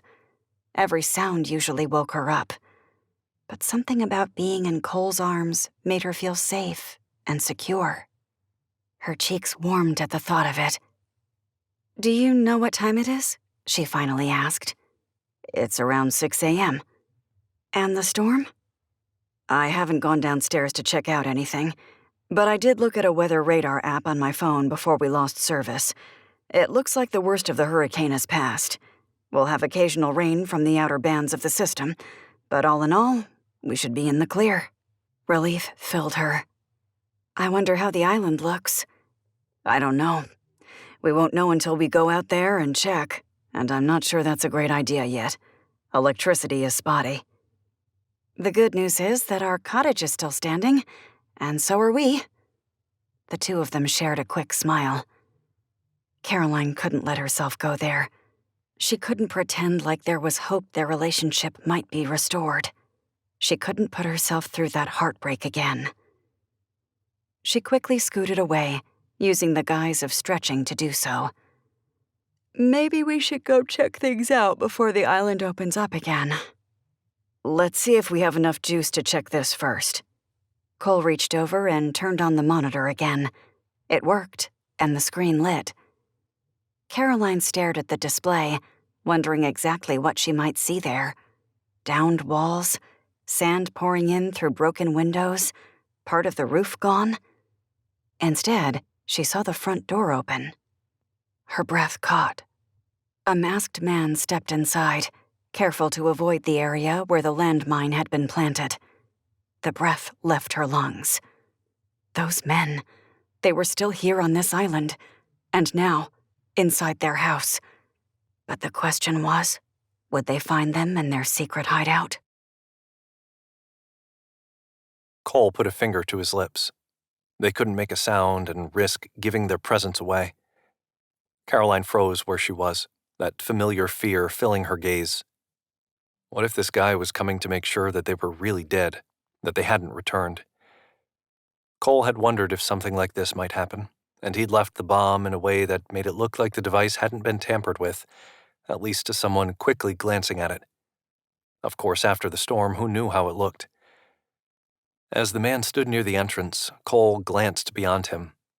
He didn't see any massive damage to the house or to the beach out front. Still, it would be hard to tell until he went out and looked for himself. Right now, Cole watched as the man moved forward and wandered around the house, no doubt looking for any evidence that he or Caroline had been here. Cole wondered if he'd left anything in the bathroom last night that might indicate he'd recently been here. He felt certain he'd gathered his wet towels and clothing, but what about his wounds? Had any blood dripped onto the floor? He didn't think so. Still, he held his breath as he watched, waiting to see what the man would do. The camera showed two angles. One faced the front door, and the other faced the main living area, including a view of the bookcase at the end of the hallway. Right now, the man walked toward the bookcase. Caroline sucked in a breath beside Cole as she watched the video. He reached over and squeezed her hand, trying to offer silent reassurance. Would that man realize the bookcase was a secret doorway? Cole certainly hadn't realized it. There was a small lock on the inside, but anyone with some strength could manage to get through that. The man stilled near the bookcase. Cole reached for his gun just in case he needed to use it. The man ran his finger across a shelf. It almost looked like the man was about to open the hidden doorway. If he did, Cole would need to do everything in his power to keep Caroline safe. Until then, Cole would wait and plan every move carefully. Chapter 29. Caroline couldn't take her eyes off the screen. She was all too aware that the man downstairs was probably only 9 feet away from her right now, and he carried a gun. A large gun. No doubt this man had come here to see if Cole or Caroline had returned. That meant that these guys were still hunting them, that at least one of them was still here on the island. These men were certainly brazen. Anyone with common sense would have gotten off this island during that storm. Caroline couldn't believe this guy had stayed. She released a breath as the man stepped away from the bookcase. Maybe he didn't suspect it was actually a door. She prayed that was the case. The man looked through the remaining doorways before heading back to the front door. He stepped around the area where the bomb had been placed, and then left the house. But neither Cole or Caroline moved or said a word for several moments afterward. They couldn't risk it. They had no idea what was going on outside. Finally, Cole leaned toward her and quietly said, "You can breathe now." "Do you think he's gone?" she whispered. "That's how it appears. I don't know why he'd stay." Caroline frowned as her thoughts raced ahead. Word will probably travel that nobody was found in that fire. A frown flickered across his face. "I know. I still think that they're going to assume we tried to get off the island. But that's only going to work for a short time. We have to figure out what we're going to do." Cole glanced at his phone. "I still don't have reception. The storm must have taken some of the towers down. I can't even make any calls." "So we're just stuck here for a while? On an island with a killer?" "That's how it appears. We'll just have to make the best of it for now." "Of course." Her voice broke. "Caroline." The tenderness in Cole's voice always made her heart quicken. "Yes?" He reached over and took her hand in his. "I just want to tell you that I believe you now." Had she heard him correctly? Her heart thrummed in her ears. "You do?" "I'm sorry I doubted you. Sorry I doubted your story. I just didn't know that..." Relief flushed through her, and understanding. "It's a lot for anyone to comprehend." "And I miss you. I've missed you so much." His voice rumbled, sounding deep and hoarse as the words left his lips. Caroline gently ran her thumb over his cheekbone and jaw. She studied the bruises there, bruises he had because of her. He could have easily sold her out, but he hadn't. Instead, he'd taken on more pain in order to keep her safe. "I've missed you too, Cole." Their gazes met. The next instant, they leaned into each other and their lips met. Not in a soft kiss, but in a kiss full of pent-up emotions, full of longing, full of familiarity. Caroline scooted closer, unable to get enough.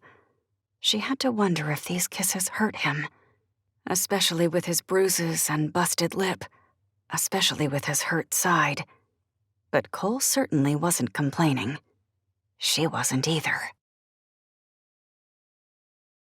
As the two lay on the mattress, Cole moved closer to Caroline and kissed the top of her head. It felt so good to hold her, to have her close. Come back to me. She had come back to him. That realization still felt surreal. He could hardly believe this day had come. Part of him wanted to pinch himself because it felt like a dream. But then he remembered that this wasn't as happy and blissful as he might wish. People were still trying to kill them, and they had a lot they needed to figure out. Caroline turned over beside him and glanced up, her eyes full of warmth. She ran her hand down the side of his face. Neither of them needed to say anything to express what they felt at the moment. Gratitude, exhilaration, love. But they'd be wise to remember the underlying threat surrounding them. Can I say something terribly unromantic right now? Cole propped his head up on his arm. If you must. As Caroline scooted away from him, her gaze intensified, shifting from soft and tender to all business. I've been thinking about this case, and there's only one thing I can think to do, one way out of this situation. I'm listening. Cole sat up as he tried to sort his thoughts a little more. I think that you should make a video. Tell everybody who you really are and what happened. You should include clips of all this evidence you have. Caroline's eyes widened. What good is that going to do? We aren't going to be able to bring Anderson Whitmore down. Too many people are behind him. When people really believe in a cause, they'll do anything and believe anything and overlook anything just to keep believing whatever they've latched onto. There's too much on the line right now. I know, and that's why we need to make this video. We can send it to all the news stations. There's no guarantee they'll air it. As much as we might like to think the bias isn't there, you and I both know it is. A lot of people are rooting for Anderson Whitmore. Yes, they are. We'll send it out to everyone we can think of, because you never know if we'll get a bite. Then we're going to plaster it all over the internet and on all the social media sites. The video may only stay up for an hour or two, but hopefully that will be long enough for people to see it. Then we stop hiding? Hope lilted in her voice. Cole nodded. We stop hiding, and we end this. Because isn't this what these guys are afraid of? That you'll take what you know and share it? Right now, they think the fact that you're in hiding will help them. But if you put it all out in the open, then they have nothing to hold against me. Satisfaction stretched through her gaze. Exactly. Cole paused. What do you think? I think that it's a good idea. Relief swept through Cole. Caroline had seen things his way. But he also knew the risk that came with this. Their plan might not work out the way they thought. There were no guarantees that they'd no longer be in danger. I'm going to start making a list of what we need to say, Cole continued. I still have some charge on my phone, so we can use that to make the video. What about reception? Caroline asked. You said earlier that you didn't have any phone service yet. We don't have any here, but I heard somebody say once that the southern end of the island is more likely to have reception than the northern end where we're located. Are you saying we need to somehow get to the southern end of the island without being seen? Cole's lip twitched as a frown tried to form. That's something we need to think about. Let's just take this one step at a time. Chapter 30. My name is Caroline Dalton. Caroline stared into the camera Cole held. She knew they didn't have much battery power left, so they couldn't afford to do any retakes. She needed to get this right. My given name was Anna Stevenson. While I worked for Senator Ralph Edwards, I witnessed the senator exchanging highly classified U.S. information with an operative working for a terrorist organization based out of Azerbaijan. She licked her lips as she tried to remain composed. Cole gave her a nod from behind the camera. I was the whistleblower who helped put Senator Edwards in prison. She licked her lips again. But the men who'd been working with Edwards came after me because I'm the only person who could identify the man Edwards was meeting with. I had no choice but to change my name and assume a new identity. Caroline paused, trying not to be either overly emotional or monotone, but somewhere in the middle. She drew in a deep breath before continuing. About a year ago, I realized there was more to this than met the eye, so I started digging deeper. As a result, a U.S. Marshal tried to kill me. I knew I was onto something and went into hiding until I could find evidence to confirm my suspicions. One of my contacts, who was providing me with information, was killed a week ago. Cole gave her another nod to let her know she was doing fine. She licked her lips before looking back at the camera. I discovered that Senator Anderson Whitmore is also involved in selling this classified information to Intigom, a terrorist group. As you all know, Whitmore is the front-runner for the presidential nomination for his party. If he does become a rightful candidate, I fully believe he'll be acting as an operative for Intigom. He will not be acting in the best interest of the U.S. Because I have proof of this, it's made me a target. She shifted again. The only thing that kept her going was the fact that Cole was there giving her encouraging nods, letting her know she was doing the right thing. I don't expect to live much longer, and that's why I'm making this video. Caroline stared at the camera so she could drive home her point. That's why I'm sharing the evidence that I have. People need to know the truth. They need to know that men have been chasing me and trying to kill me to keep me silent. That's no longer an option. I'm tired of running. Tired of hiding. So, I'm going to share everything I know. She began to explain each piece of information in her possession before ending the video. When they finished, she and Cole reviewed the video and made a few edits. Then Caroline leaned back with a nod, feeling an undeniable sense of peace. This is it, she told Cole. This is what we need to do. Cole nodded also. I agree. She glanced at his phone. Do you have cell phone service yet? Cole reached for his phone again and checked the screen. Not yet. Do we want to take the chance and travel to the south end of the island to see if we can find some? I think we should. We just need to plan how we're going to do that. We can take your Jeep, but it's going to draw attention. On the other hand, it's also safer and would offer protection.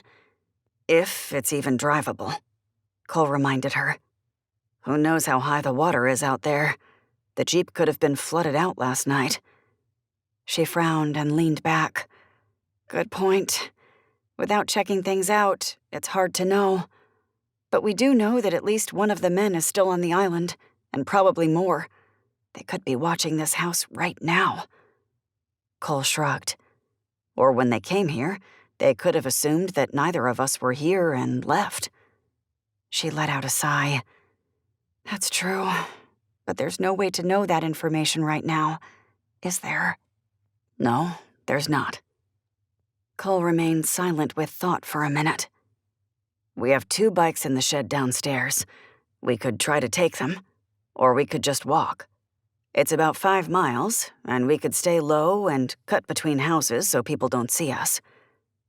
Caroline nibbled on her bottom lip for a moment before nodding. I think that's going to be our best bet. We'll do everything we can here, then we'll start walking until we find reception, until we can send this information. Okay, that's what we're going to do. Cole leaned toward her and drew her into another long kiss. When he pulled away, he looked deeply into her eyes. I love you, Caroline. Her heart flooded with warmth. She'd desperately longed to hear those words, and now she was. It felt incredible. I love you too. But something about all of this almost felt like they were saying goodbye. As Cole stepped from the cottage, he glanced around. The roads appeared flooded. Some debris had washed ashore. The ocean was high, almost reaching the dunes. His house had a few shingles missing, and the door had been blown off his outdoor shower. But overall, the damage from the hurricane wasn't as bad as he'd anticipated. He was thankful it hadn't been worse. As he scanned the area, he didn't see anybody else, but they still needed to move quickly. He took Caroline's hand and pulled her outside. They remained low and near the dunes as they hurried across the street and into the woods where her trailer was located. The woods didn't run down the entire side of this island. Once the trees cleared, they'd be near a row of vacation homes, and they'd be able to dart between those. If anybody was watching Cole and Caroline, maybe they could lose them. They moved quickly but carefully. In some places, the water was nearly up to their knees. A few people had ridden out the storm on the island. They spotted several locals trying to clean up debris or surveying the damage. They tried to stay out of sight from them, however. Every so often, Cole glanced at his phone, hoping to find reception. But there wasn't any yet. He still held on to hope that they'd be able to find some cell phone service. But Cole had heard of some instances where phones had been down for a week on the island.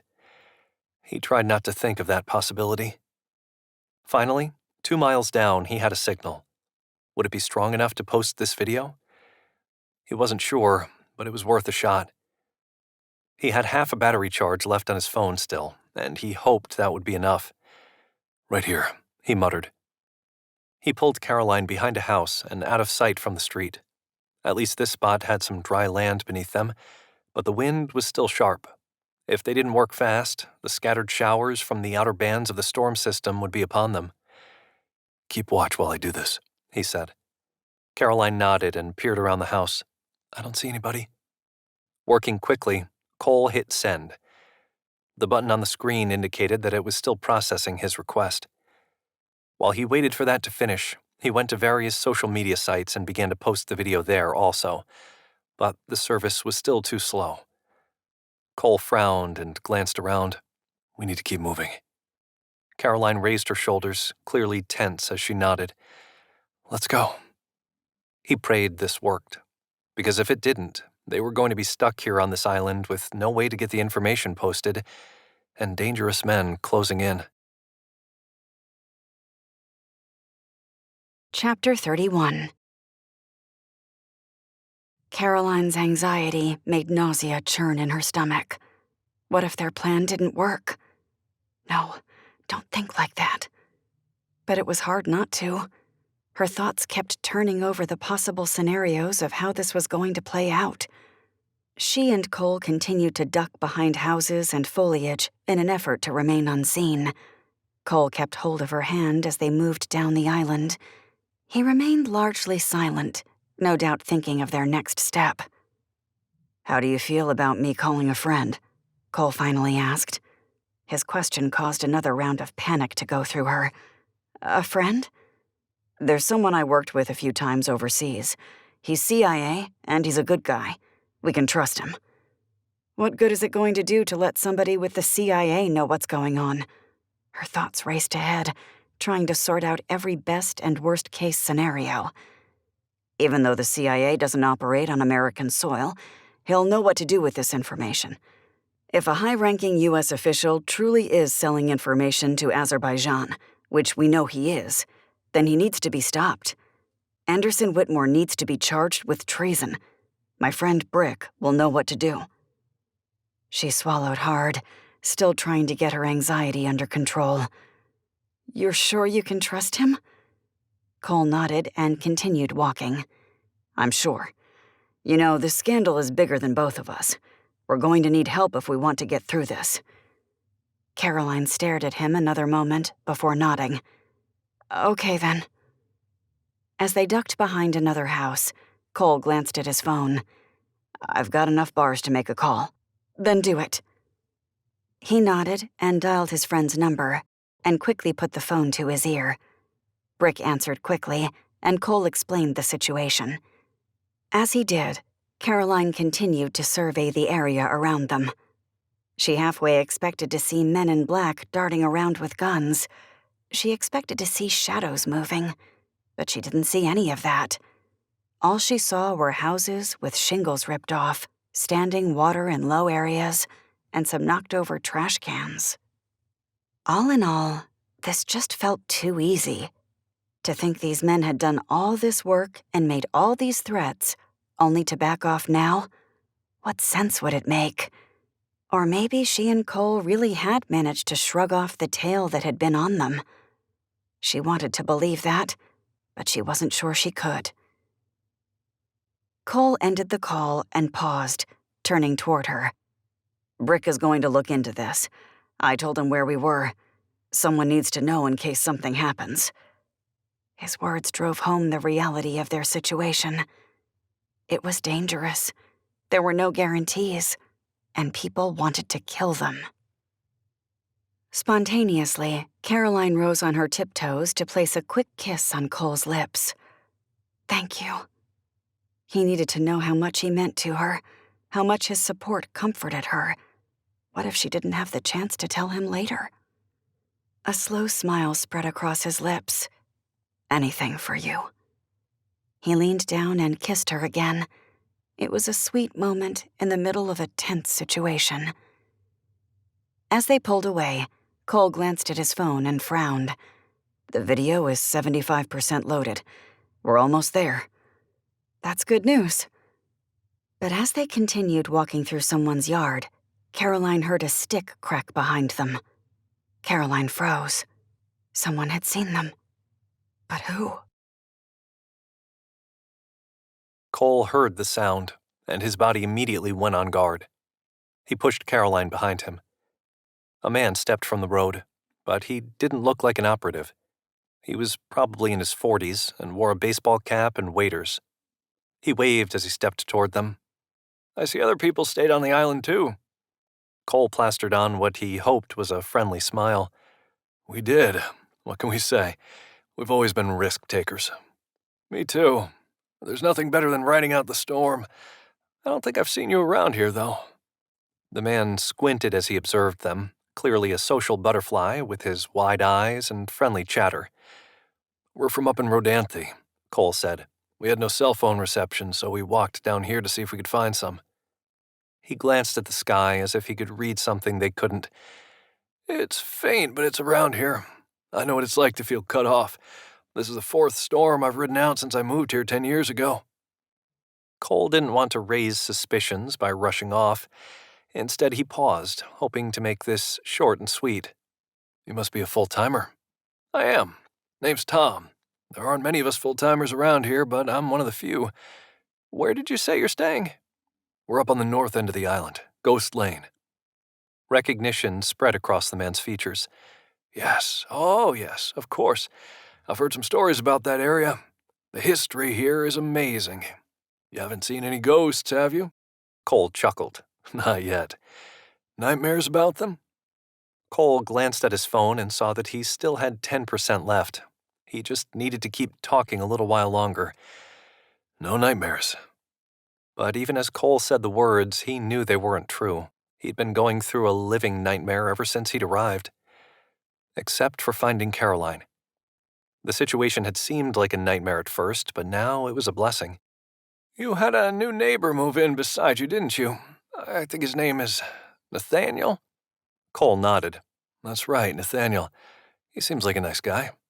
I met him when he moved there about 3 months ago. Cole paused and stared at Tom. Certainly he hadn't heard this guy correctly. 3 months ago? Tom nodded. That's right. Maybe a little less than that, 2 months ago? But Nathaniel had clearly told Cole he'd moved here with his wife 5 years ago. Why would the man lie? Unless he'd really moved there to keep an eye on Cole or Caroline. Cole's stomach lurched at the thought. Cole glanced at his phone as the videos finally finished processing. He released a breath. They should post any time now. His job was done. Now he and Caroline needed to figure out the next step of their plan, especially in light of this new information.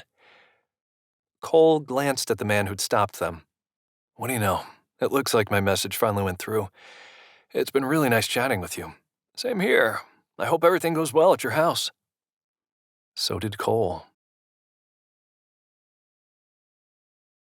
Chapter 32. Cole, what's wrong? Caroline had seen the concern wash over Cole's features. Cole said nothing as they paced away from Tom. He waited until they were farther down the road before he leaned closer. Our neighbor, Nathaniel, told me he's lived here 5 years. But that man said 3 months. She didn't finish her statement as she realized the truth. Wait, you think that man was planted in the house beside our cottage? I think that's a good possibility. Cole's lips flickered down in a frown. He'd have the perfect vantage point to keep an eye on things. Her pulse pounded harder. What are we going to do? I want to stop by Nathaniel's place. She swallowed hard at the thought of a confrontation. That doesn't sound like a good idea. He said he was leaving for the storm. I want to find out if he really did or not. And if he is there and I take him by surprise, maybe I can get some answers. Determination gripped his every syllable, and his gaze was hard and unwavering. Caroline tugged on Cole's arm and pulled him to a stop. Her eyes met his, and she knew she needed to drive home her point. Or he could kill you. It doesn't sound like a good idea. He rubbed his jaw. I'm still thinking things through, but there's got to be a solution here. Caroline's heart pounded in her ears. So much could go wrong right now. She thought she'd feel better once these videos were sent, but instead, her nerves were more on edge than ever. What if this didn't work? What if there were repercussions of this that she couldn't even begin to comprehend? She didn't want to think about it. As much as she had hated losing her mom, maybe it was better her mother was no longer here, that she couldn't hear this story, that she couldn't be used as a pawn to force Caroline's hand. Right now, it felt like it was Caroline and Cole against the world. The same way it had felt when they'd first gotten married. Caroline had been so alone before that, but after she met Cole, she felt for the first time in years that everything might be okay, that she could defeat any obstacle that rose to meet her. As they continued back to the house on the familiar trail, everything felt quiet. Easy. Too easy. That made a rush of nerves flutter through her. But again, these guys may not have anticipated this next move. Maybe this would work.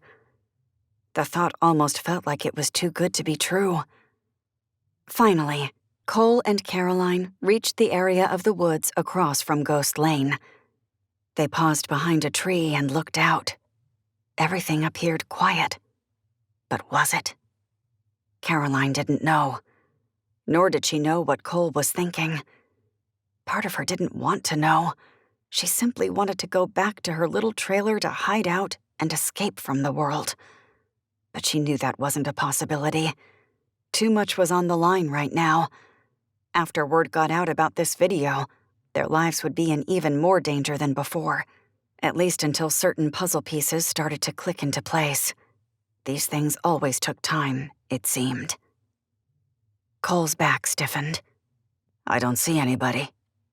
So should we go back to the cottage? First, we check out Nathaniel. Then we hide up in that room where we can stay out of sight until the internet comes back up. We need to see what the fallout from this video is. Panic started to bubble up inside her. Or we could just get in your Jeep and drive. We could try to disappear again. Do you think that's what we should do? Cole turned to her, his gaze probing hers. Maybe it's the best thing we can do for the time being. Get off this island. Try to really lose these guys. For a while, at least. Do you think it's really a possibility that we can lose them? He said the words softly, as if he wanted her to draw her own conclusions. She knew the answer, but she didn't want to admit it right now. She knew how violent these men were. They wouldn't ever give up, not unless they were behind bars. But escaping with Cole was so tempting. I don't know, she muttered, but it's a chance we might want to take. Cole stepped toward her and rested his hands at her neck as he stared deeply into her eyes. His gaze continued to probe hers, and she couldn't look away, couldn't deny the affection in his eyes, couldn't deny how much she loved this man. Whatever happens, I'm glad we're doing this together. His voice sounded husky as he said the words. Caroline reached for him, her fingers stroking the hair at the nape of his neck as emotion continued to bubble inside her. I'm sorry I got you involved. I'm always there for you. Always. She stared at him another moment and realized that he really did care about her still. When they'd fallen in love, it had been the real thing. She wished her life choices hadn't put him in this situation. Maybe she should have stayed away from him. Should have said no when he'd asked her out. That would have been the selfless thing to do. She frowned and shoved those thoughts aside. Instead, she looked back at the cottage. Could they make it there safely? Are you ready to do this? Cole locked his gaze with hers. Caroline nodded, knowing they had no choice right now. Let's go. Cole kept hold of Caroline's hand as he darted across the sopping wet street toward their cottage. As they reached the driveway, he paused and glanced at the house beside them. What are you doing? Caroline's voice sounded just above a whisper. A new surge of determination rushed through him. I'm wondering if our neighbor is home. He probably left because of the hurricane. I didn't see any lights on over there. Cole's jaw tightened. Or he could be inside right now watching us. I need to find out what's going on over there. I'm not sure that's a good idea. Caroline's voice trembled. I thought we were going to hide out for a while longer. We need more information. Cole?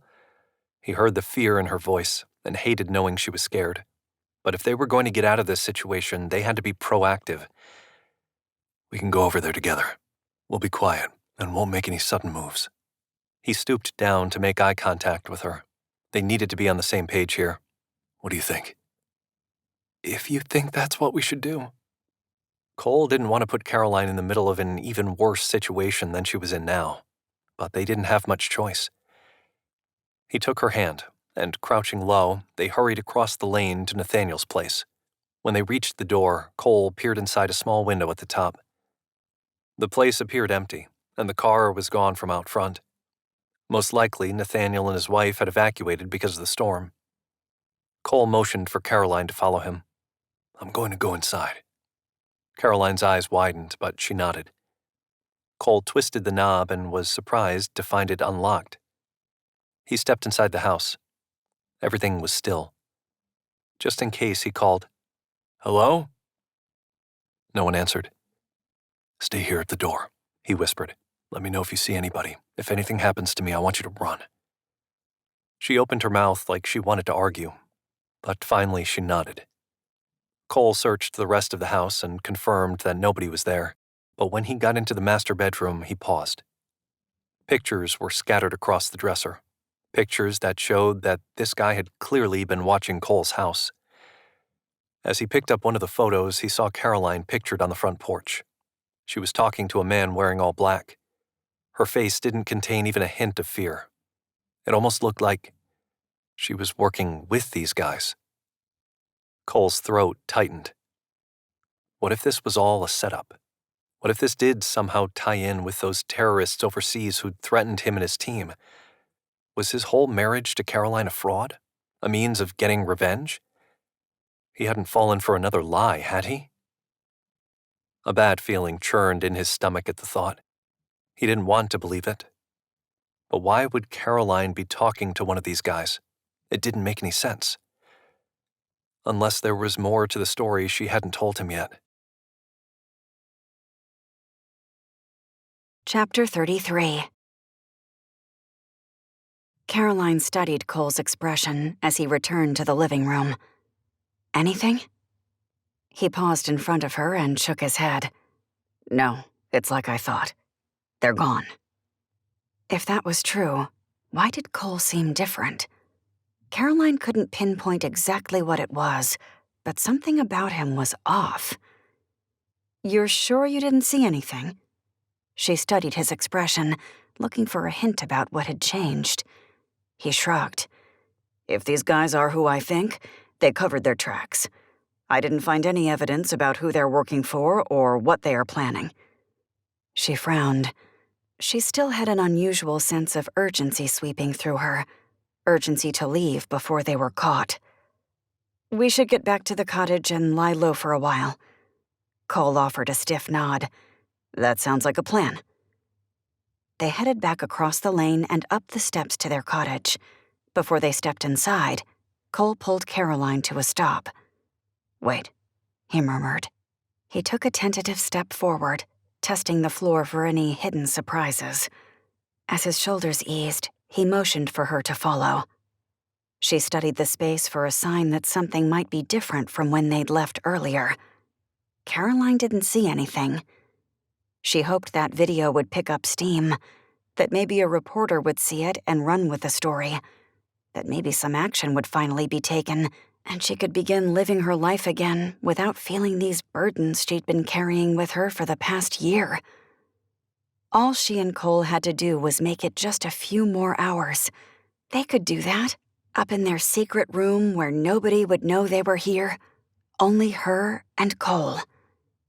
But another part of her felt uneasy, like this had gone off without a hitch just a little too easily.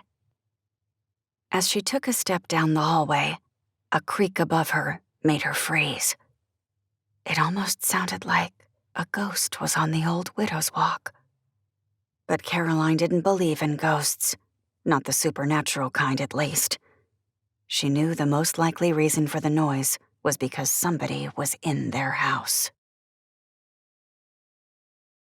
Cole heard the sound at the same time as Caroline and froze. Had Caroline lured him back here? Had she set him up, making him a pawn in her game? He didn't want to believe Caroline would betray him, but he couldn't get those pictures out of his mind. He knew he could confront her about his findings, but now wasn't the time, not with danger lingering so close. We need to get out of here, he whispered. Caroline nodded, her eyes wide and her breathing entirely too shallow. She looked genuinely scared. His Jeep keys were in the kitchen. The two of them could leave their belongings here and take off. He glanced above him at the secret room where he'd left that laptop. He wanted to grab it, but staying alive was more important than that computer. They had to leave before someone realized they were here.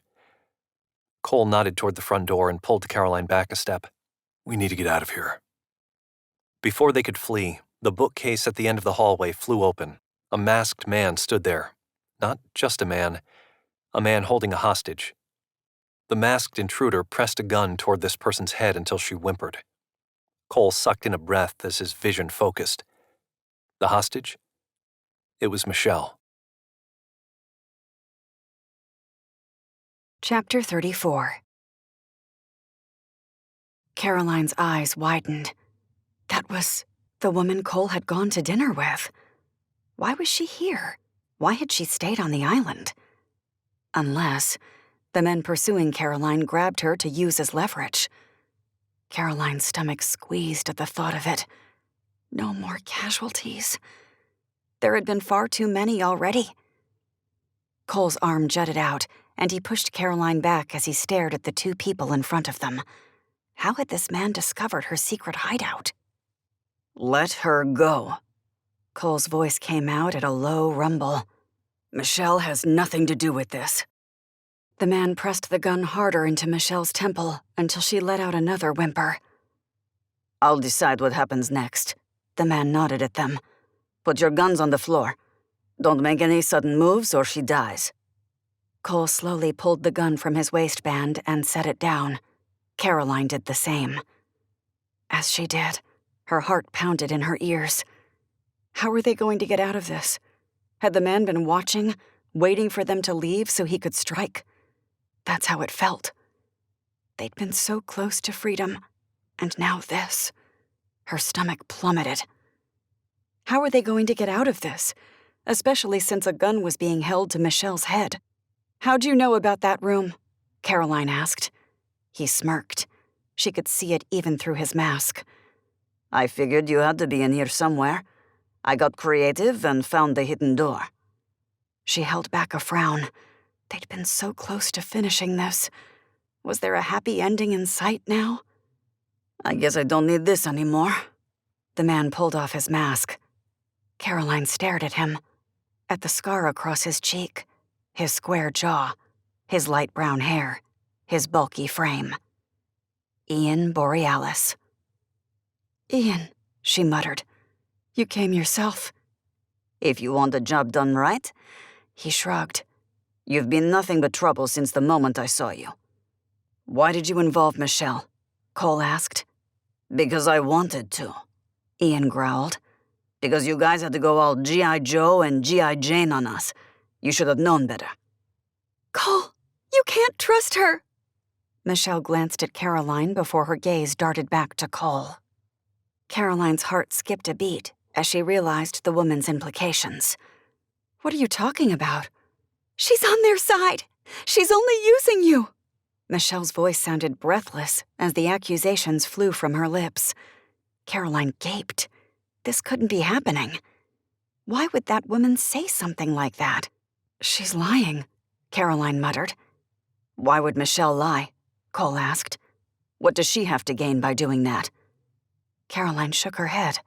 That was a great question. She had no idea. But something was seriously wrong here. Cole's thoughts raced. He remembered that picture he'd seen, the one of Caroline meeting with a man wearing all black, taken at the cottage when she was supposed to be hiding out. He remembered the lies Caroline had told him about her past, about her death. What if none of this was real? What if Caroline was actually part of this operation? Maybe she was involved with some kind of Azerbaijan spy ring. His lungs tightened. No, she wouldn't do that to him. But she'd lied to him before. Who was to say she wouldn't do it again? Cole's thoughts warred inside him. Caroline turned toward him.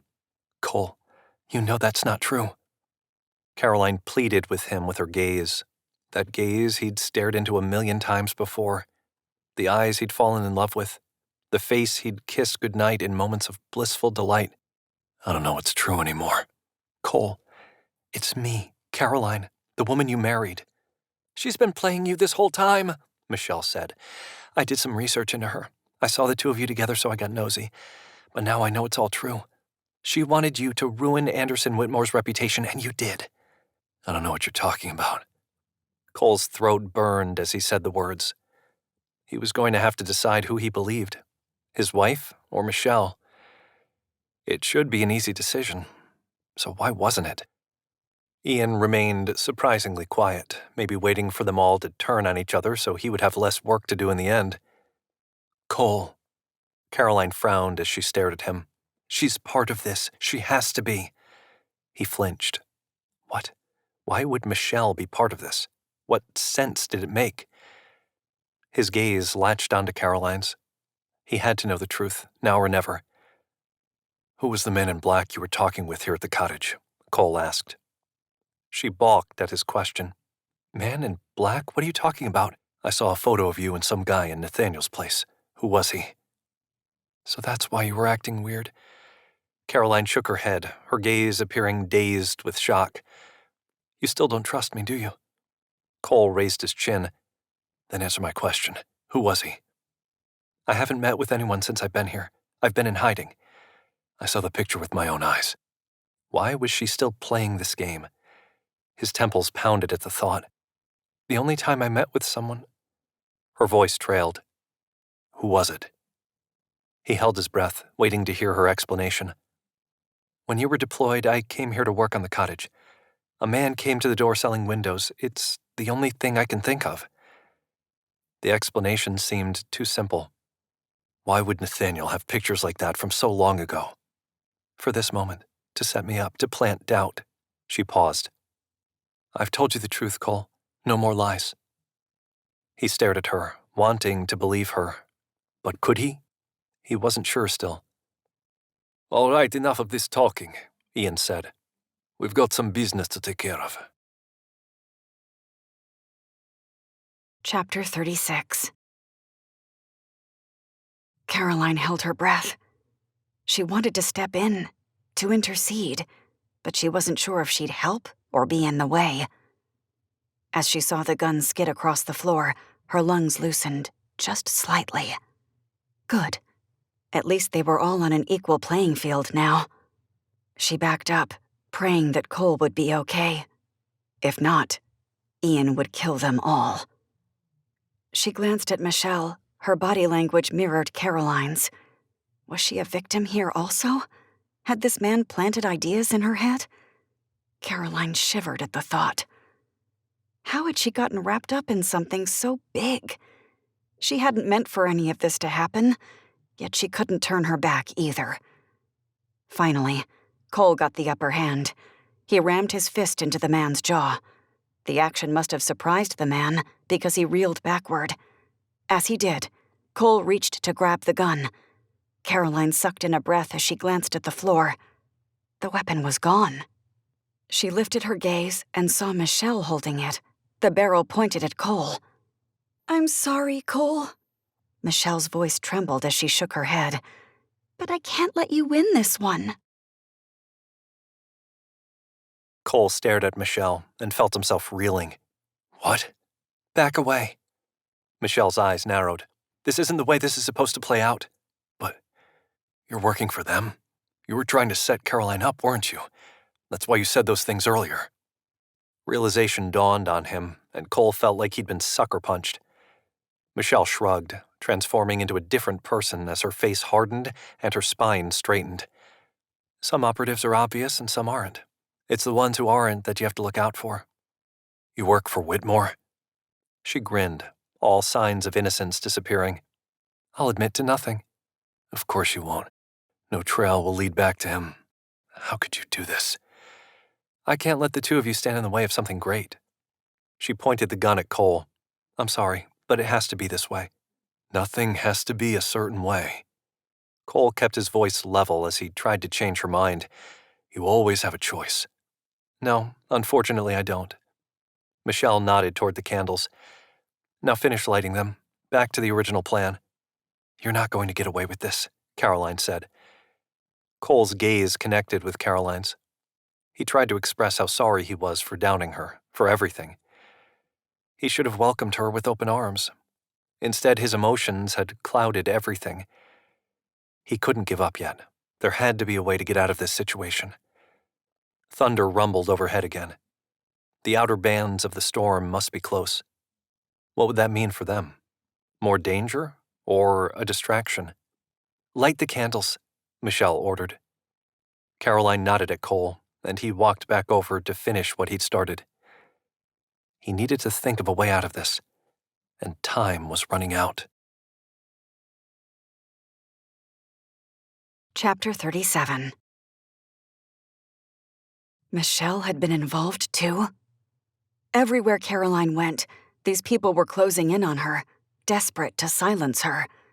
What were they going to do now? She'd been working on getting stronger ever since she'd been on the run. She'd known she needed to be tough, just in case she was ever in a situation like this. She could do this, just like Loretta had dealt with pirates and looters as she'd waited for her husband to return, as she'd defended the property they'd fought so hard to obtain. Caroline needed to use everything she'd learned. She needed to find the courage inside her, to be brave, to be everything she hadn't been raised to be. Dear Lord, help me, please. She could hardly breathe as she stood there staring at the gun. One pull of the trigger and she'd be dead. Or Cole would be dead. They'd been so close to getting away, to ending all of this. Her only comfort was in the fact she'd already sent out that video. Even if the powers above her tried to take it down, maybe someone in the right position had seen it.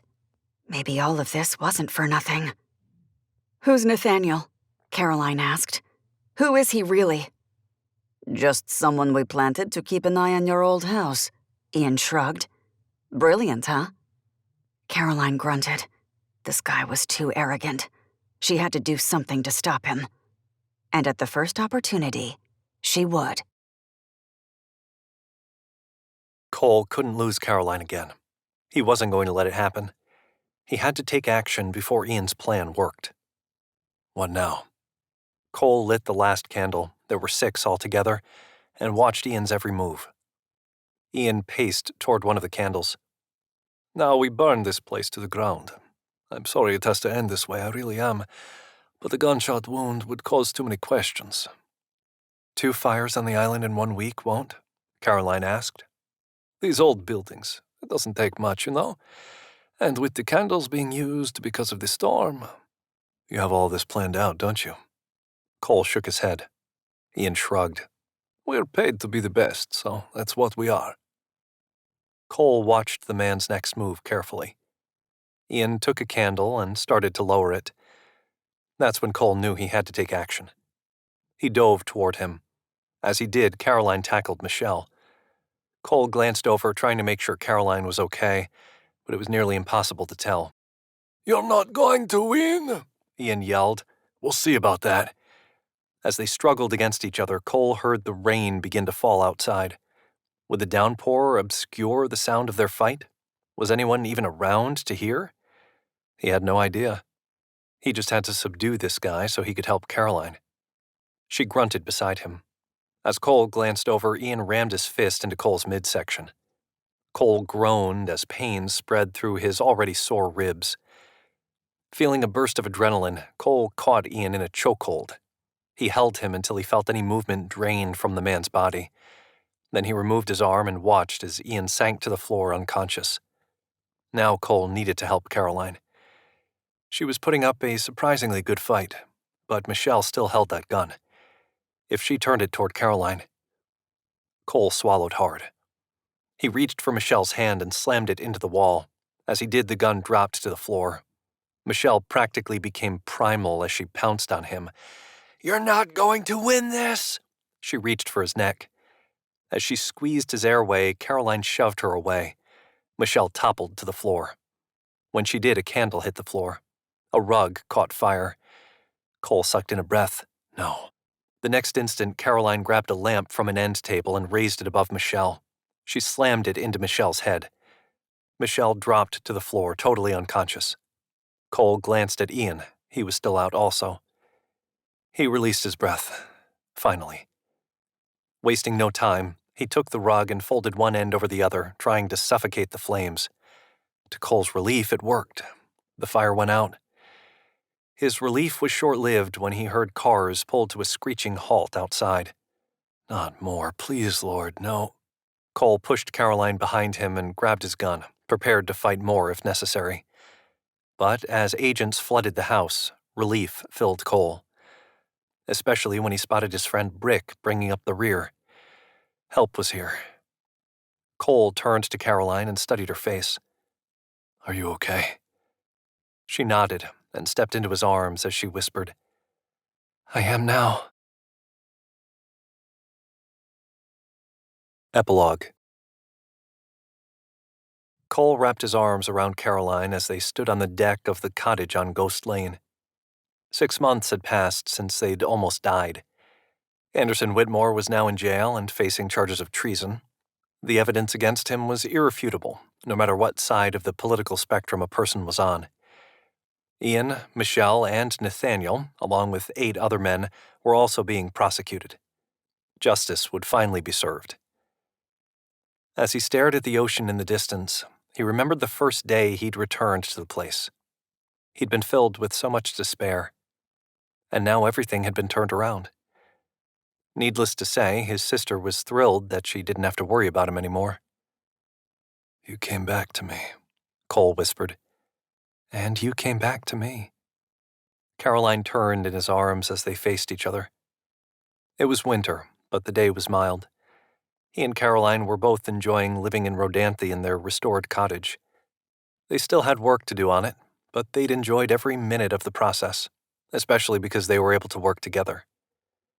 Even better, they'd just found out last month that they were expecting a baby. Caroline had said several times that she wasn't doomed to repeat the mistakes of her father. She finally seemed to truly believe in herself, and in the ability to change. New beginnings were a real thing. She was still using the name Caroline. It seemed to fit her more now than Anna did. Besides, Anna was the name her father had chosen for her. That part of her life was now dead.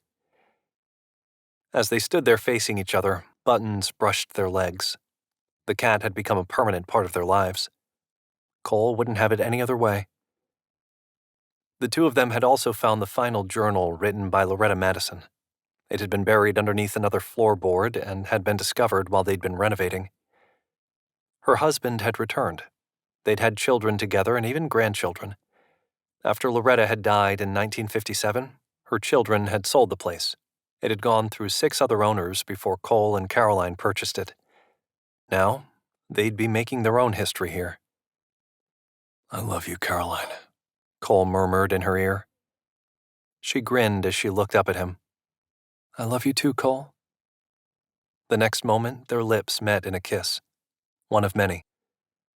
The ghosts of their pasts had caught up with them, but those ghosts had finally been laid to rest.